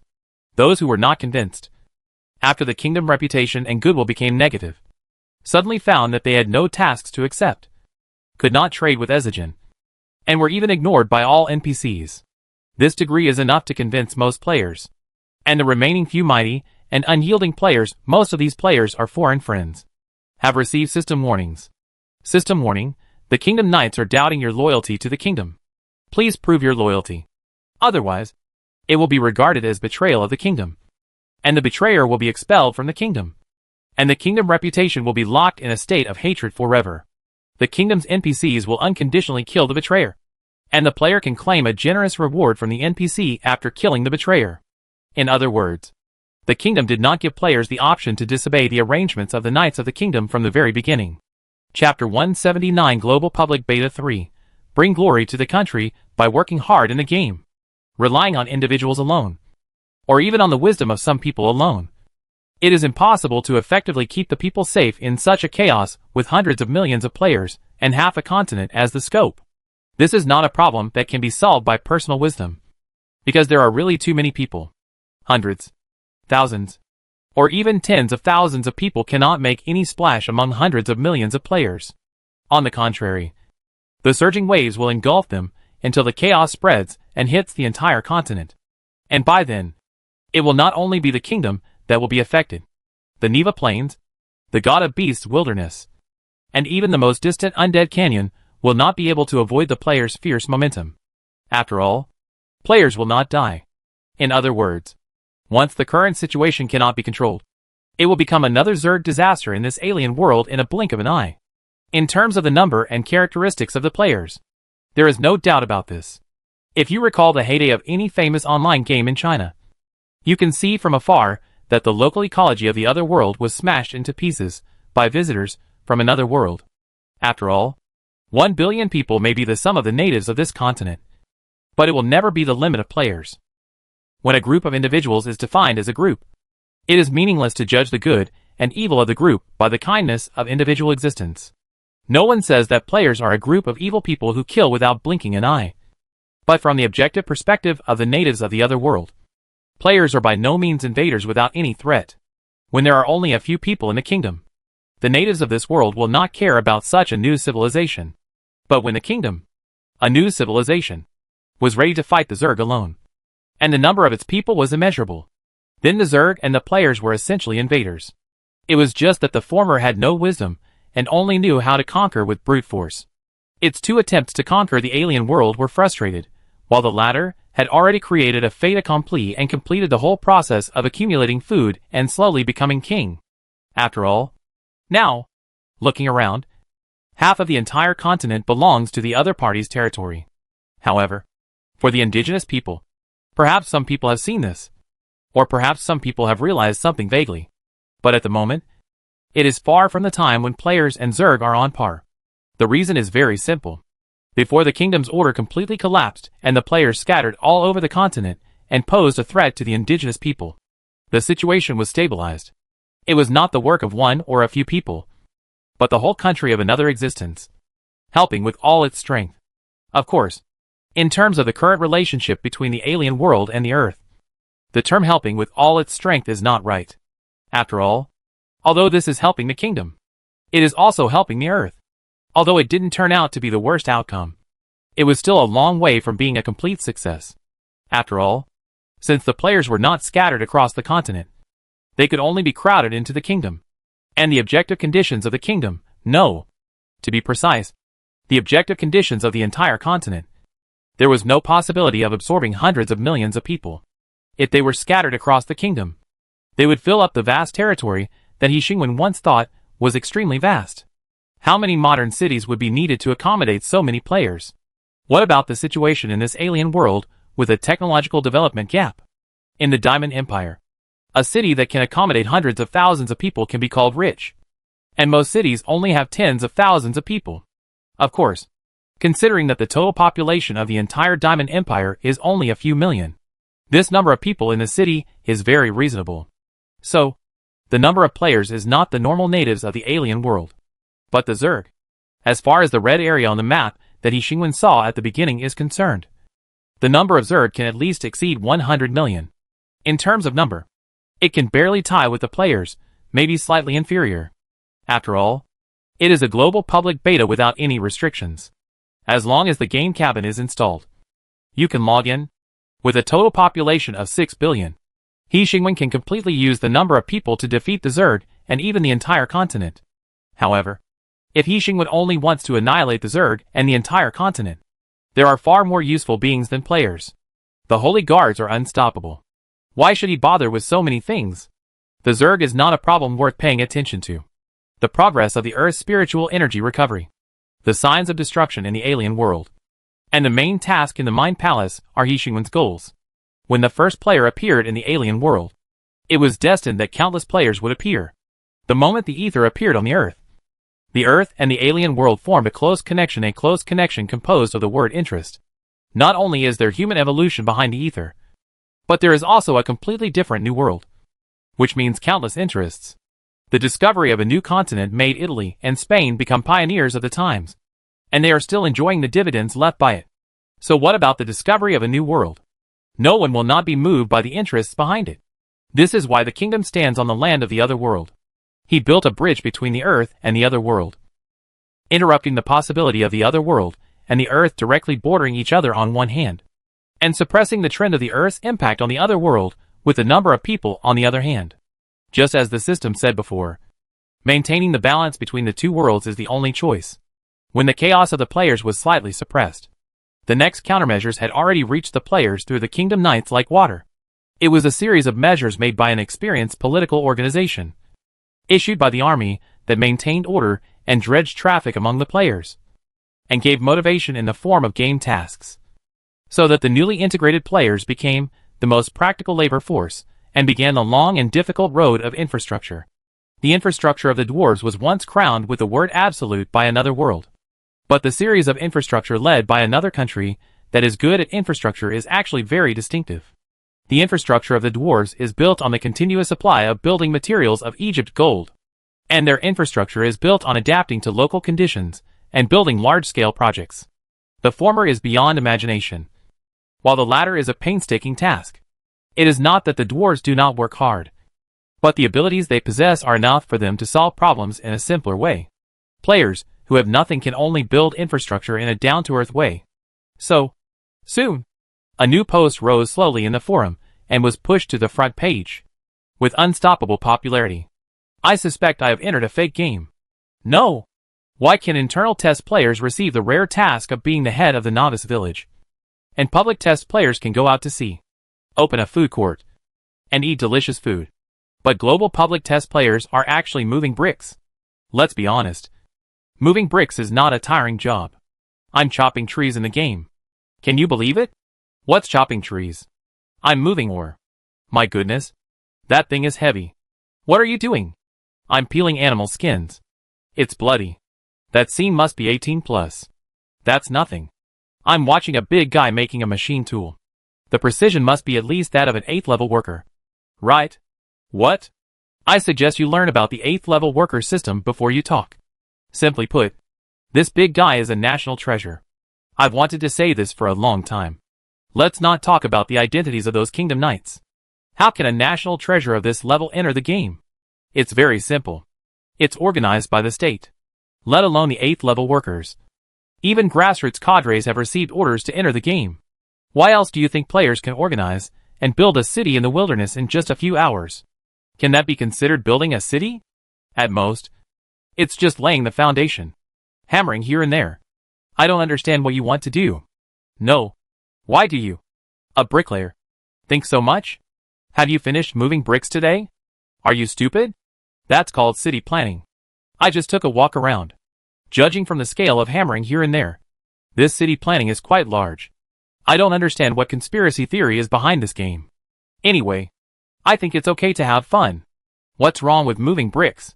What else do you want with this level of realism? I don't plan to work anyway. Reputation and favorability decline warning. Warning? You are exaggerating.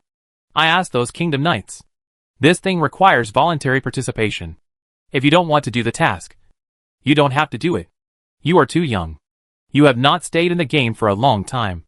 If you stayed for a while longer and went to the NPC, you would know what voluntary means. If you don't do the quest, you will have no credit points, no goodwill, no reputation, and no NPC will care about you. What? Didn't the players in the previous public beta say this? Didn't they all start with the novice quest when they accepted the game? Yes. Isn't the novice quest changed to infrastructure now? What kind of bullshit voluntary principle is this? Don't you have to do this infrastructure quest? That's right. But if you don't want to do this novice quest, no one will stop you from leaving. What about the situation outside the kingdom? Don't think about it. Not to mention that the resurrection points are all in the kingdom. Even if there are any small monsters outside the kingdom, you can't bear it. After going through so much hardship to leave the kingdom, you will be back in a minute. What kind of labor reform game is this that makes people cry? To be honest, the style of this game has always been so hard to describe. What a crap game. I don't want to play it anymore. Didn't you listen carefully to the precautions when installing the holographic game cabin? The game cabin has a mandatory learning time, and you must log in for this time. Wait, I remember. There was indeed this requirement during the public beta, and it was said that it was for learning ether control. I have nothing to say. So this is a confirmation that there is a big secret behind the holographic game? I think it was confirmed when Kingdom Night came out. The question is, what big secret? For example, another world or something. You are exaggerating. Another world? How is that possible? But the NPCs in this game are really humane. And the fourth wall has been broken so many times. Did the Zerg say recently that we are not in the game? Please discuss this elsewhere. I still want this account. If we continue discussing this, the administrator will block everyone again. That would be too unfair to me. So, does the time point of the resurrection of the spirit coincide with the time point of the holographic game? Stop talking about it. I don't even dare to play the game anymore. Many NPCs died when the kingdom opened the dungeon before. If you say so, thinking about it this way, the king could have just pushed forward smoothly. But he had to create more troubles and not start a war. Do you really not want the account anymore? Since you are so excited to guess, why don't you go and move bricks? Fuck. If you think about it carefully, it is to bring glory to the earth? Fuck. If you say so, His Majesty the King must be the protagonist of a novel. Fuck. If you say so. Wait. It seems that there is nothing? The resurrection of the spirit. The superpowers. The evolution of animals. These are all under control. And they are preparing to evolve the whole people. The holographic game is booming.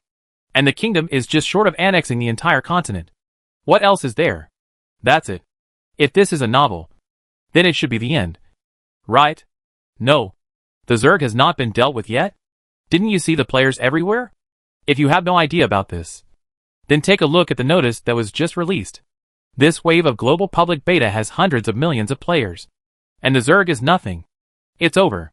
Now that you've said that, I just want to play the game and work for the country.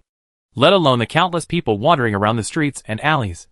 The various speculations on social networks. And the many emotions generated by the players.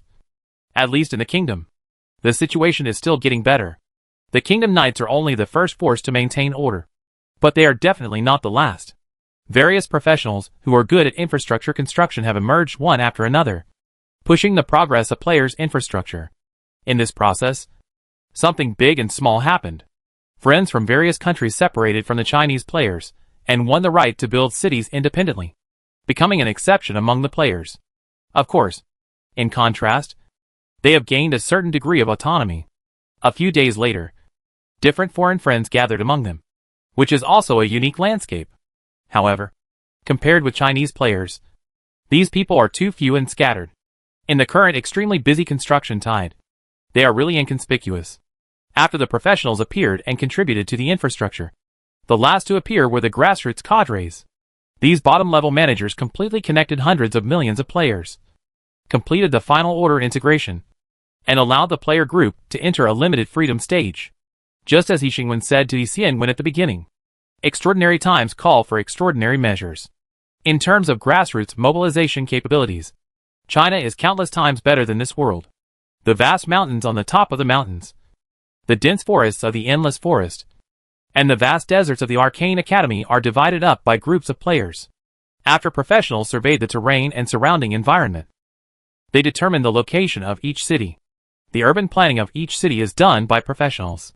The only role of players is to do what human power can do. In other words, just do it with your hands, not your brain. It is not known how professional the professionals are in choosing the location. But the players, who are divided into countless groups, are almost all over the area except the Land of Gods. Perhaps because there are already 12 cities in the Land of Gods. Or perhaps to leave the last game experience for the players. The Land of Gods is still the same as usual. But apart from that, even in the Everfree Forest, they are struggling to build tree houses.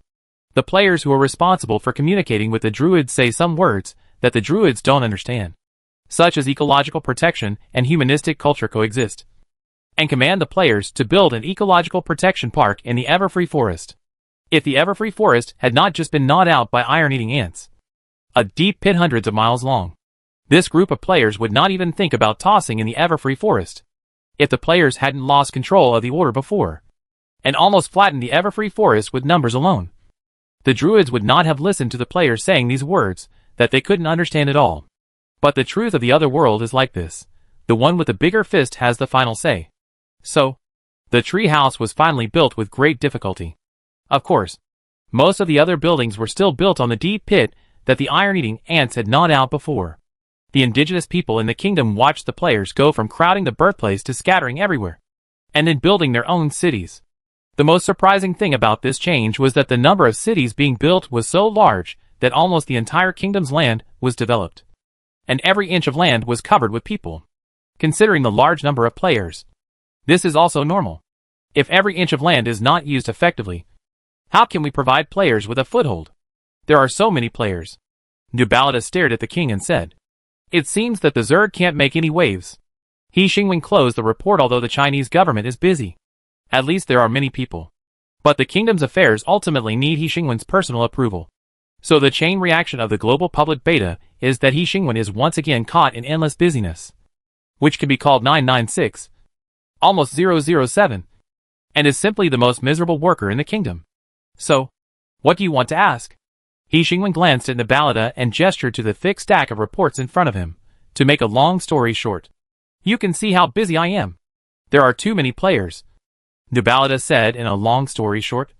Directly, I was wondering why the kingdom was so eager to capture cities and expand territory. Now it seems that it is prepared for the players? He Xingwen lowered his head and flipped through the report, quickly glanced at the content of the report, and casually approved it. and then went to the next report. Nolita's voice continued in his ear. I went to see the players' city locations. They made full use of the land in the kingdom. From the deepest part of the mountains where no one has ever set foot, to the endless forest that rejects outsiders. They are all building roads, factories, and transportation. He Xingwen reviewed 3 reports in a row and finally looked up at Nolita. With your abilities, you shouldn't be surprised by this, right? Nolita touched his nose and said confidently, not to mention the demons. Even other people have never seen such a scene. He paused for a few seconds and said, the number of players is enough to surprise people. But so many players can be restrained or even driven without losing control. Nolita finally sighed. It seems that they are much more capable than I initially guessed. This is not a question of how many times they are beyond this world. In terms of the simple political development history of this world, the feudal system has never reached its peak, and great unification has never appeared, let alone capitalism. They cannot understand the scene of another country mobilizing hundreds of millions of people and being united from top to bottom. He Xingwen stopped flipping through the report, thought about it carefully, and asked the other party, then do you want to meet them? No need. Nolita waved his hand and denied directly, didn't I come to you? He Xingwen opened the next report. Huh? Nolita looked upright. As if he was loyal? The Zerg will arrive on the mainland soon, and the players should set off as soon as possible. Here I have to explain a little bit. The coastline where the South China Sea meets the mainland starts from the Beast God Wilderness, borders the Neva Plain, the land of God's Fall, and the top of the mountains. It can be said to be a semi-arc coastline that stretches for tens of millions of miles. This means that the Zerg army, which is coming with great momentum, can choose any place to land at will, or simply extend the battle line and land on all fronts. And with the Zerg's mutation method of infection through contact, once it enters the mainland, it can be swept into an amazing force if it is not careful. In other words, there is not enough time for these hundreds of millions of players to slowly build infrastructure. They have to block the channels for the spread of the Zerg before the Zerg reaches the coastline, and then launch a counterattack to eliminate the Zerg on the spot. He Xingwen heard this, and said without raising his head, then you go and urge them. Nolita suddenly felt a familiar sense of foreboding. But before he could react, He Xingwen said directly, you can find a kingdom knight, and ask him to take you to find someone who keeps his word, so as to urge them. Nobita struggled to death. Doesn't the king's words count? He Xingwen gestured to the full report in front of him again, and said confidently, I don't have time. Nobita, why does the king have to let me meet them? Anyway, we are all your loyal subjects, so it is natural for you, the king, to make the decision yourself. He Xingwen thought seriously for 2 seconds. He Xianwen could not be considered his subject. He was his nominal leader, although the other party never mentioned this. As for the devil, that was even more unacceptable. They were like-minded and tacitly cooperated. But loyal subjects? If you really think so, you should be sold out by the devil. He Xingwen didn't even raise his head, and said back, if you have doubts about them, then go and see for yourself. Nobita, I have doubts about them, but I don't have doubts about you, the king. He said it very nicely. As long as the king is here, nothing can go wrong. After all, this king didn't get the kingdom from the devil or the player. The huge kingdom territory was conquered by others. The double-edged sword of the player was in the hands of the king from beginning to end. Not to mention the Holy Guard, the Iron Ant, and Doodlin. The king had too many cards in his hand, so he could act in a series of ways, which could be called benevolent. Nobita didn't trust the players, but he could trust the king's little hobby of saving the world. He Xingwen looked up at Nobita and made the final decision. In that case, you should meet. It's not just Nobita and Xianwen, but a meeting between the natives of this world and the visitors from another world on a certain level. Before, He Xingwen had always acted as a bridge between the two, but with the global public beta and the presence of hundreds of millions of players, it was inevitable that the two would need to clarify some things through direct dialogue. Chapter 180 Global Public Beta 4. When the war started, there was no trumpet. Nolita finally went to meet Xianwen. He passed through countless cities that were only in their infancy, and met busy players. With the kingdom knights by his side, he barely avoided being blocked by players and trudged to the depths of the mountains, and then met the so-called them. In fact, strictly speaking, the composition of this them is extremely complex. There are players who are busy arranging the kingdom cavalry. There are also players who are covered in mud and look around the mountains.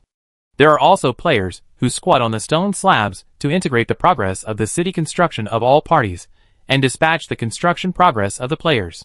There are so many things, each with its own appearance. It is difficult to generalize.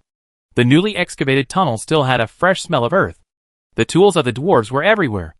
It was obvious that they were the main force in excavating the veins.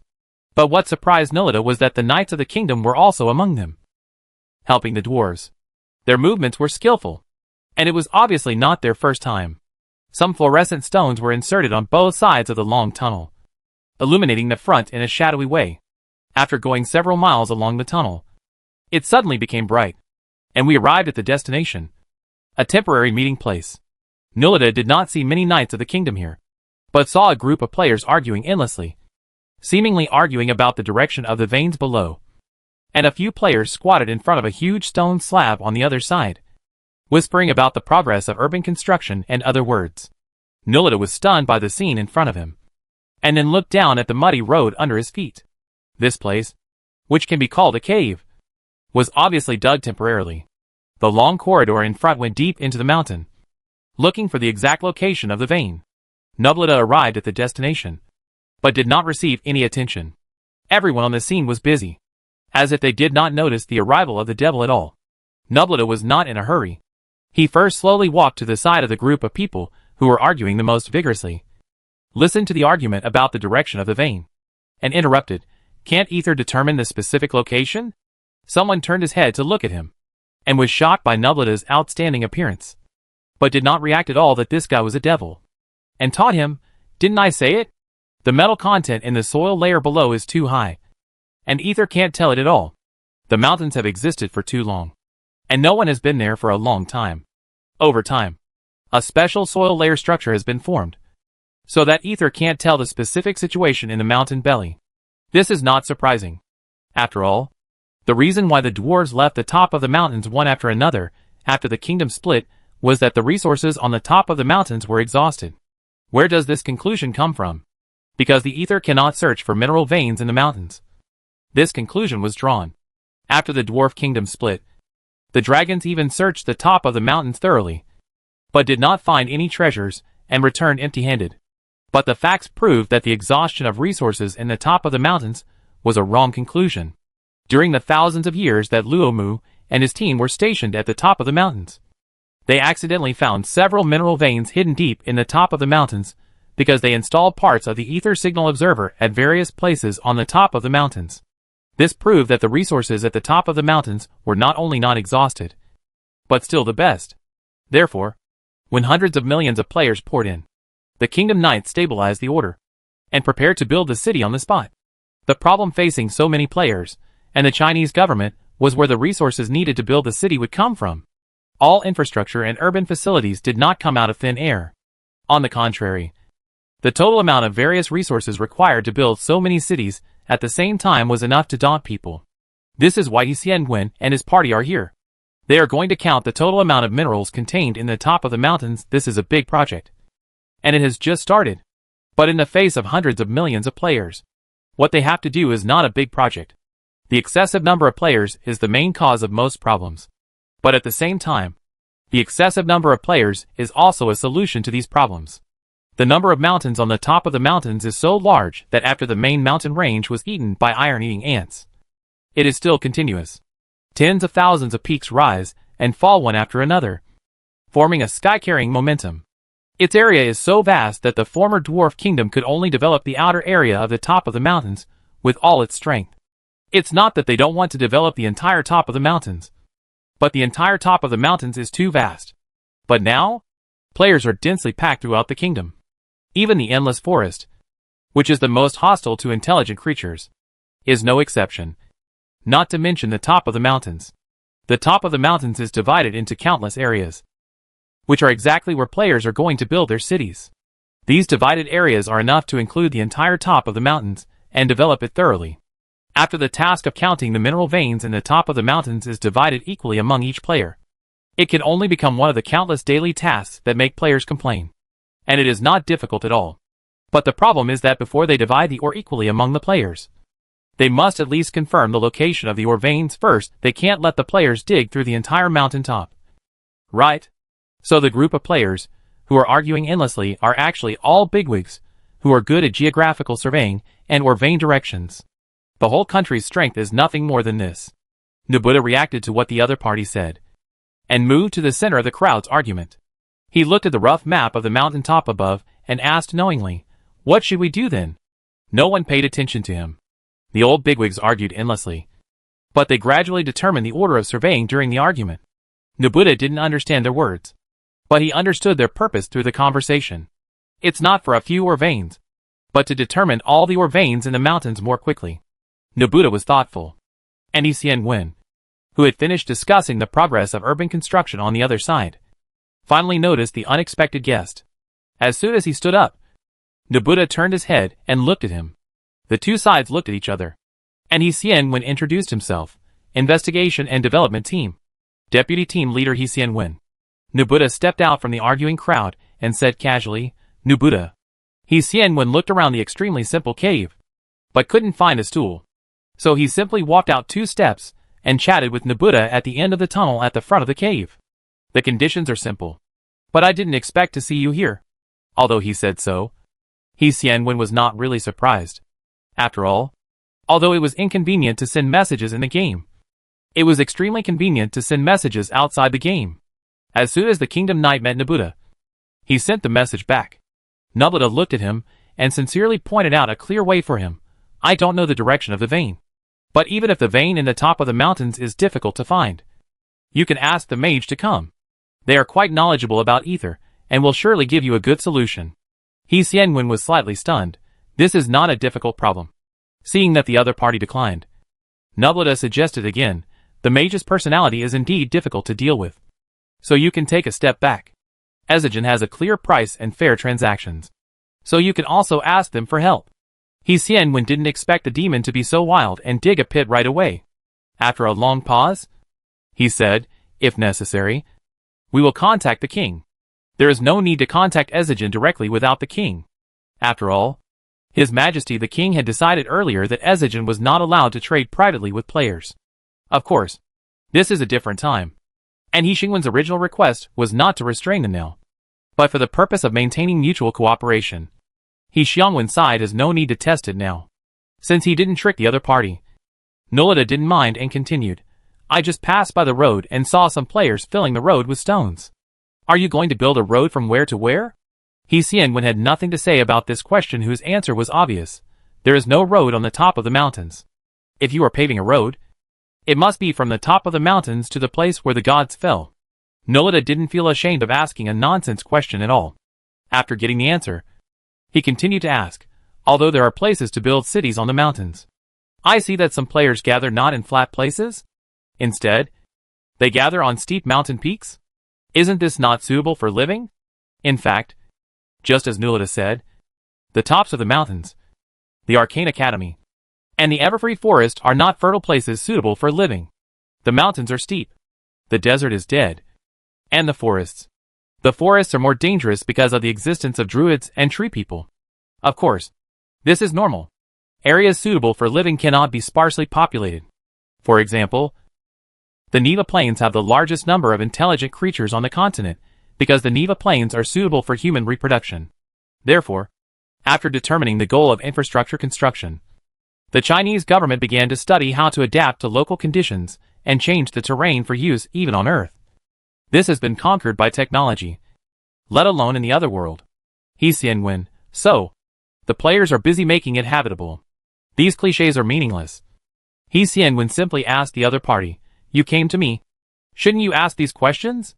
Nobuta suddenly realized, as if he had just remembered, and said, "The Zerg is approaching the mainland, and the king asked me to urge you to set off as soon as possible." Xian frowned slightly, and turned around to return to the crowd. Nobuta was excited behind him, "But I see that the players are busy now. I'm afraid they can't spare the time." Xian knew why the devil was so notorious in the other world. He didn't do good things, but only did bad things. He gloated over others' misfortunes, and he wanted to push others into the pit before they were in trouble.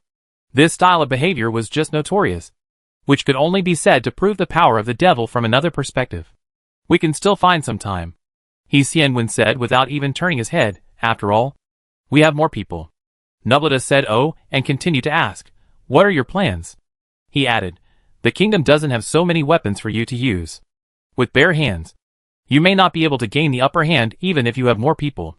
He Xianwen thought for 2 seconds, turned his head to look at the devil's face, which was becoming more and more handsome under the light of Ingshur, and told him a simple truth. The premise is that there are not as many people as us. He Xianwen didn't let Nubleta leave. So Nubleta stayed and watched the players' next dynamics very naturally. Before the South China Sea moved and the Zerg approached, and the continent was in turmoil again, the kingdom's many preparations were implemented one by one. The sea of the kingdom became an inland sea, and a tall wall that stretched for several miles stood in the sea, separating the two seas. The matrix built along the border of the kingdom was still under construction, although He Xingwen had a beautiful idea before, directly blocking the space of the entire continent to avoid Zerg raids. The speed of building the matrix, and the distrust of the matrix by other forces directly slowed down the progress. In addition, the public beta players were tasked with exterminating the Zerg on the mainland. This was another thing that was beyond He Xingwen's expectations. All the forces that could be contacted on the mainland were basically in front of the Zerg in the South China Sea, making it easy for players to exterminate the Zerg and eliminate snakes, ants, insects and rats. But the problem was that the kingdom did not knock on the door of the Elf Kingdom. The players who went to the Valley of the Dead were not without news. According to the posts on the forum, they had already arrived at their destination. But the undead emperor obviously did not care about the authority of death being shaken, as the demon said. So the players stayed in the Valley of the Dead. As undead creatures, the concept of time for the undead is completely different from that of the short-lived species. Therefore, the players in the Undead Canyon did not catch up with this drama, and did not have time to establish a communication channel between the kingdom and the Undead Canyon before the Zerg arrived. However, this is also normal. The Undead Canyon has not been in contact with the outside world for so long, and the demons can only judge the other party's thoughts based on a little contact in a distant time. Even if they try their best, they can't calculate everything in the world. If the connection with the Undead Canyon is not established, then the floating abyss is naturally out of the question. Therefore, the Zerg in the territories of these three have not been wiped out. This hidden danger can be solved sooner or later if more time is given. But precisely because these three places have made no progress, and the Zerg in the South China Sea is coming, He Xingwen can only focus on the South China Sea again. And he can't take the time to solve this hidden danger for the time being. The order of the players has been rectified. In fact, with the extension of the global public beta time, the number of players is rising at an astonishing curve. After all, the global public beta test lasted only 3 days from the announcement to the start, and most people didn't react. Not to mention that due to the limited production of holographic game cabins, players who were a little slow had to queue up to install the holographic game cabins. So those who could log into the game first on the day of the global public beta test were basically die-hard fans. And a few days after the global public beta test, a large number of players gradually entered the peak period of the game. Of course, holographic games are not comparable to other games. This holographic game, which has not been advertised, has used hot searches as advertising space to brush its presence for several months, and its popularity has long gone beyond China and rushed to the world. In addition, the Chinese government has included holographic games as part of its education reform. This thing is like a necessity, and it has quickly spread as the number limit disappears.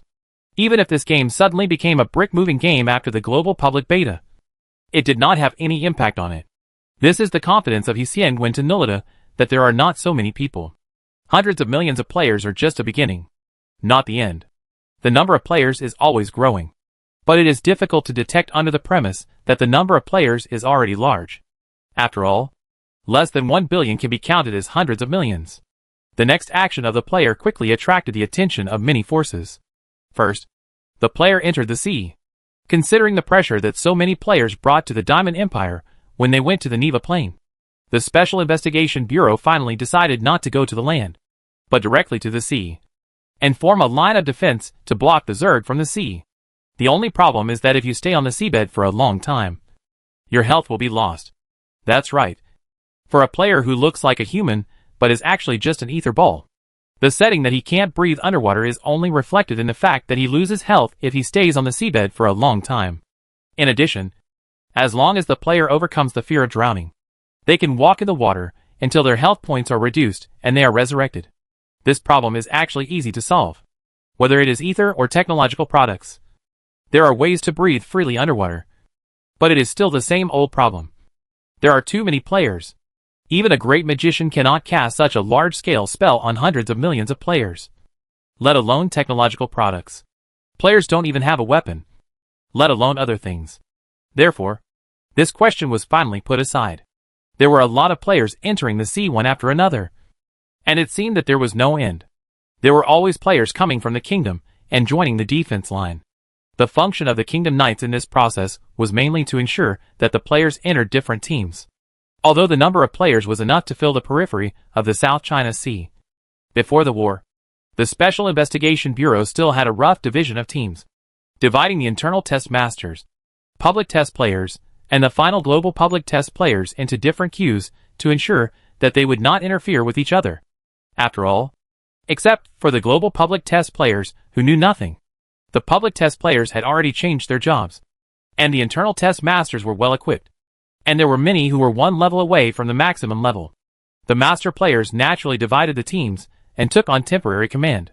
The last attack on the Arcane Academy gave them experience in how to command a large-scale multiplayer team battle. Of course, the number of players on the scene was indeed a little more, and the command was so detailed that everyone had no idea. So they could only shout in the public channel that the charge team was from where to where.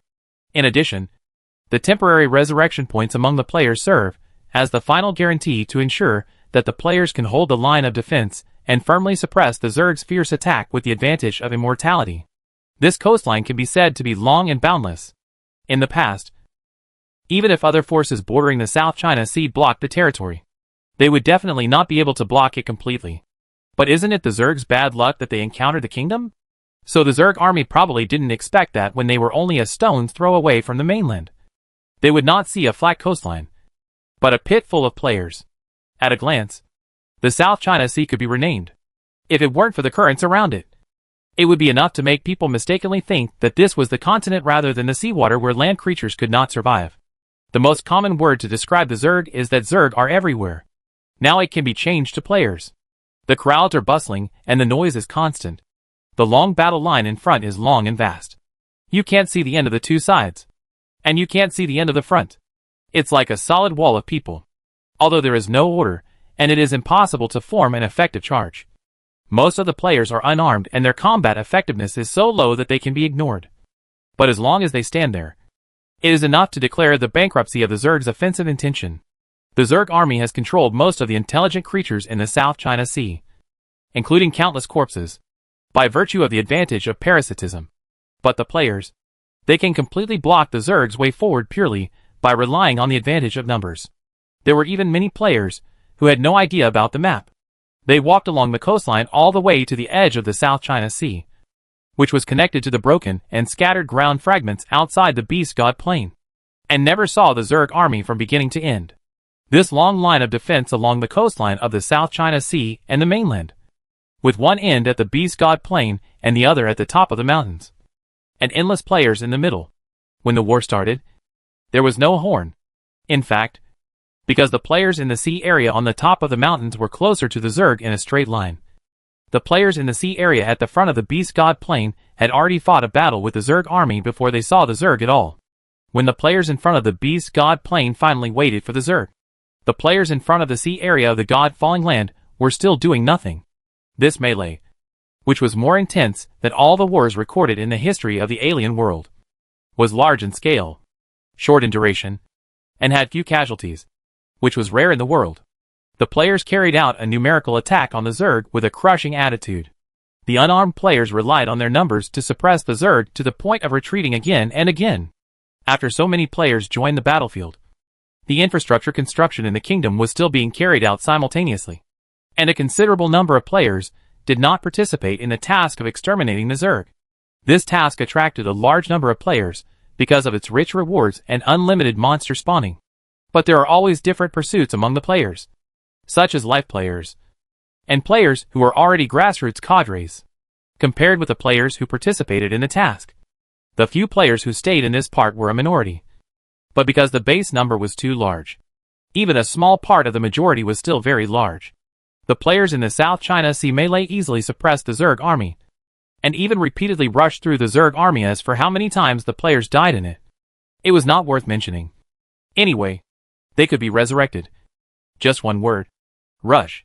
The opposite of the good situation is that the task of exterminating the Zerg has made no progress. Even after the players on both ends quickly defeated the Zerg army, the surface of the South China Sea was dyed black. Their real target finally appeared after the host was shot in the head one after another. Then the players had to face a terrible situation where they had no idea where to start. They looked at each other with black liquid, and pulled off a few black liquids splashing on their faces.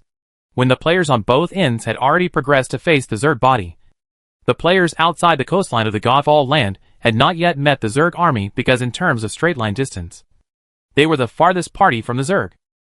After the players and the black liquid confronted each other for a while, neither of them could do anything. The Zerg changed their strategy, suddenly passed the players, and headed towards the continent behind the players. The players had no choice but to watch the black liquid spread on the sea. The black liquid conscientiously polluted the clear sea water in front. And after passing countless layers of players, the shadow of the continental framework was finally seen. They continued to move forward, and then found that there seemed to be something else on the shadow of the continental framework. The color of the sea water gradually deepened, almost black. The team standing on the beach waiting for a long time uniformly took out bottles of insecticide spray. It was the insecticide spray that He Xingwen recovered from the players who had previously accepted the task of exterminating the Zerg on the continent, and some of the insecticide spray newly manufactured from the production line.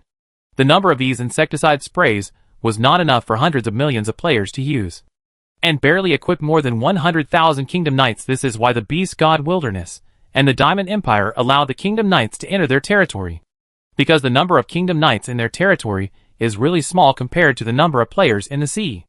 But this is enough for them to stop in front of the blackened sea, complete the final finishing touches, and write an end to this Zerg army that has attracted the attention of the entire continent.